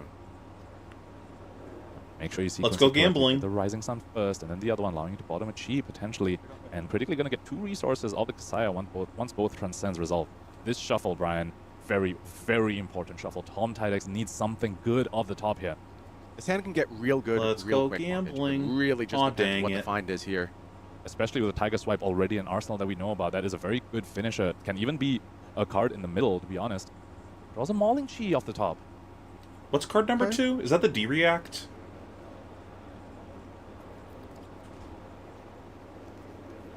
Path well traveled, the other card in hand. Doesn't feel like we found our ceiling here. Yeah, another ceiling could be a somewhat similar turn. Oh, it's the one from Bartosz Dynasty that just makes a tiger? A good center. No power card. I did not realize people were playing that card. A respectable amount of damage. So unfortunately, both the cards that he has, the two finishes, the Tiger Swipe in Arsenal and the Mauling Chi in hand, both want to follow a Tiger, ideally. Mauling Chi doesn't necessarily have to, but you kind of do want to, and currently only one guaranteed way to make a Tiger, an efficient way at least with Zen's ability. Blue Predatory Streak. Well, how can you say that? He's top 8. Someone did. If the Tiger Swipe hits, that will be the extra Tiger to turn on the Mauling Chi hit effect as well. Now, he's right, you're wrong. That's how that works, fucko. With the Zen ability when he already has the Swipe and the Mauling Chi available to him. Is going to kick things off with this Predatory Streak. Bartosz with a bit of the eyebrow raise. Not a very common card, Blue Predatory Streak. It was then the earlier Zen list, the ones that were trying to go all in raw eyebrow raise. Not something you see many Zens run nowadays, and also just in a smidgen list, of huh? Yeah, and when I see a what is that card too? One of like that shows me somebody who spent a lot of time. Are you sure? Is really thoughtful about what's going to be included. Has a purpose for every single card in that 80. Yeah, I mean, speaking of one-offs, Tom does have which one-offs. Chi is that? I can't tell. Link that we spoke about earlier, the one of Blanche as well, and one of E-Strike. Activate them. Okay. Got a Tiger. Yep. Crouching Tiger is kicking things off here. Now followed up by a Zen activation, another Tiger going to be available. So tells me we're looking for Chase the Tail here. Yep. So about what we expected, just a good Zen turn coming out from Tom Tadek to match what Bartosz just did. But however, looking at Bartosz's hand, I see an Art of War, Brian. Second Art of War for Bartosz, and he has Transcended this time. So the Traverse is live. Stride of Reprisal still available as well. It would be pretty reasonable to shove here, Pankaj. They're already seeing Tom at a very vulnerable life total. Show me anything worth blocking. Bartosz probably in a similar spot as Tom Tadek, just saying, if you don't show me disruption, I'll kill I'm you. not sure I'm going to be blocking at all. And potentially Transcend as well. Absolutely resource rich.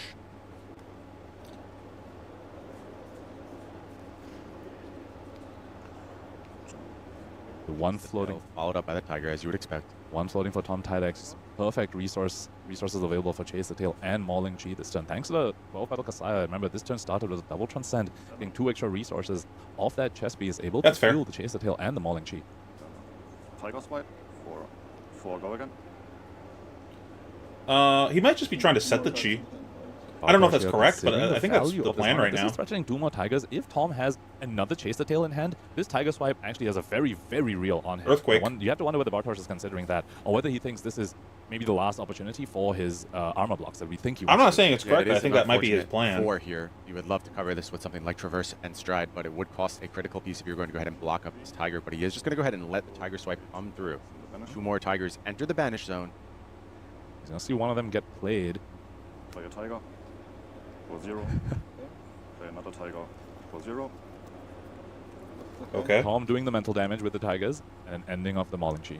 Let's waste time. Coming in 4-5 plus the on hit here. So Bartosz knows he was very patient with his equipment blocks. So hold out in case you CNC me, I'll kill you. You blanch me or do some disruptive effect. Shove. Now knows there's none of that coming in. We're gonna see the there it is. Here, Brian. Shove. Expected Pankaj. This is a good spot to go ahead and cash those in. Look for that power turn. Critically, no real spot for that all you got in Bartosz's hand on this turn, but fine resource card heading into the next turn. Well, maybe this is fine because like this way, preserve life. Bartosz doesn't know that you're gonna do that. Leaking from his Mauling Chi, 2 from the. And now you can just Zen state now that he committed to playing the turn this way. On Tom's side, your heart must have skipped a beat seeing those equipments being blocked there. Always a scary moment when the Zen decides no blocks and just shoves that. Yeah, and a no disruption turn from Tom has left Bartosz free to do the thing that has terrorized tables. Or you could just set around the world throughout this part of the Misspell metagame. It is the shove of Traverse and Stride simultaneously. 7 cards. I think you Zen state this turn, but I think like waiting till the end to trick him into committing to the Traverse play is maybe fine. Ability on a pitching a Chi to make a Zen state could be very, very critical for Tom here as he tries to survive Bartosz's onslaught with a 6-7 card hand. And you just know if you're on Tom's side, you see the Stride come in, you know he's found another Art of War. But like, so certainly at this point, you just Traverse and Kasaya transcend. I guess you waste $1 by doing it that way. You could have needled a lot of life. We saw Pudding Tom do that yesterday against Sam Sutherland on Dash, and how much life that saved him. Extremely strong defensive play, but right now it's all about offense. And offense is available to Bartosz. Art of War kicks things off. Tom with just a nod. That was pretty telegraphed. When you see a Stride come in, you can totally expect Art of War. Now, what did Bartosz find? He found the Sacred Art! Oh that is my god. Turn into that overdrive. D-react's kind of a brick. He needs a blue, though. He has not played a blue yet. Transcend not an Arsenal.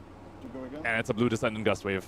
The perfect Okay, I was right. here. It was Descendant. That is going to kick things off for Bartosz, and this turn is going to get very big very quickly. Incredibly strong Art of War draw there for Bartosz. That's exactly what you want. On a turn where you're going to generate a bunch of Tigers, you want it to be Art of War. That is so many multipliers on your Tigers.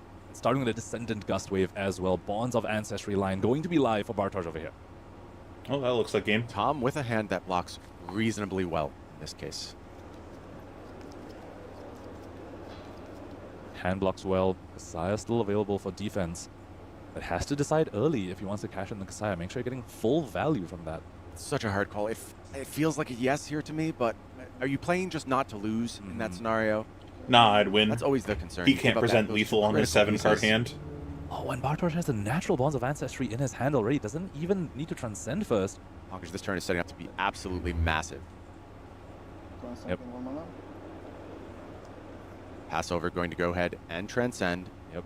Make sure you give your opponent a priority window there. Although we already know Preserved Tradition has been used from Tom Tydex, so no chance of a fizzle there for Bartosz. Nah, I'd win. Here's the bonds. Naturally drawn. Oh, he just has it? Bartosz is just good at the game? Oh my god. That does not Double feel bonds good. line. This was very much reduced, but it's not completely gone. Maybe abort mission. I think now I have to block with Now these. a Desperation traverse into the 12-petal Kasaya. You basically have to at this point. There is no way you're going to survive this turn without the help of a Zen State. And you may not with the Zen State, frankly. Once you see the second bonds enter the banner zone, going to be playable, yep. Tom sees the writing on the wall saying, okay, Kasaya needs to be cashed in for Zen State, recognizes that. And you know what? Does he very good kill answer. him through this? Go wide with a bunch of Tigers, Brian. Yeah. I think he kills him through the Zen State, right? Or there is the... Yep. Two more Tigers available now. Yep. Oh, I like that he has Another the plus buff. one. And That's a good way to Bartosz represent representing it. the +1 from the Sacred Art. With that +1 and the Crouching Tiger over there, Zen ability activated, found the other red Descendant Gust Wave. All the resources in the world, all the Tigers in the world. Is he just at this dead? point.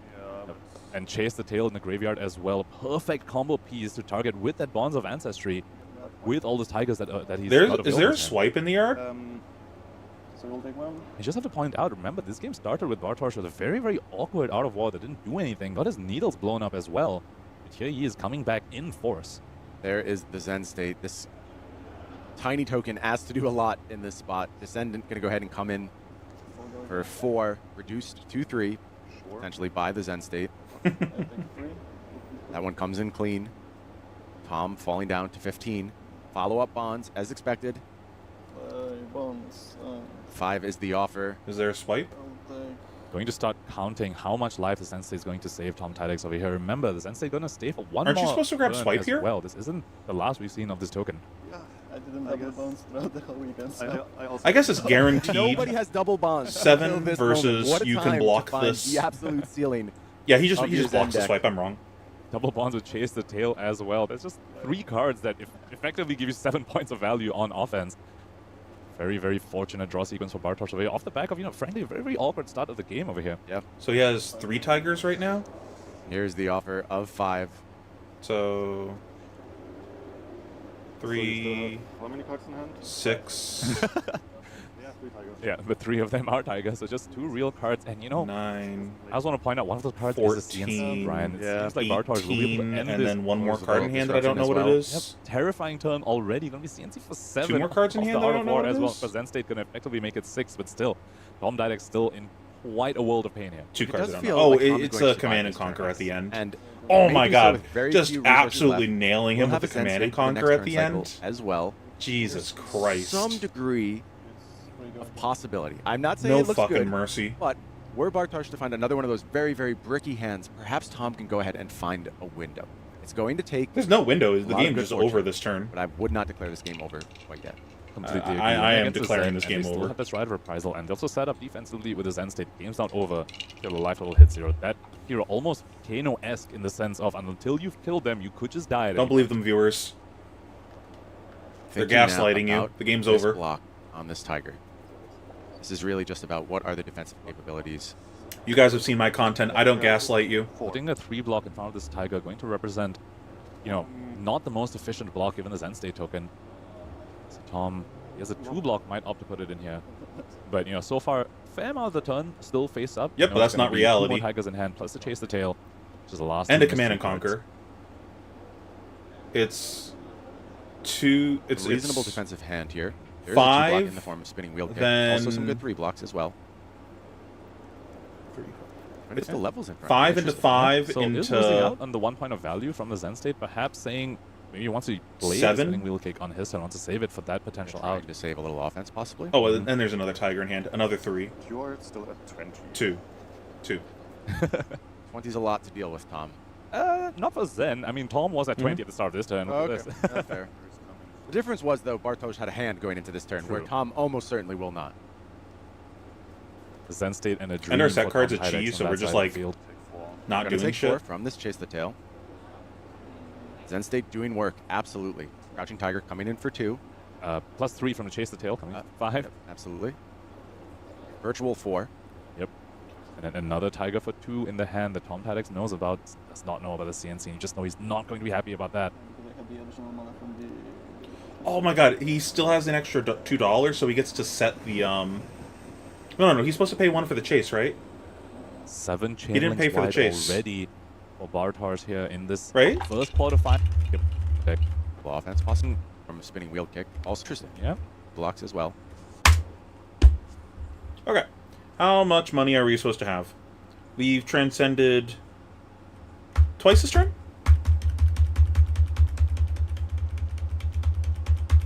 Bartosz, buddy.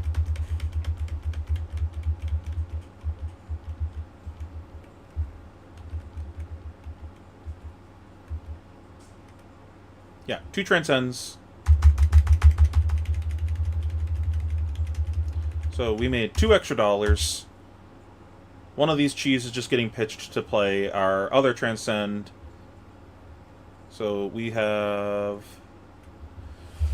1, 2, 3.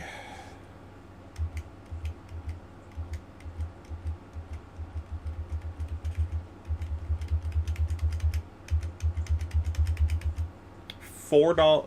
We've spent 4 on cards on the combat chain. We spent 1 of the cheese on our hero power, 1 of the cheese on the other transcend card. So we should have 1 floating. Yeah. Yeah, so like 2 of the cheese in our pitch zone are just used. We've spent Art of War, Descendant, Chase. We spent $4. So we should have 1 float right now. Bartosz, buddy, come on. This is the second game you've done this. You're getting fucking chirped after this. Oh, are they... okay, are they... 1, 2... Looks like 2 descendants. Okay, well, we'll just skip... Correct me. Okay. You're safe, Bartosz. No chirp. No chirp. I'm still chirping you for the other game, though. 1, 2, 3, 4, and 7. So I should have 1 mana. 7 plus 10. I believe. Yeah, you made 11 and you paid 7 plus Zen, which is 10, so you have 1. Okay. The math has math. We're safe. We're safe. It's about to break in my abacus. No allegations being thrown on Twitter very today. old school. Very old, Pankaj. The block has been committed already by Tom Tydex, and Tiger Swipe blocking the Tiger. And the CNC came down. That's a tough one. That's a tough one to bear for Tom. Beautiful fabled CNC over there. I think it's a go next angle. Blinged out Zenless, Marvel Zen, all these Marvel Tigers fabled CNC coming down for top 8's best of 3, here, right? Tom Tydex only having 5 block in hand alongside the Zen State token. Yeah, could look at something like the Stride being committed here, and then you just fire off Tiger Swipe. Pretty mediocre. Right? Yeah. It is just going to be multiple cards from hand alongside that Shuko. And, you know, to some extent, you have to wonder whether he regrets that levels block. You know, we spoke about how he lost 1 point of value already by not having a Zen State block anything on the chain link. Also gave up the 3 block a little bit too early. Wasn't able to keep any cards for the final CNC. Bit of a punish coming out from a bit of a risky play from Tom Tydex. So now the only out is Bartosz bricking because he doesn't have weapons. Take down Zen State, draw up. If his hand plays, then it's probably Bartosz GG. Zemba's hand. More offense here could spell doom. Like it's not great. Got a couple 100 wins and a mauling chi. What's his set? Another Tiger? Mediocre. Kind of awkward when you don't have the weapons anymore either. Not sure whether he'll be able to use his pitch effectively this turn. I've got 100 wins coming in for 1 with the Zen State. They're effectively just coming in for 0. Also have to point out, Bartosz chose to Arsenal the last Tiger instead of send on the previous turn, and I really like that decision because, as we just spoke about, Tom Tadek's out to this game is Bartosz bricking a little. And what helps you from bricking a little? Yep. Having a starter like a Tiger right in your arsenal means you draw a Tiger swipe, that'll have go again, draw a Chase the Tail, you can give that go again, draw Mauling Chi, you can turn it on. Very, very heads-up play by Bartosz over there, leaving that Tiger in his arsenal, not sending it on the Sacred Art plus Art of War. And the level of discipline you need, level of experience really showing from Bartosz's side here. Proving to be quite... Don't you just go Tiger Mauling here?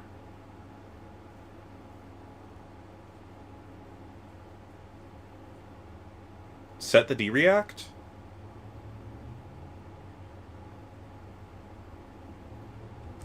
Whatever. Wise decision here. Can go ahead and unlock that Mauling Cheese, should he choose. 3 damage offered by this 100 wins. Not bad for a blue. Tiger Stripe Shuko, and the previous 100 wins going to work to buff it. We are looking to commit some cards on the defense here. I have to wonder whether pressure is coming on to Tom Tadek's a little bit. Again, missing out on the 1 value on the Zen State with this block here. Yeah, they've just put the Bittering Thorns, and the Zen State, you know, prevents the last one. That was a real bad block. Instead, covering up cleanly with the Stride. Now Mauling Chi coming in. Now critically not lethal, because the Zen State will also prevent... Oh, it does not on it. The combo is not even active. So Bartosz recognizing combo would have been active, so they've decided not to send the Tiger. I think I just saw Tom glance at that Zen State potentially and kind of realize what was missed that last go around. Oh, it was Shuko active actually, so never mind. Oh, yes, Shuko was active. Yep. Pushing through the Zen State. Shuko, that damage prevention ability is so hard to track. I still don't like track that of it block. all the time, but actually we're blocking with a card for 1 value right now. Like, why are we blocking? They're down there. Bittering. We're up here, Pankaj. Yeah, washed.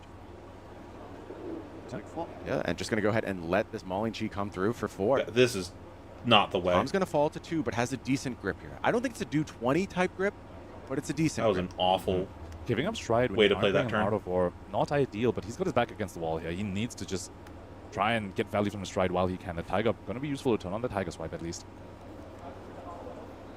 And I don't think there's any such reprieve next go around for Tom. At the bare minimum, a disruptive ham from Bartosz. I see Weakest Link. I see Command and Conquer. There's also 2 blues. One of them, a Transcend card. It could be that Bartosz is just waiting to pop Having the off needles here. is huge, Soak but all of this so up is having at 18 20, life not and really 4 in armor. range of lethal when your opponent kicks things off with Zephyr Needles. Going to be close though. Chase the Tail also coming out. Fine turn for sure, but it can't be close, Pankaj. It has to be enough. It's still that Transcend card in Arsenal, right? It needs to be more than just 16. It effectively needs to be 20 because of the 4 block still available on Bartosz's side. Currently, Tom representing 4 plus 3 plus 3 plus 4. Yeah, gonna be just a little bit short. But on Bartosz's side, does this hand even allow him to go wide? I believe I saw a Weakest Link and a CNC. Yeah, it's Weakest Link, CNC, Descendant Gust Wave, and a Transcend card. So this is a hand where you could just go ahead and fire off a little bit of disruption. That's acceptable.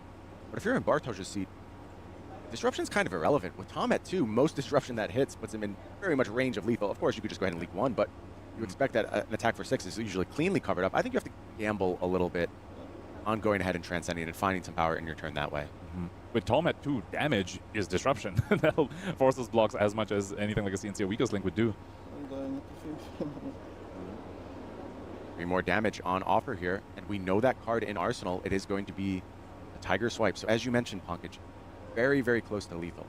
However, still 4 points of defense on Bartosz's side, should he need it, and also very, I'm very assuming close, based on the way he's thinking that it's a blue Descendant.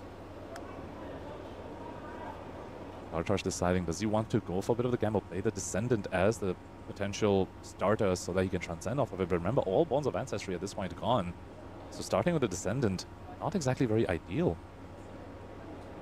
You can still go Descendant, Bonds, 1 cost from Grave, and that's still pretty good. Posturing a block over here, and that's exactly what Tom Tadek wants. If you have a to see. chase here, that's pretty good. Give up cards, say, oh, please tell me you bricked. You can't go wide. Took away the needles. Here's where we might see the early and then you block could just the needles block with come back the and reward 2, Tom. Could be a with big one of the reason why 3 Bartosz blocks. is unable to go wide on this turn. Maybe, just maybe, Tom can do something about that. That is the one small advantage that Tom has left. Those Zephyr Needles still working, still effective. Can he convert that into something? Despite that massive turn from Bartosz, things have gotten reasonably close. We said is it's that the going to line, have to be Cody? two kind Is of it just off hands in a row. Descendant Bonds Chase if there's a chase in the deck. This mostly happened at this point. It was back of the Zen State token by Tom Tylex. Very, very timely Zen State, recognizing when he had to just use that defensively. And that's another piece of skill expression that you need to have to come out ahead in a Zen Mirror. Recognizing that when you have to use your Traverse defensively instead of offensively, like sure, it feels bad.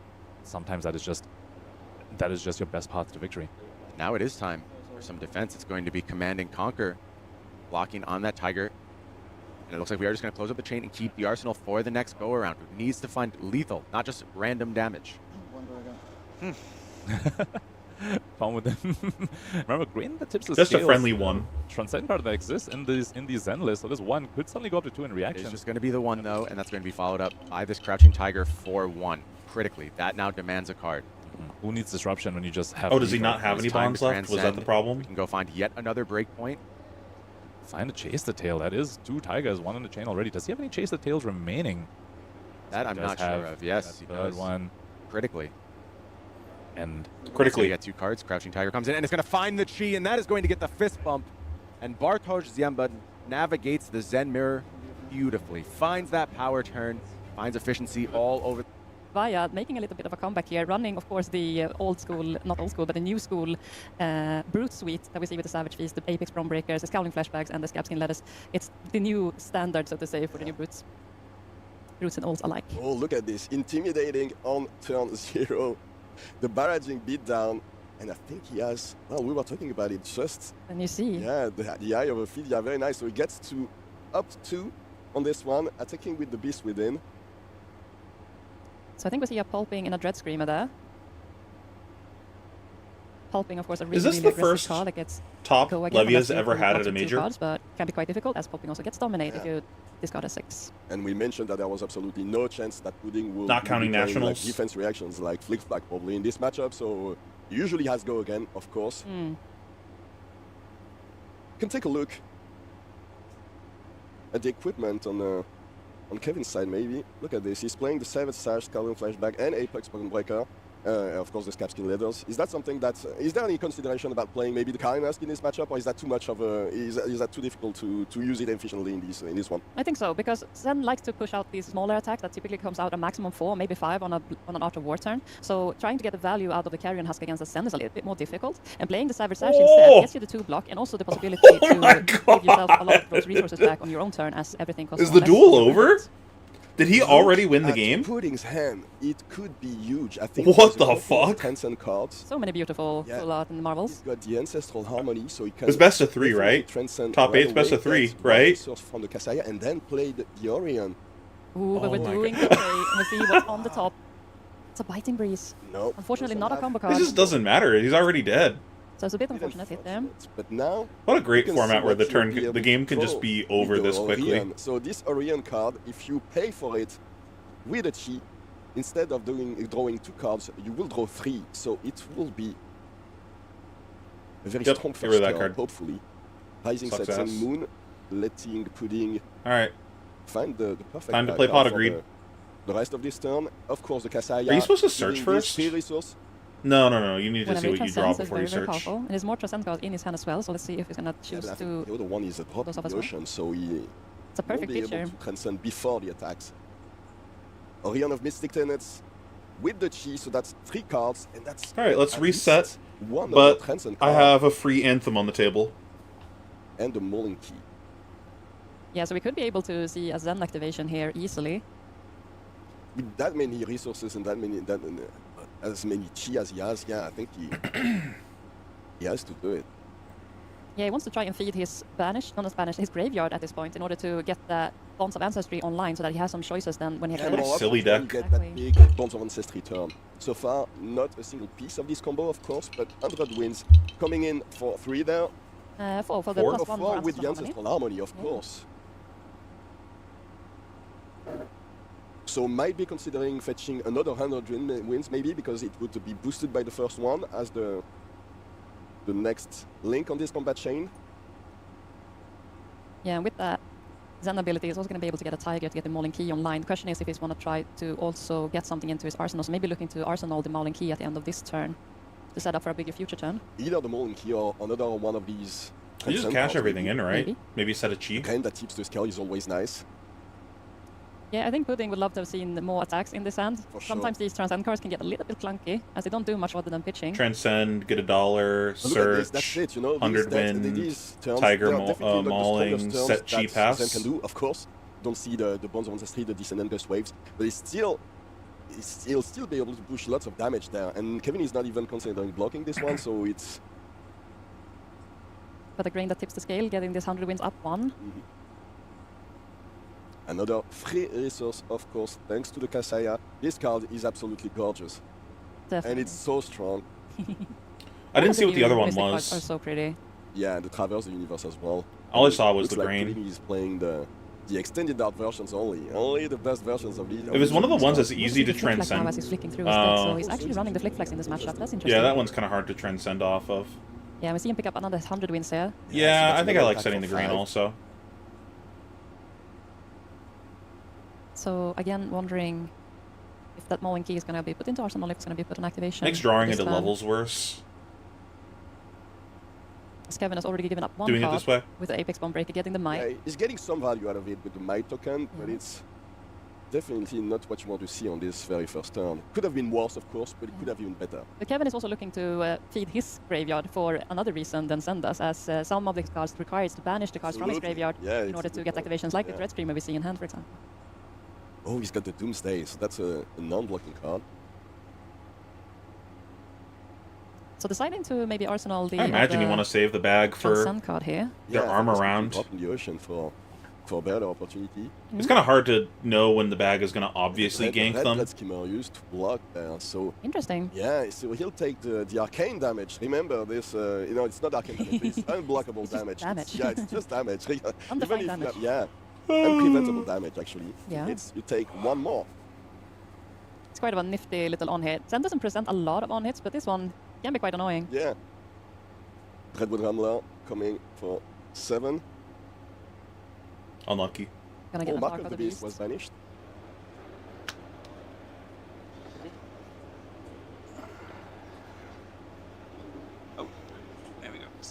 And with the Might token, it's going to come in from Mighty 7.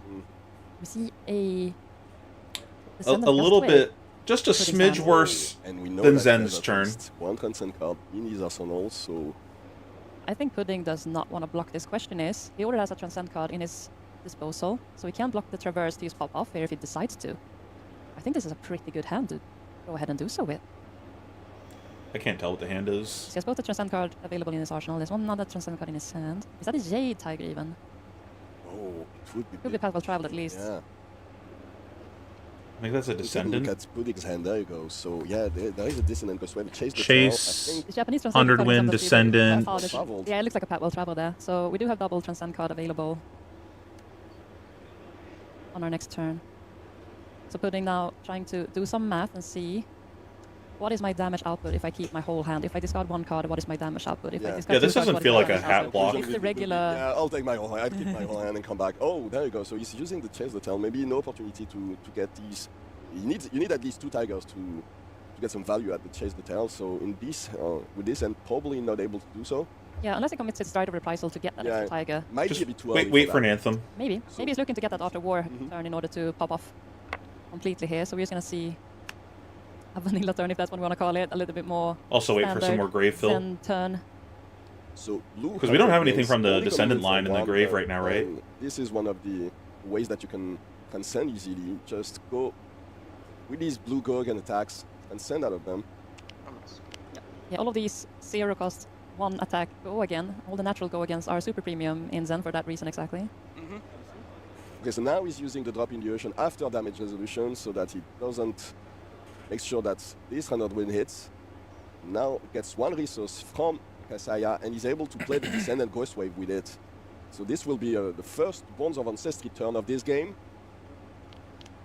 Yeah, so probably looking to activate Zen ability here to go fetch that bonds. Question is, well, he's going to pick up from And his again, graveyard. just I think set that's chi what exactly he looks pass. for right now, what he has available at his disposal. You know there's a couple of 100 wins in there. We know there's a Chase the Tail. Yeah, but Chase the Tail without... Quite mopey. Yeah, it doesn't have any tigers in his hand. He didn't want 100 as you said wins earlier, or didn't want to swipe? block with the Stride of Probably Reprisal, swipe, so right? That's worth doesn't have 5. that many options actually, probably. Let's look at this. Mauling Key Probably is also wants to available. finish- No, yeah, because the probably tiger's will going be to a eat the gloves. And from Kevin's side of things, we have Double swing big, it looks Red like. 100 wins? Swing big is like a classical. Happy about this, this situation there. He knows that the Bonds of Ancestry is coming. It's one of those turns, huh? Oh. I'm gonna commit one of the swing bigs then. Well, yeah, you're not gonna be able to play those two swing bigs anyway, so might as well use one to block. Unless you wanna roll the scabs. Oh yeah. Hope you get a 4 or more. Kind of guy. Yeah. Oh wait, no, sorry. We have to grab something that's already in our yard. I love playing against the Bruce because you always try to figure out how much of a gambler they are in terms of how often they like to activate scab skin leathers or not. It's a delicate dance with the devil on that one. Getting the 100 wins, so we were absolutely wrong there. Yeah, that must be the last 100 wins as well in his disposal. That's the last red one at least. Exactly. So My favorite is the no blocks roll scabs. Yeah, playing it calm and collected here, just trying to feed his graveyard. Trying to find the Art of War to try and pop off with all of his equipment later on. Still has everything at his disposal. See the Traverse Universe, yeah. the Stride of Reprisal. Of course, you never want to use the Stride unless you have the Art of War, at least. Yeah. If you can afford it, being able to banish the Tiger for free is perfect in this situation. Then if you can get a turn with the Jade Tiger Domain as well, it can be devastating for your opponent. So definitely you're looking for one of these turns. This is not that turn, but it's still a pretty strong turn. And yeah, Kevin is shaking his Infinite head, mental having damage. to take all this damage. He knows what's coming. He knows that Tiger and already down to 100 26 wins. here. Yes. It's only going to come in for 3 because it requires the other 100 wins to be on the chain link before it in order to get the bonus combo there. This is just an attack for 1. Yeah, it gets the bonus from the Tiger Stripe Shuko, but still a pretty good turn here from Pudding. I understand why Kevin is frustrated, because it's not one of the strongest turns, but still one that you have to block somewhat. But it could have been so much worse that maybe he should be relieved there. This just an attack with swing big is and then still take 1 good. from your own blood debt. Definitely, 2 for 8 is such a good value card, but the proposition is here that if Pudding decides to block out his whole swing big, he gets a quicken token. Now, probably not something that he's looking for, really, because most of his cards already have go again. Yeah. The quicken. I like the, this yep, doesn't really kill have me. drawback when you're playing Come against ninjas. Most of the time they have go again on all of the cards, so not really an issue there, but this might be an issue. Now you see the Traverse Universe and the Stride of Reprisal pop at the same time, so that means lots of resources, 1 free card, and that probably means that an Art of War is in Pudding's hand. Yeah, I didn't see his hand completely, but No. I would probably put my bets on exactly that is the outcome. We will take a closer look shortly, as soon as he allows us to do it. As soon as he allows us to take a peek. Yeah. Let's see. There's the Art of War. We have a Descendant Gust Wave as well, so we can look probably... Oh, GG. Probably going to look down. Is that a Chased Tail at least? Or double Descendant? Wow, it is. He has a blue and a red in his hand. For sure. Yeah, we're doing it. We're popping off. Wow. And Kevin, yeah. You know, this is it. Oh, but it throws and he has a non-block in his hand. Oh no. That is not really what you want to see exactly here. What you want to see, absolutely. Kevin doesn't know it yet, but Pudding is drew into quite an awkward situation here. We have the E-Strike available. But apart from that, there is Homage to Ancestry. It looks like Stir Depart, and he's already transcended, and it's his inner Shi there. Yeah, he's going to have so many Chi cards in his deck after this one, regardless of what happens. And A really awkward position there, but at least he's going to be able to use the Descend ability to get the bonds for this Descendant follow-up. And the Art of War is going to give it a little bit more oomph at least, but... Yeah, great card design. It doesn't look like Kevin has a very good blocking hand though. He has his own Art of War in his hand. Can of course try to crack the Scalding flashback in this one, but he will presumably hit a very I bad respect card. the fuck out of that. He doesn't know about it. Yeah, Pudding would be very happy to to see the flashback gone after this one, and losing maybe only a Transcend card for this turn, getting intimidated. Yeah. So we're looking to get the bonds here. Now seeing what we have available. We don't have any Tigers available, so Chase the Tail is also quite awkward. We have 1 available, but... Only 1. Yeah, Chase the Tail. We'd like to see a second. And we don't have a Tiger body to get a second Tiger at least either, so... We're going for the Mauling Key. That's probably the best we can do here. So then we're probably looking at... Tiger Mauling Key. We don't have Go again on the Mauling Key though, so that's a bit of an iffy... Because how we can channel. you can still probably use the E-Strike for 6 go again. Yeah. Putting one of these transcend cards at the bottom of his deck and then attack with the Tiger and then the Mauling Key. So that's already a pretty strong. So that's a pretty good turn, yeah. Let's see what the flashback intimidates there. I'm curious if he's going to choose to activate his transcend cards before the Scowling Flashback gets activated, just to get the abilities off of those. Before maybe losing one of them to the banish zone for the end of this turn. You already have the chi in your arsenal, so like... So he's just gonna... Just trigger it. Send it to the luck guys and see what comes out of this. Hey. And what could it be? Let's see.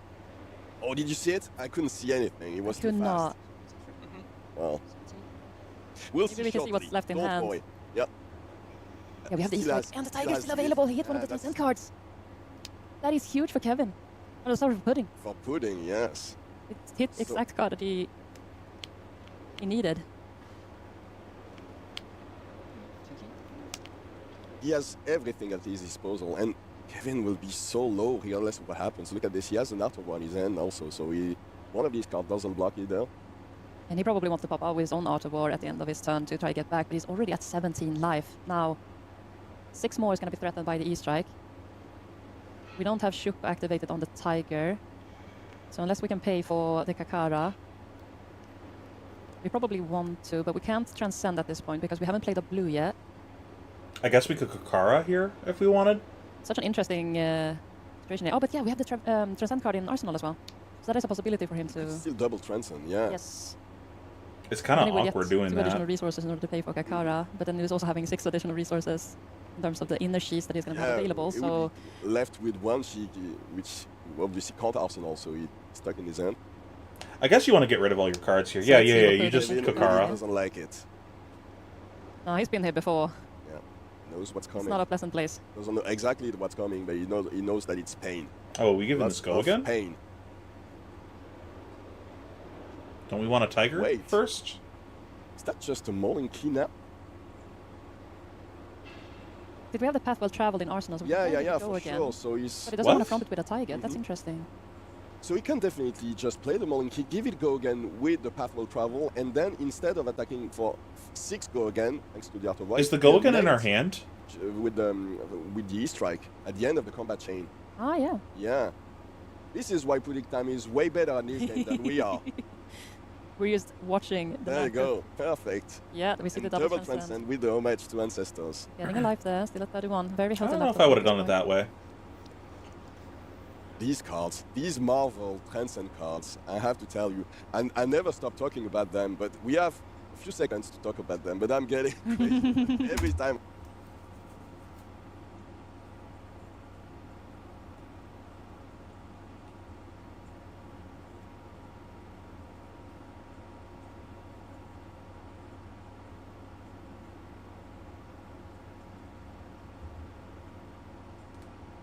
I guess it's the same damage either way. If you put the... Because this way you're getting a staff in. Or if you put the Tiger first, you're missing out on the staff buff. I see them, I play them, or I see someone else play them, I get crazy about them. They're such a home run from the art direction team at LSS. So gorgeous. Now he has so many resources. He can even attack with the Kakara. And then Tiger coming in for 3. 3? Oh, yeah. Oh, yeah, +1 from Outer War. Oh, no, that's only 2. The Shuku is inactive. Exactly. So +1 from Outer War, +1 from the Tiger taming Kakara.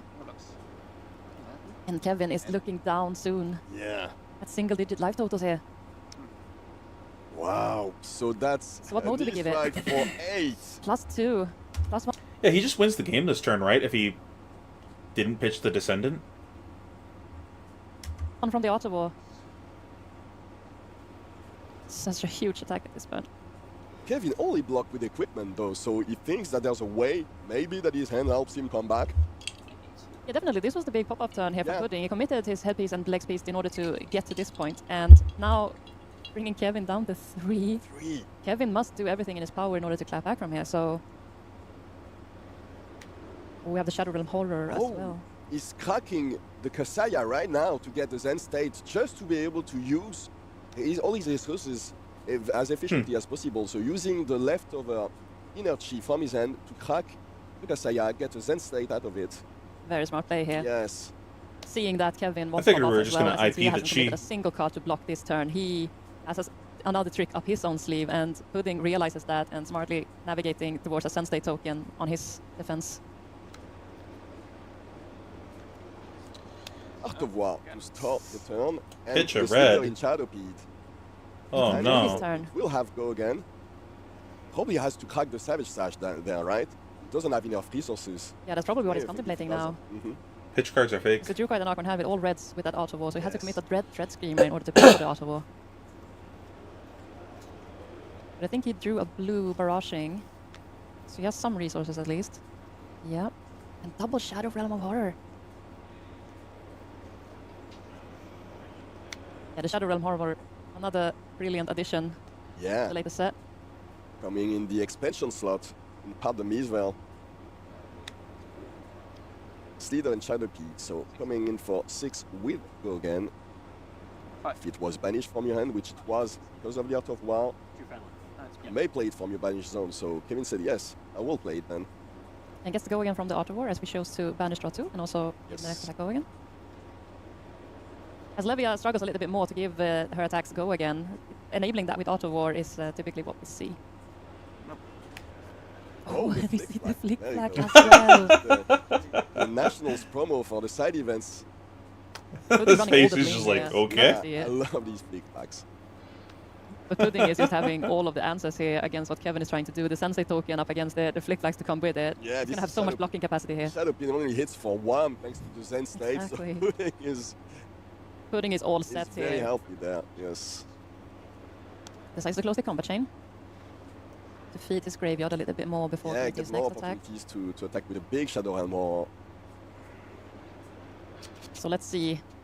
I think he has quite a healthy amount of hits in here. But depending on how many he hits... to get go again. Exactly. You know that at least one Magic Bean Down is in there. There's an Art of War as well. Yeah. There's at least 3 or 4 non-hits, I think. So it's not It's impossible. not 100%, but yeah. Okay, so 3 random. He wants to know exactly what he needs to hit, so...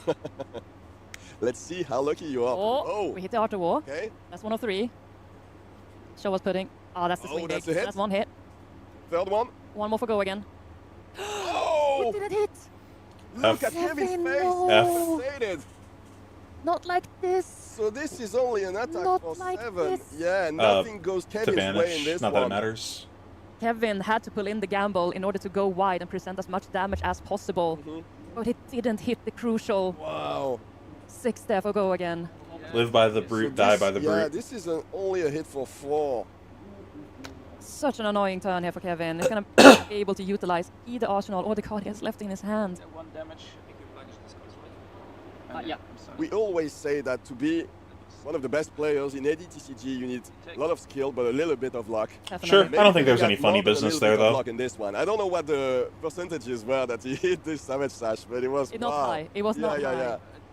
So I 30 took 1. So just making sure to do the calculations here correctly. I Game 1 back. Okay. Yes. Yeah, you're Wow. Hey, I think Kevin missed the I mean- life gain there on Homage from last turn, so everything is settled.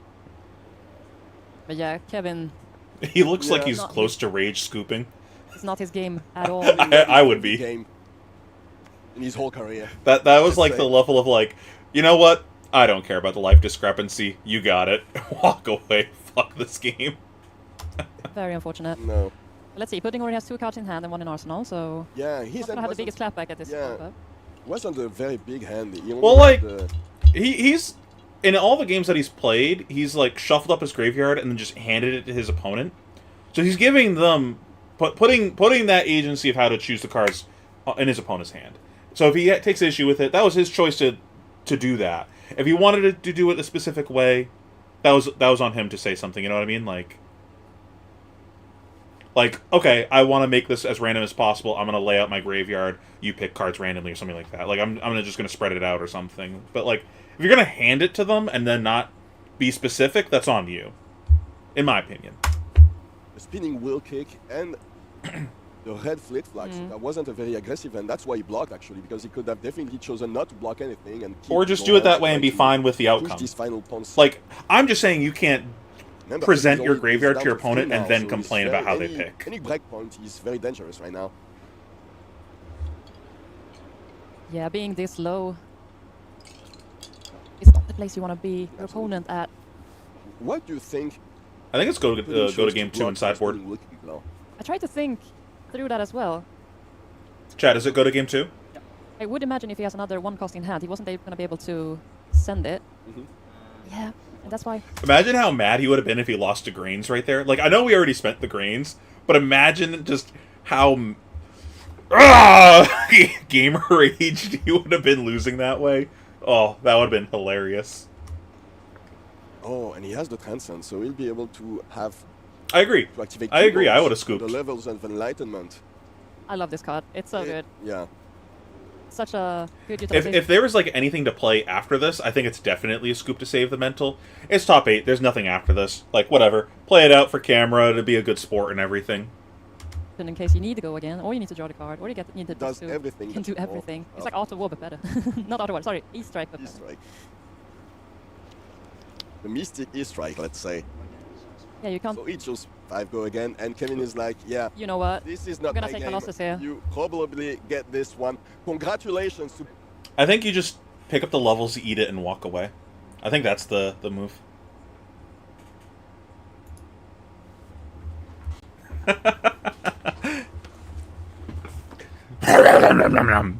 Good game.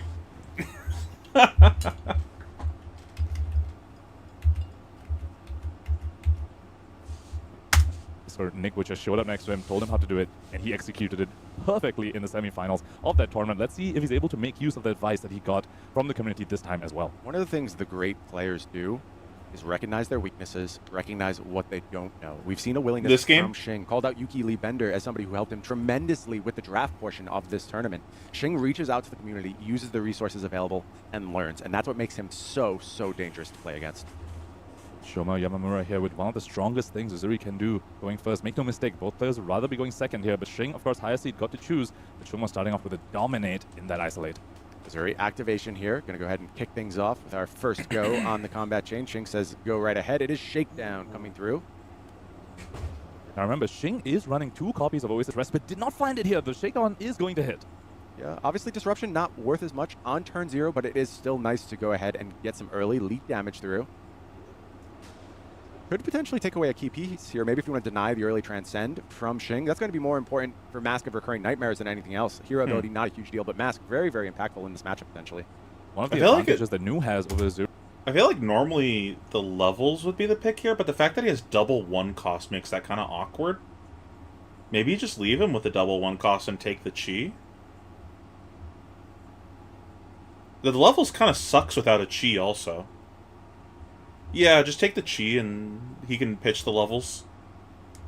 Fury is the way to dodge defenses on the combat chain by just attacking the hand directly with the Mask of Recurring Nightmares. Taking away the Chi, as you point out, could very much be something Ashoma wants to do to avoid the Mask of Recurring Nightmares activation. I'm gonna grab some crackers while he takes an hour to think about what to banish. Deal with the damage from these attacks. It is safe to say that blue was the name here, but it is going to be the levels of Enlightenment taken here. Going to leave Xing with the Transcend card instead and draw back up. Early life lead goes to Shoma Yamamura. One aspect of that play that cannot be understated is the information you gain. Both these assassins rely on hidden information into their opponents, but Shoma already knowing 2 of Xing's 4 cards here. Very strong play for him going first. Got 3 damage in and knows 2 of those 4 cards. Looking for a scrap. Path well traveled. Both known in Xing's hand. Looking for a scrap is turned on because of that block with the Victor pieces on that turn 0. Wisely so. Draw here of Command & Conquer, Persuasive Prognosis. So some options here for Xing. Persuasive Prognosis, very strong to go with the path well traveled, but of course the opponent knows you have the path well traveled. I want to take a moment. I like how I leave and my viewer count goes up. Differences between these 2 assassins. Master of Recurring Nightmares on Xing's side, as we spoke about, the Crown of Providence on Shoma's side. One bailout potentially for those arsenal disruptive pieces that these assassins are so known for. Looking for a scrap, going to be the start here for Xing. And pitching away the Prognosis, trying to, probably hold a path well traveled for something later on. It's going to take a bit of damage here from that looking for a scrap.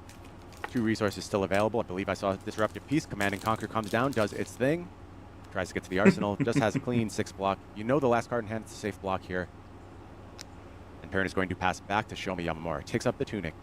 2-card hand available. Izuri, one of the best heroes in the game at playing these 2-card hands. Something like a stealth card from Arsenal, like a Persuasive Prognosis, presents nothing but problems for Xing. A very, very challenging thing to defend. Xing on his side, though, does have the Sync Below. Very, very effective card to deal with something like this. You can put a 3-block in front of it, either respond to a Zuri trigger, or if it's even something like a Just a Nick, you do still get to defend yourself. Is going to defend here, and it's just going to be an Arsenal from Shoma. Leave No Witness is going to the graveyard for Xing, and he has a Leave No Witnesses and a Command and Conquer in that graveyard now. 2 pieces you really want for that Codex of Frailty that we know is going to come out later on in the game. Double Just a Nick drawn here for Shoma, but I don't see a 1-power attack to go with it quite yet. Could, of course, be one in Arsenal.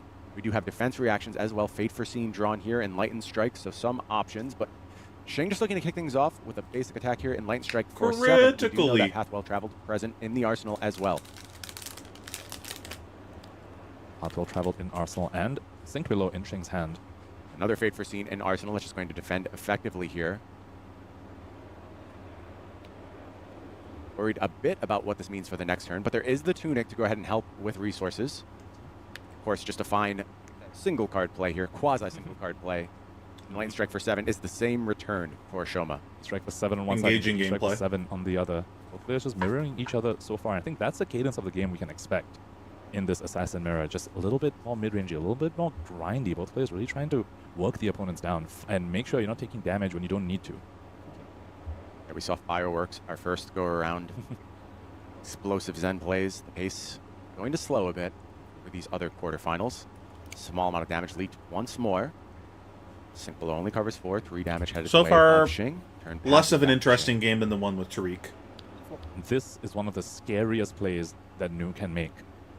Just surgical extraction, pitching a blue, 1 floating. This threatens so many things. Now, Shoma knows one of the cards is a Path Well Traveled, but the card in hand could be a Pump, it could be a Codex, it could be just some of the Arsenal disruption. A lot of branching paths from this, especially with Path Well Traveled. It's just, there's basically infinite options. You could go ahead and have the end of massive recurring nightmares on this turn. Like you mentioned, I'm surprised he didn't block gloves. A lot of threats here. Codex 1 floating with the Tunic up as well would be very, very threatening. We know he's got a Command and Conquer in the graveyard, has access to that as well. Shoma needs to really try and map out what this turn could be. Very helpful for him that he knows about the Path Well Traveled in Xing's Arsenal. Yeah, having that Sync Below also could prove very, very useful here. Perhaps giving some counterplay around just an attack reaction, which is yet another option that Xing has after having attacked with this Surgical Extraction.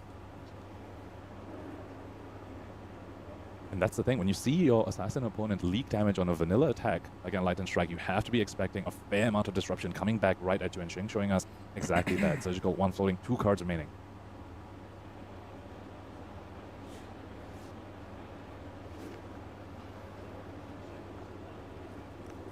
Keeping track of these graveyards is going to be critical. Posturing around the graveyard, also potentially critical. Certainly anytime my Assassin opponent reaches for my graveyard, their graveyard, start considering Codex. Also, you have read that card. No, I just consider it. Oh, okay. Seems like it does bad things. Involves the graveyard somehow. I don't know. Makes a bunch of tokens. I take random actions. I move my cards around to make I know what I'm doing. Shoma considering all possible permutations here. Mask of Recurring Nightmares also pretty much almost guaranteed on this turn, you have to think. So does seem like it. Block the Surgical, perhaps the Sync Below, but you'll need to give up a card as well, and then you think about what the remaining card could be. Xing is representing that he will Show have me what you're action looking point after at. the Surgical resolves as well. There are some 1 resource options in Xing's list. Gravekeeping potentially coming out. Yet more things to consider for Shoma Yamamura. And it's looking like no blocks were declared. Just going to go ahead and say this on hit is at least something I can anticipate. I'd rather just let you go ahead, disrupt a little bit, than engage with what's going on the combat chain. And as Shoma tries to decide the banish over here, you have to keep in mind Nu's hero ability that might come into play later on in the game. I see him holding a Persuasive Prognosis, a card that Nu would be somewhat happy to steal from you if it ends up in a banish zone. Is he banishing the Sync? We could also still be in reactions here, I want to point out. Not 100% certain that we have declared no blocks. Just went ahead and let that Path Well Traveled resolve. Yeah, I believe Mask is being resolved right now. So Shoma's deciding that and does have a Sync Below. Still very legal play in the reaction step. Seems very reasonable here. Sync away a blue. Posturing, getting rid of the Sync Below. No? Perhaps that's another reaction in Arsenal. That's exactly it. The Fate Foreseen in Arsenal. That's going to go ahead and attempt to cover up this Surgical Extraction. Will it do so successfully? I guess. Looks like yes. Combat chain is closed. And it is the Codex in Arsenal. And that means we are set up for potentially CNC, although Arsenal has been cleared at this point. Still, you just take the damage. And Frailty, of course, going to refill it on this go-around. And that's the perfect punish from Shing's side. Shoma opting to use the defense reaction from Arsenal rather than the one from the hand, made himself vulnerable to his codex. Now has to decide how he's going to deal with the CNC.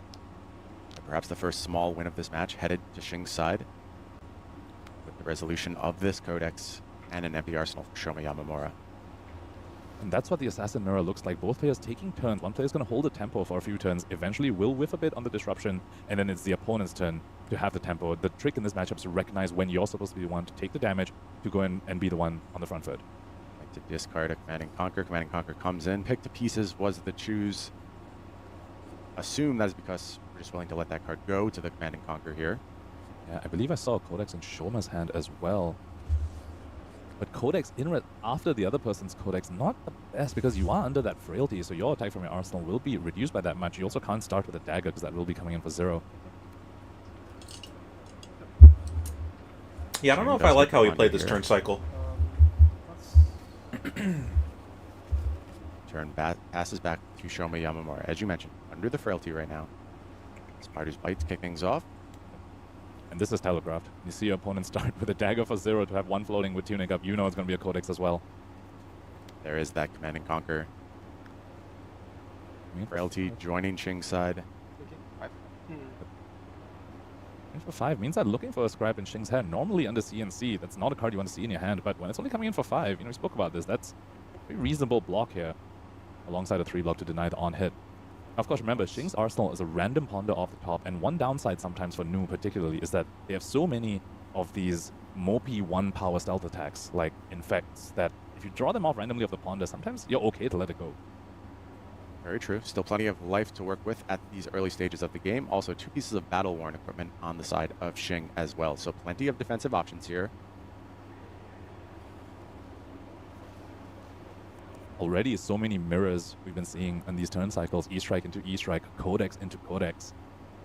It is a funny game. Some differences too, a Mass activation and a Uzuri activation already as well. Forth the arousing wave here and let the Command and Conquer hit, clearing out the arsenal. Tells me maybe we're looking to use this arousing Speaking of mopey infects. And it was just one of those mopey stealth attacks. It was exactly that infect that went to Shing's arsenal. Not what you want to see of the ponders. This is where a lot of assassin aggression comes from, on the back of looking for a scrap. Another overlooked part of the Assassin Mirrors is that both sides pretty bad numbers. Assassin not really known for dealing impressive amounts of damage on these turn cycles, but looking for a scrap and E-Strike are exactly the card that you need to shore up your numbers, Like, as you're disrupting them, you're also dealing good numbers. This is a very, very difficult card to deal with because you want to block it for damage, but there could very well be disruption coming after this as well, and you have to expect it, especially after Shing just took your CNC.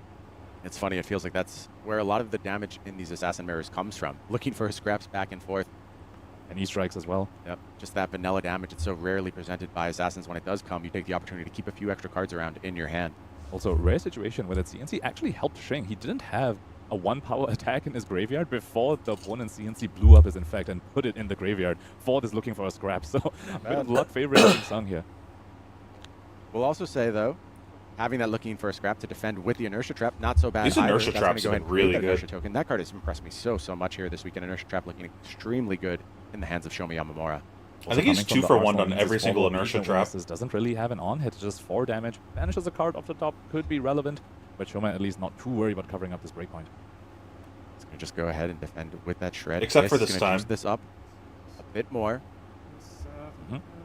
Have the Slither potentially for a future turn. Well, here's where the immediacy. Well, here's where the value of the Inertia comes in. I do believe Shing planned to put that Slither in his arsenal, but Shoma Yamamura's Inertia Trap is something to say about that. Shing forced to give that up, really messed up Shing's plans on this turn cycle, and that's the power that Uzuri has that Nu doesn't quite. Like, Nu disrupts you a lot, but on her turn, you can still plan out your turn perfectly against a Nu. Once it is on your turn, but Shoma showing that Uzuri with the Inertia Traps able to deny that Slither token from Shing. Yeah, pretty important there. Well-constructed deck, paying dividends once more, and now we're back firmly in the Uzuri camp. It is maybe Isolate we're supposed to have Inertia Trap and Nu. With Dominate, threatening everything. Literally everything. Probably not. Anything can happen from this point. Important to note as well, Shing definitely noticed this red shred blocked with on Shoma's side on Shing's turn. Shoma still holding 2 cards with his Isolate. Yeah, you have to wonder, does he have another one of those? Also, dominate when you don't have an arsenal means no potential for defense reaction coming up from that zone. However, Oasis Respite, still something Showman does need to consider.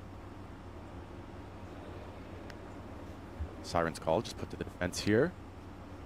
As we mentioned, this card faces a bit of uncertainty. Certainly one of your all-stars in the vast majority of matchups, but against Azuri, not as many blues. Just 15 blues to speak of. I spoke to Shing before this, asked him whether he was going to side these in. He said yes, particularly because it lets him dodge the spiders by debuff. He's looking at this card mostly as just a 3-block that doesn't say attack on it.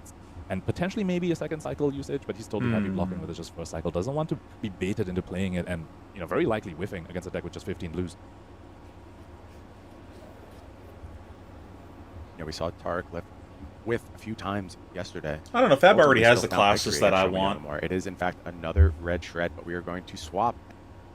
I like, from, like, Final Fantasies, like Summoners and Red Mages and things like that.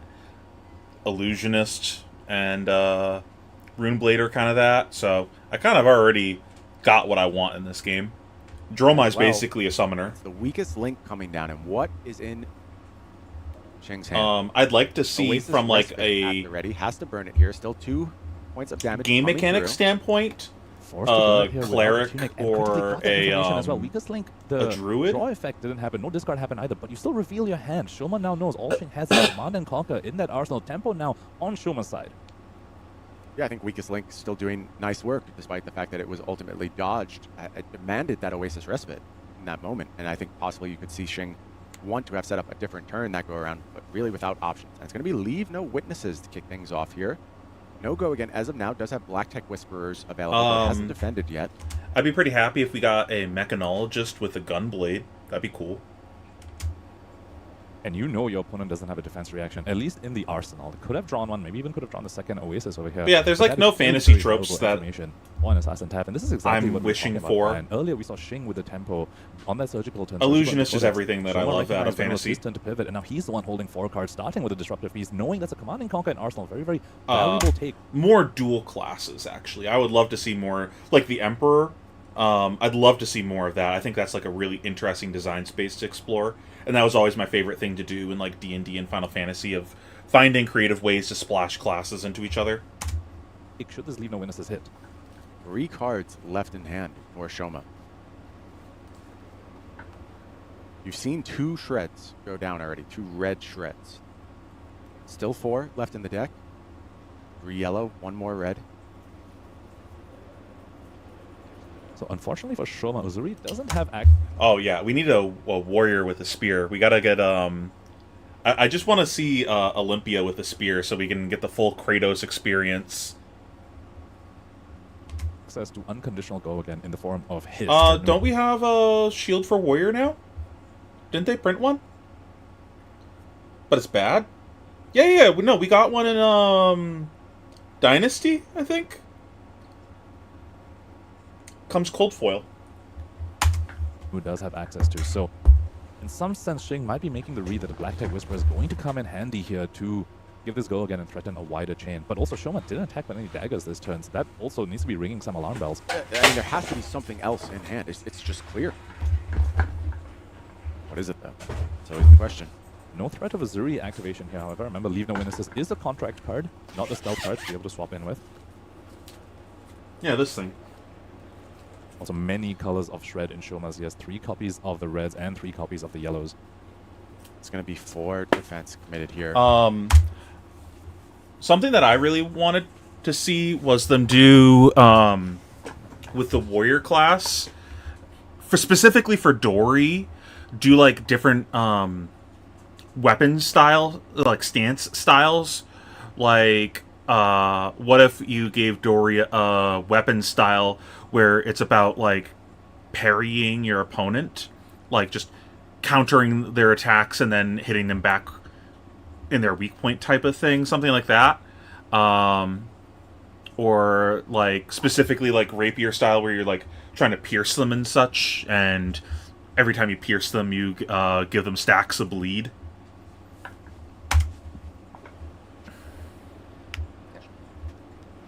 Spreading Plague coming down. Okay, so 2 Blood Rat Pox.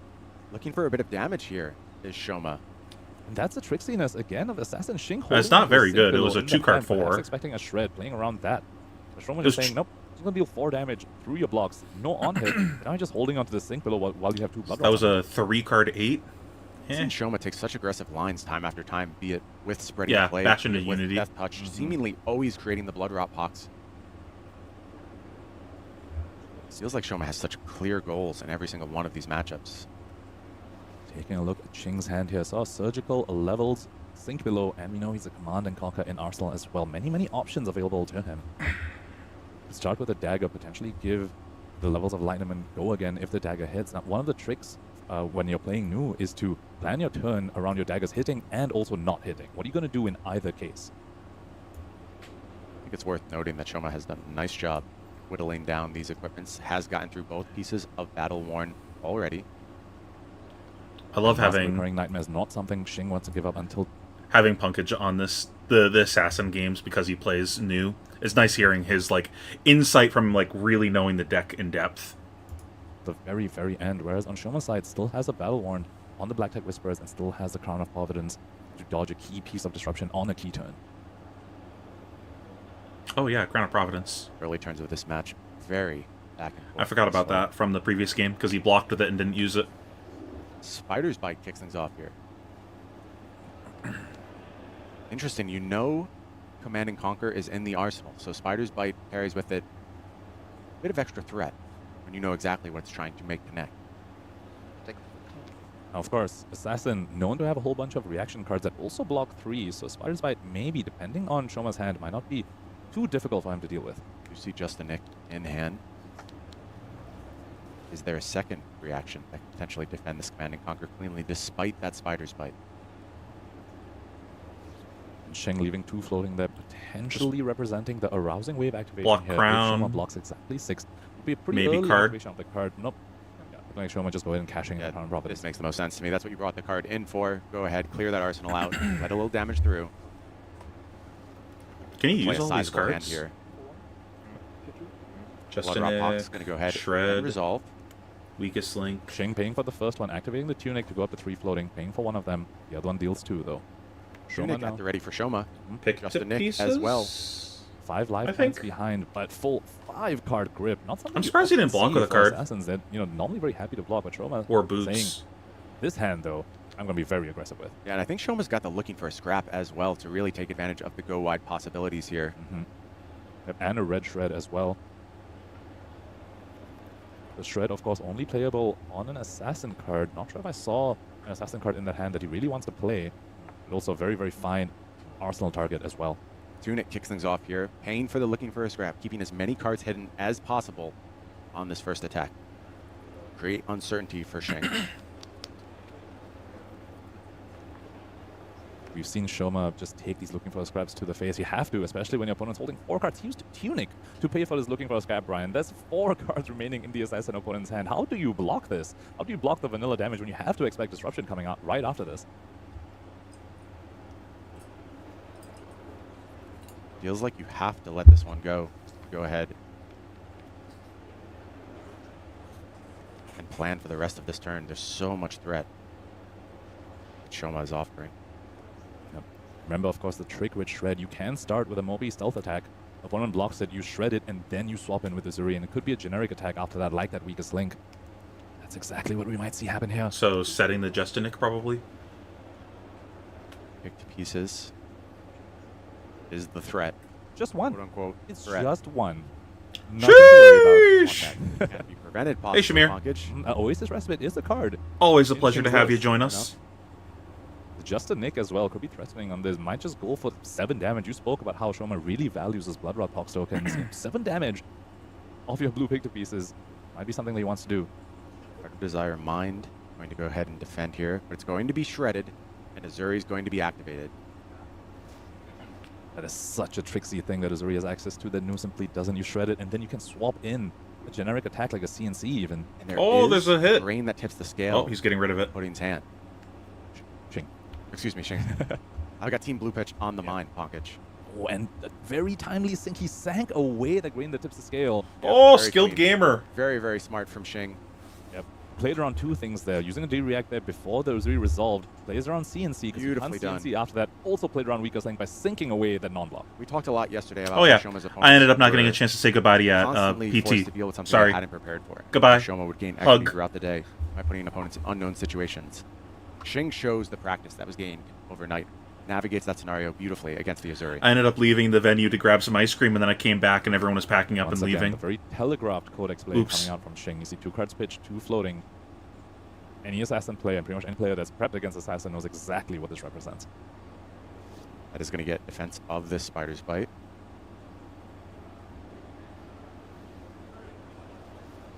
But halfway through this game, turn 7. Life See you in Japan? Likewise, equipment battered on both sides. Shoma no longer access to Crown of Providence. Looking for a scrap does cover here, but here comes the Codex of Frailty for the 3rd time in this matchup. And once again, Command and Conquer is the grab. How'd you end up doing? I didn't get a chance to catch up with you. 2 cards immediately committed to the defense. And there was 3 cards forced by Xing Sang there along, and refreshes Arsenal as well. But Persuasive Prognosis comes down, and Pankaj, if you recall the card in the arsenal, just a nick. Actually, massive threat from this seemingly innocuous attack here. And this time, Xing does not have a defense reaction, I believe. He's going to defend 4-2. He's been gravekeeping here. Huh? It's 2 sinks already and an Oasis. Shoma knows. Yeah, Shoma goes for it and puts out the Just a Nick, and that is going to get the job done. It looks like. F. Now remember, Prognosis can still whiff. It depends on the colors in Xing's hand. So resolving Just a Nick first, gaining a life off of that, and now the Prognosis. Blue card, Bonds of Agony. And you have to think this Prognosis is good. Oh. Does take the blue away, and so much information gained there as well for Shoma Yamamura. Is that like a battle hardened or something? And you have to. Persuasive Prognosis and Just a Nick is one of the strongest combinations that Nu has access 100%. to. You just gain so much life, deal so much damage, and take a card from your opponent. You know he wanted to make that play. Unfortunately, taken away from him. Just going to start his turn. Bonds of Attraction. Now, Shoma knows there's a Just a Nick in his hand, but this isn't really an on-hit. This is vanilla damage. So much less meaningful. So much less meaningful. And once again, we're seeing Xing being a little bit punished from those random ponders. That is, once again, a disadvantage that Nu has. You have all these mopey blue stealth attacks. You draw them off a ponder. They feel really bad. Uzuri, though. We spoke about it. There's been the name of the game this entire time. Way more reds, way more of those offensive yellows as well. More happy to arsenal these random ponders than Xing is. For the first time in this matchup. Hey, 30th. Good job. I feel like somebody has an edge. Congrats. I feel like Shoma Yamamura is in the driver's seat right now. Still a lot of flesh and blood to be played. That Persuasive Prognosis has set him up extremely well here. Just going to go ahead and defend. Yeah, that's always the best part of these events. This is a bit of a seeing all the friends from across the world. From the Just a Nick. The on-head of Bonds of Attraction as well, not considered. There are some pretty... Oh, yeah, you weren't there for that conversation. I was explaining to someone who you were... it was Ricardo. I was telling them that one of the best parts of making top 8 at Lille was getting to meet you. Because, like, we hadn't interacted up until that point. I don't believe. And then kind of hit it off after meeting you in Top Cut. I consider you a good friend now. I think that was one of the highlights of topping that event, getting to get a nice new friend. Pretty important blues in Shoma's graveyard. Bonds of Attraction, one of the few cards that lets you target banish from the opponent's graveyard. Persuasive Prognosis is something Xing would be. I love your big energy at every event. And that's exactly why. Yeah, Fate for Scene comes down.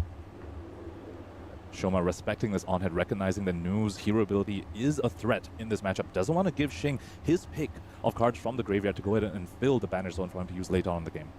And we haven't seen a surgical this game, right? From right now. Shoma. Making a seemingly challenging decision on this opt. Yep.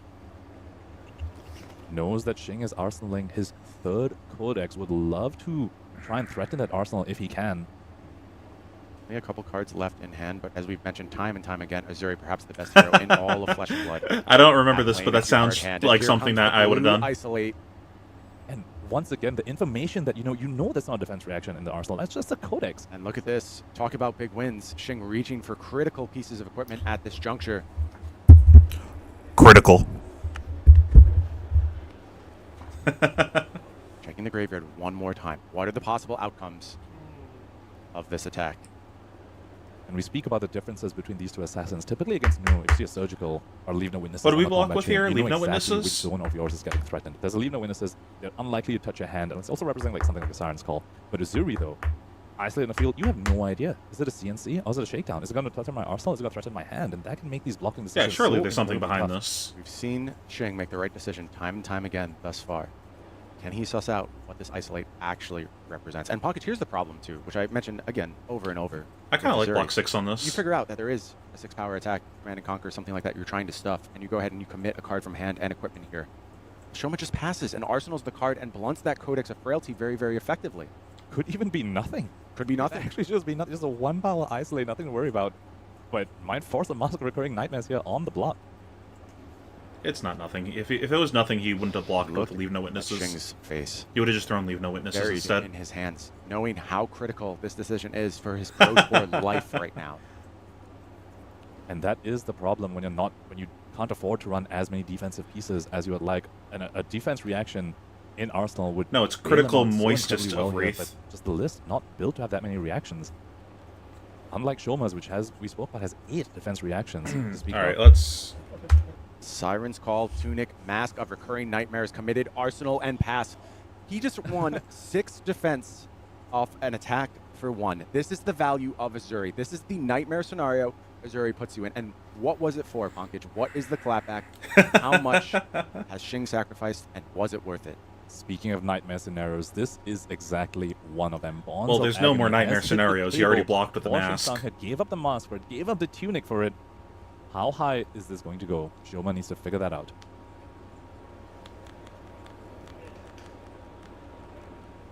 So one thing to point out though, with the mask gone, that is 1 fewer reaction to power up this Bonds of Agony. 1 fewer reaction that Shoma needs to consider. Also, Codex of Frailty in Arsenal. So Shoma actually still having quite a fair bit of information. That's just 2 cards in hand, plus the equipment that could potentially be the reactions that Xing needs to power these Bonds of I'll be here all Bonds week. of Agony. No Mask of Recurring Nightmares. That is massive, Brian.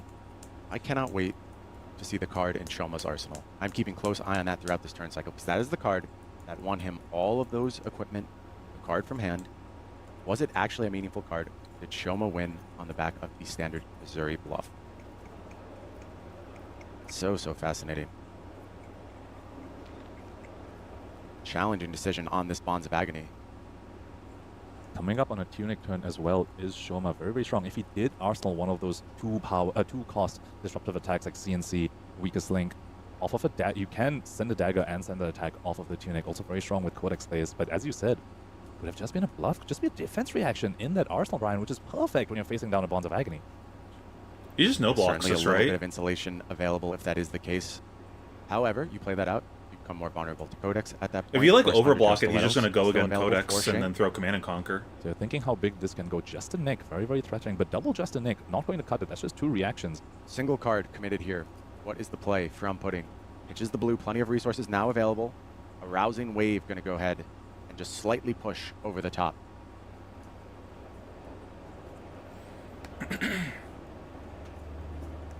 Will represent, of course, that second attack reaction if it is deployed here. Okay, so it's the Undertow Stilettos. Xing being very aggressive with equipment here. These are very early usages of the equipment. That new side, all equipment empty now, Brian. Is it going to pay off for him? Holding on thus far to the hiss. Now it is deployed. Excuse me, Fang Strike is deployed. We're just going to go ahead and resolve this Bonds. Okay. 2 damage coming through. Now Xing has his pick. Shakedown and CNC, both premium disruptive pieces in that Uzuri deck, not only for the Uzuri ability, but also, at least, especially CNC, as a Codex target. And remember, Bonds of Agony can also banish whatever copies are in the graveyard. So if you just take that CNC, that is one premium Codex if you think target about it, for it makes a lot of from the sense. deck. What if you... On the... so, like, the way the matchup should, in theory, play out, the new wants to no blocks, throw Disruption, force your opponent onto a small hand. Uzuri wants to play small hands. Uzuri doesn't play blues that are good to play from Banish, so you don't really have a hero power. And then Uzuri forces the new into playing small hands, but the new doesn't want to play small hands. I think it makes a lot of sense how it lines up into that. Yeah, have fun at work. See you, man. Take the Enlightened Strike and you just leave Shoma with seemingly nothing in hand if that arsenal isn't live. It's a huge gamble, but it does look like the safe play here is taking the CNC. As you mentioned, shutting off that powerful Codex line. Remember, Shoma has only resolved one Codex this turn, so just taking away the CNC, really denying that extremely, extremely powerful card. So, allowing Shoma to potentially have a turn this turn, but denying any future Codex plays. And also, we speak a lot about hidden information in this matchup. You now know every time Uzuri ability is threatened, there is no way he's going to be a Command and Conquer for the rest of this game. It matters a lot in terms of your timing windows. It makes you less exploitable if you don't have to defense react in response to that Uzuri reaction. Exactly. And Shing also getting a good look through Shoma's deck. See you, man. Yep. Of course, already had the deck list available to him, but just gets to check what cards Shoma actually sided in for the matchup. I have to apologize to Shing. I am so focused on this blue pitch narrative. I am treating him and putting interchangeably. Terrible thing for me to do. Apologize to you, Shing.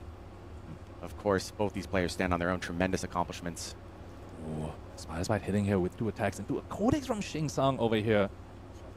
And he knows there's no way, at least from hand, that Shoma will be able to block out this CNC. Does have Black Tech Whisperers still available here. Wonder if this is a moment where also Shing wins some equipment, but no, just going to go ahead and give up this arsenal. We get to take a peek at what it was finally. Mystery will be unveiled. Looks like it was a death touch. Okay. Talk about strong Codex targets. Yeah. That's a strong Codex target. Not bad. Yeah. And Shoma unhappy about that. Was coming up with Tunic. Would have been perfect. Would have been happy to block out and just use Tunic to death touch. CNC, though, had something to say about it.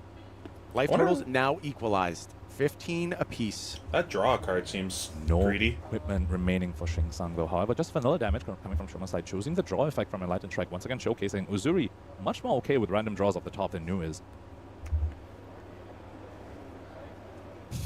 Looks like it is time to go ahead and transcend, going to rebuy Codex of Frailty, Rising Sun, Setting Moon, or Shing. I was fully expecting 6 Codexes to be resolved this game, but Shing just made that 7 with that Preserved Tradition, tucking 1 Codex right back into the bottom of the deck. Useless card for me. It's 5, okay. 5 of vanilla damage coming in here, blocking 6 from Shing Tsung. Okay. And just moves to Arsenal, the Shoma. And you have to remember, all that tempo that Shing gained on his turn was off the back of the very aggressive equipment usage, both on defense and on offense. All the equipment gone really needed to be rewarded on this following turn, but blocking 6 huge damage on a Enlightened Strike. They're just coming for 5. I don't think that's where you wanted to be, Brian. Huge. I don't think so either, Punkage. And now we see our first new activation of the game. Going to grab a pick to pieces from the Banish Zone. That ain't Here we see the cost of blocking with a Mask of Recurring Nightmares. If the opponent had something like a Surgical, Persuasive, maybe even Bonds of Agony in the Banish, you're happy to use no ability. But all they had was a blue pick to pieces, and you no longer have that Mask of Recurring Nightmares to rip a card from Shoma's hand. Looks like perhaps it is time to commit these Black Tech Whisperers. That says a lot more about Shoma's hand than the threat that Shing is representing here, although Justin Nick is going to go ahead and drive quite a bit of damage here. And now, +1. Life total getting a little precarious. On Shoma's side, we fall into the single digits. Single digits, but once again, Shoma keeping the full 5-card hand. Black Tech Whispers has been blocked with, representing that he's actually going to use it. Nerve Scalpel kicking things off here. I wonder if that's portenting a Flick Knives down the road. That's so dirty. That's 2 hisses in Shing's hand. Unlucky. Scalpel is going to be defended against. It's followed up by Spider's Bite here. Yep. So those hisses going to be blocking for 3. Heads up by Shing there, recognizing his vulnerability to that Nerve Scalpel. And once more, here is the Persuasive Prognosis. We saw this card heartily swing the tempo in Shoma's favor. Double hiss committed to the defense here. I don't believe we've seen a yellow shred yet come out from Shoma's side. Just going to pass. Defense is good. Shoma looks to move to Arsenal. Oh, well. Back over to Shing. What's the offer with this 2-card hand Traded available? 3 cards for 3 cards. Leave no witnesses. Not bad.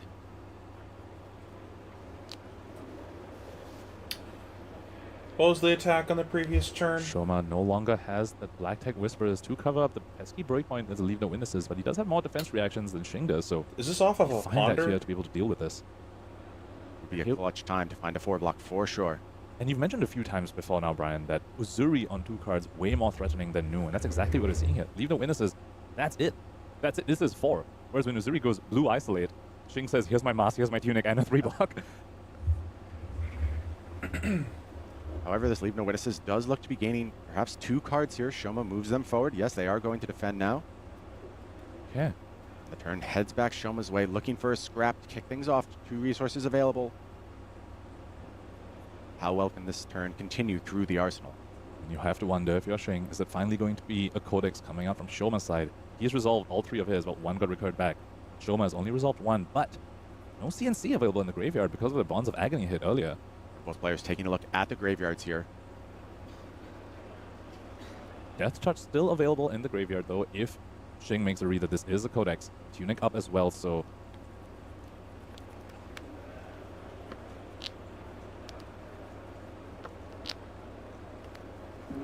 It's to banish a blue Isolate for this looking for a scrap. Thankfully not one of those power cards being tapped into. Oh! Multiple defense reactions this go around for Shing. That may bode well, given that Shoma has stopped us here. Yeah. Flick Knives on the Spider's Bite, looking to really force whatever it is that's in Arsenal. Really wants to force the issue on it. Spider's Bite going to be good. Shing falls to 13. And then 12 from the looking for a scrap. Spider's Bite active, and it is the Codex. There is that Codex. No CNC, though, so what is he going to get? Might be that Death Touch. We know how much he values the sheer damage on that card. Death Touch seems reasonable. Weakest Link, perhaps another option. Interesting that the Flick Knives was the choice here. He had the resources. Shakedown. Shakedown. Makes a lot of sense. Zero cost reactions are available on the board for Shoma. Well, the Black Tech Flick Knives is once per turn. So Black Tech going to be the reaction to juice up the Shakedown. Should Shing allow it through. Now, of course, Codex allows Shing a very unique opportunity to potentially mind game Shoma over here. You do need to pick a color from the Shakedown ability. And if you only have, and typically you would expect your opponent to pick blue, but Codex gives you an opportunity to discard a card. So if you discard a card of the correct color and you make the right guess of what Shoma might pick for the Shakedown, you could just dodge its on-hit effect. It would be a big risk to take, but is a line that's available to Shing potentially. Mind game on mind game here in this Assassin matchup. Seems like Shoma is well set up to claim just leave no most of Shing's hand here. Yeah, he's freaking so... With the help of that Spider's Bite debuff, of course, we'll have an Arsenal going into the next turn on the back of that Ponder. Aggressive usage of that dagger now coming up from Shoma's side. We saw Shing have his turn of being aggressive with equipment. Shoma now returning that in kind, taking a dagger. Just going to be Command and Conquer one more time. There is the Shakedown. He has been Spider's bitten, so this is only blocking 4. Yeah, and Black Tech Whisper is going to turn it on, but there is the Fate Foreseen as well. So Shing with a small win there gets the Black Text for no real value. However, Shoma set up with an Arsenal here. And that was the mind game. Getting the 3 cards on that is real value. CNC, representing that he was holding a blue. Had Shoma not Black Tech there, Shing's... Like, you cracked your Black Tech so the Shakedown would have on-hit discard. Instead, he just discarded the card. And now he's playing a just pass. Turn would have been pass. Perfect. Because he's holding a red and a CNC in Arsenal. So Shing, recognizing that he had an opportunity to force out the Black Tech Whisperers from Shoma, did so, and then just replied with a Sync Pillow. That was just exactly the mind games you expect to see in this Assassin Mirror. I think the real mind game would have been... If he had Tunic, I think the real mind game is you just let that hit, and then he calls blue because you grabbed a Command and Conquer, and then show him the red and call him a clown, and then pitch the red and the Tunic to play your set. That's the real mind game. Punkage, we're not sure about the Arsenal for Shoma. I don't think that's the correct play, but it would have been funny. I saw, I believe, 2 defense reactions, just a Nick, and I did not immediately see anything to go ahead and buff with that just a Nick. That is unfortunately one of those pitfalls of the Assassin class. The deck asks you to put a lot of things in it. Reactions, cards to target the reactions. Shred, it's 3 reactions. This is a disastrous draw for Shoma Yamamura. That is heartbreaking. He worked so hard to get the tempo, had the full 5-card hand, has the information on Shing's Arsenal as well. Those D-react as well when you know your opponent has a CNC. Normally very, very strong cards, but both going to be pitched here to just send this Nerve Scalpel. Okay, follow-up Death Touch. Saved a little bit by the random Ponder here. Does make something out of what looked to be a very, very weak turn. Ponders from Shoma definitely been a lot stronger than the Ponders from Shing. That means this Shred going to be able to do work here against Shing. Will we see Shoma one more time look to get aggressive with a Death Touch? I mean, speak about rough hands, Brian. Shing's hand doesn't even block 6. It's a Gravekeeping and a CNC and 2 no blocks. Is that does have the Oasis Respite.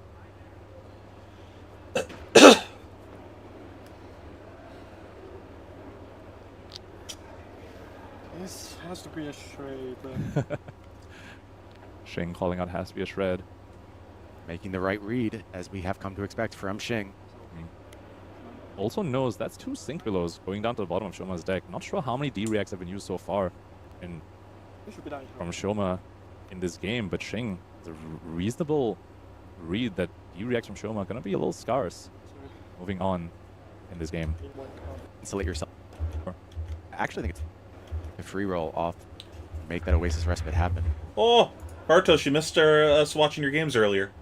Also, I don't know if you already, that Levia game, I don't know if you already had someone talk to you about that. You misrepresented board state a bit.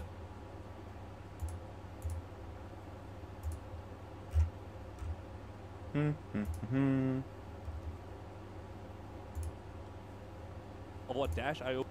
You like...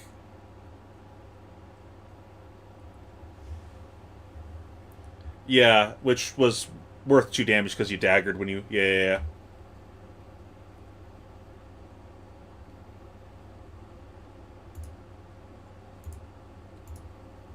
Deck What has sizes Shing exactly in the tank right now? Deck sizes roughly equal. So long for as both you know. players. I believe I heard Shing say 16 on Shoma's side, around 18 for him. Those 2 Sync Belows in the pit zone also going to have to feel it. Go ahead. Totals get lower. Lead of the Shred. Okay, so saying, we're just not let blocking Shoma it. get that value declared. No blocks. Going to get a Blood Rod Pox for that call. Kicking things off with us. Almost all of them. So we watched all 8 games of Swiss, and then this is 3rd game of top 8 that we're watching. I might end stream after this game is over, because we're at probably 5 hours of streaming at that point, and I'll finish up top 8 tomorrow. No secrets here. Shoma knows it's a command and conquer in Shing's arsenal. However, that Shred, as we get to these life levels, like you pointed out, might also watch the damage on draft portions demands tomorrow. a block from Shing, and that's I don't know if I care about watching the games, but I want to watch the draft portions. Their work. Piercing effect on these Spiders' Bites. So annoying. So brutal in this scenario. We would love to maybe just shove an equipment here and get a little bit more certainty, but instead just has to take the one that's Shoma Yamamura. And now Shing is free on the follow-up to go ahead and push this CNC. 1 CNC in hand, 1 CNC in arsenal. No go again being represented. Already used his Undertow Stilettos. CNC is pitched to CNC. Will not IP penalty here critically on the back of that sigil and be able to go back up to 9. Arsenal and Oasis Respite, and I think that could be a big pickup as well. Now look, you don't get the raw efficiency as I've never done this before. I wanted to watch these games, and I figured, hey, see if other people want to watch them with me. Seems like there's some interest in it, so I'm probably going to keep doing this in the future if people want to keep watching it. I mean, for me, it's only 9:45, and I usually stay up late, so... As we mentioned, of a Tunic play of the Oasis Respite. Normally, I go to bed at like 2 a.m., but recently it's been a bit earlier than that. The time zone difference of bouncing back and forth from Amsterdam messed up my already messed up sleep schedule. Now I'm on more of a normie sleep schedule, and I hate it. But just having that certainty when you get to these late game states, it allows you to be a little risky. It allows you to say, you have to have it, and then still have an out even when they do. They'll go up to 9, Shing, but then back down to 7 off the Blood Rod. And Shoma knew the CNC was coming. He let the Spider's Bite hit, expecting this. Still may look to defend this go around. Yep. Could be, Tunic at this point, potentially looking like a tempting block. Is it really going to come back up with the opponent at 6 and you at 8? Could be an attack, a reaction, and the Tunic to cover up 6 exactly. No tricks on the CNC. That's what the VOD is for. Also, I think I'm going to end stream at the end of this game. Shoma potentially confused why Shing didn't present any block, but also going off an action point and holding 2 cards.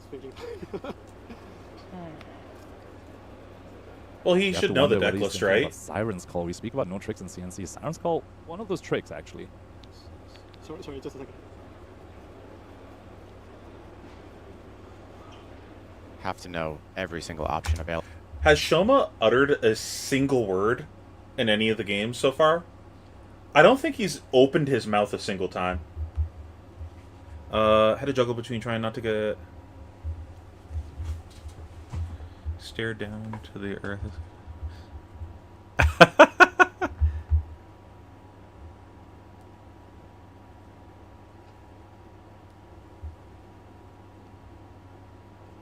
Yeah, we already watched that that one, and we did the math in real time.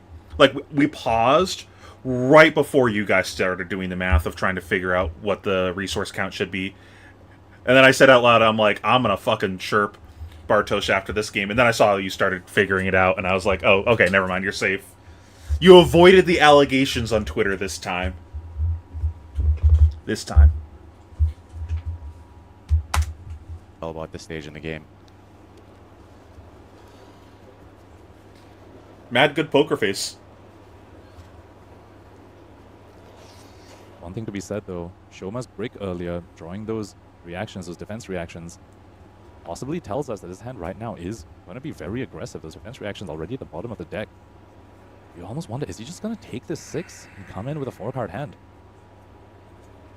So dangerous to fall to 2 against the new. It almost forces you to overblock for the remainder. Well, if you take all the cards from the new, then you don't have to overblock. And I see a shred in hand as well. Like, if you get the new to block with multiple cards, then you don't have to play around shit.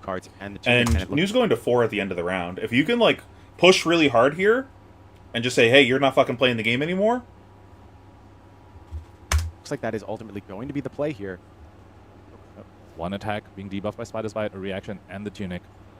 Sigil comes in for the life gain. Blood Rot Pox comes in for the life loss. And now the life totals are 8 to 7. Oasis Respite in Arsenal. What was Ethan nagging you about? Don't lose track of that as this game goes on. Just a weakest link here. So Oasis Respite turned on for Shing, going exactly 1 life lower than Shoma Yamamura.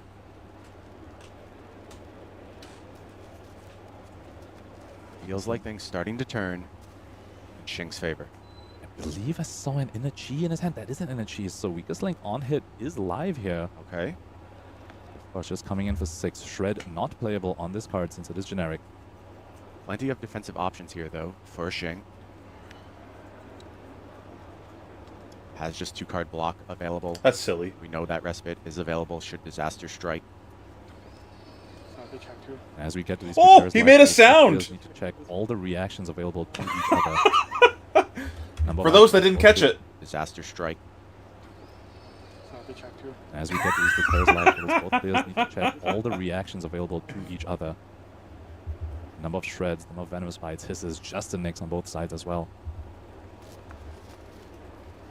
Ugh. Codex pitch by Shoma Yamamura yet again. I believe we also saw. I'm gonna be honest. This game was not great to watch. Able to draw them in a way that makes them playable. This is probably like really as well, especially when you're interesting for them to navigate, but it's like that in your arsenal. So much graveyard checking. Doesn't feel good. I understand why. It's just terrible for viewing. Clean defense here from Shing. Turn passes back. Next getting thinner and thinner. Silver being popped there by Shing Tsung. And that's something you want to see for Shoma Yamamura. That tells you your opponent's desperate. They're digging for something. They don't have something threatening enough. That could be good news for Shoma. It's just going to be dagger activation here off the homage. And that is pitch deck. I believe we saw that homage pitch the first time Shing Tsung activated the Mask of Recurring Nightmares. So at this point, if both players have been attentive, which you definitely expect quarterfinals of Pro Tour Amsterdam, they should know what is coming up for each other. Is it a and I think that's why you see that reaction from Shing. Shing not happy about the present state of affairs here. This could spell trouble, Pankaj. We need to keep track of these energies, these homages. No defense value.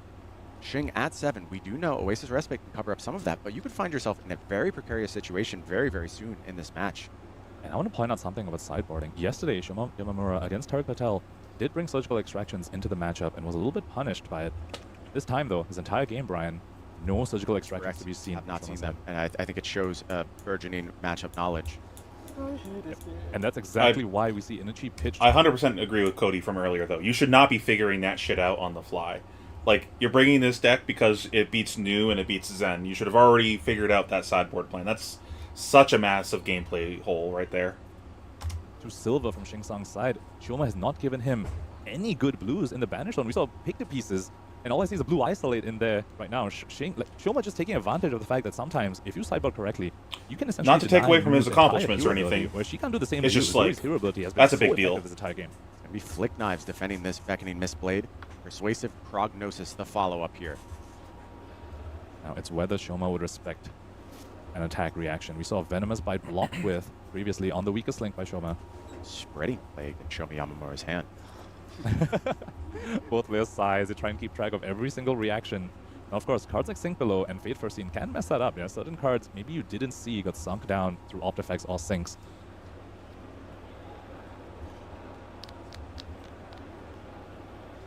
Also, the type of match where a photographic memory can absolutely serve you. You could have perfect knowledge at this stage of exactly what you could be up against, with exceptions of things like sinks, like fates. And also, what's on the top of your deck, remember, Persuasive Prognosis can Crit Xing even take from his hand. I see an on hit. Such a lucky break for Xing. Oh no. To these low life. Leave no. Okay, what did we end up doing? And I do want to point out again what you brought up. The no blocks going to Xing Sang's deck. 2 cards committed to the defense here, both Spreading Plagues. Leave no witnesses here. Leave no witnesses threatening the Oasis in Arsenal, so it's going to be Oasis in response if anything tricksy happens. Much more powerful looking hand from Xing this go around. And critical thing about Oasis, that's not shreddable. Is not. Not a blocking card, could clean this up. Save that life total, gain a life back as well from the Oasis, and looks like this time Xing has drawn some real offense in the form of that surgical extraction.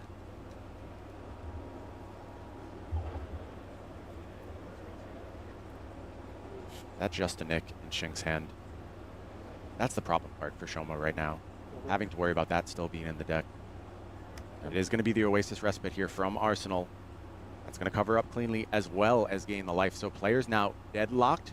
I totally understand why. They have to do that. Like, I'm not saying they shouldn't be doing that. Lock 6 just on the Persuasive Prognosis. Boring. Did not want to let Xing get that on-hit effect. Said you might have the Just Egg. I haven't seen all 3 of them. Lock 6 and Persuasive, but it was unfortunately an Oasis in Xing's. It's a moment that I'm glad that I can fast forward. That he has just gained. Spider's Bite comes through. Pitching Shoma levels. can't take it any faster.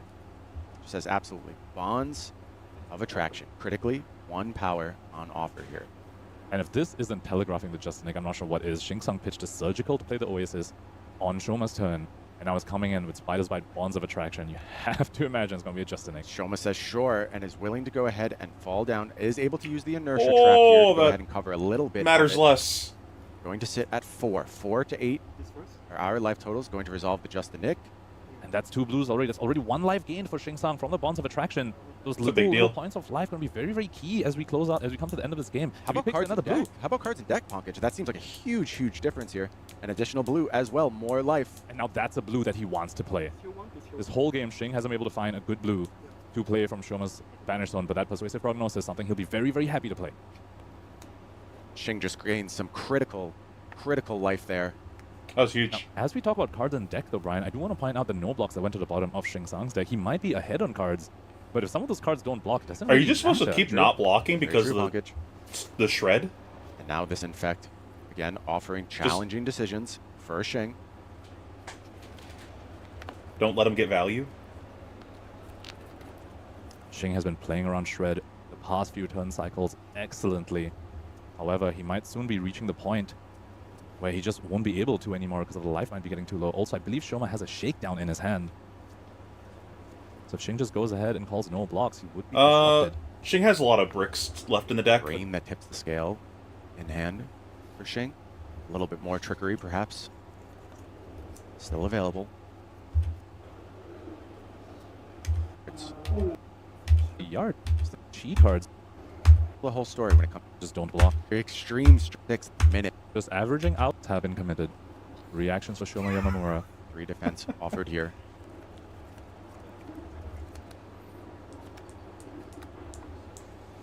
Also, we have to talk about the flick knives as well. That's one unpreventable damage. There's a flip here. It is going to be the death touch. And shred as well. So a massive influx of damage on this turn, as well as a blood rot pox. Critically no disruption though for Shoma Yamamura. Critically. I suspect 7 is the offer here from Shing. So I misspoke that. I thought it was a shakedown in Shoma's hand, and it was actually that death touch. So did come in and deal effectively 8 damage, although Shing potentially could be holding a blue to pay for the blood rot. That is my expectation here. But no still, idea what you just said. 2 cards available for Shoma on the block, and then going to still have a stealth attack and shakedown available. And it feels like if we have lined up with a low to the front, he'd like to commit here. Oh my Block god. For 6, take 1, fall to 3. This is a tough game to watch. Hey, Ethnic. Pays for the blood rot, and now turn passes back to Shoma. You missed Sam. He was in here earlier. Over on Shing's side. I see at least 1 chi. And the codex. Of course you're hopping in right as we're about to end stream. The codex that was bottomed by the preserved tradition. Shoma the pick to pieces. Very interesting call by him to attack the pick to pieces instead of the isolate that he blocked with. Indeed. Checking the defense reactions available to Shoma. Honestly, at this point with how much they're checking, this is probably more efficient.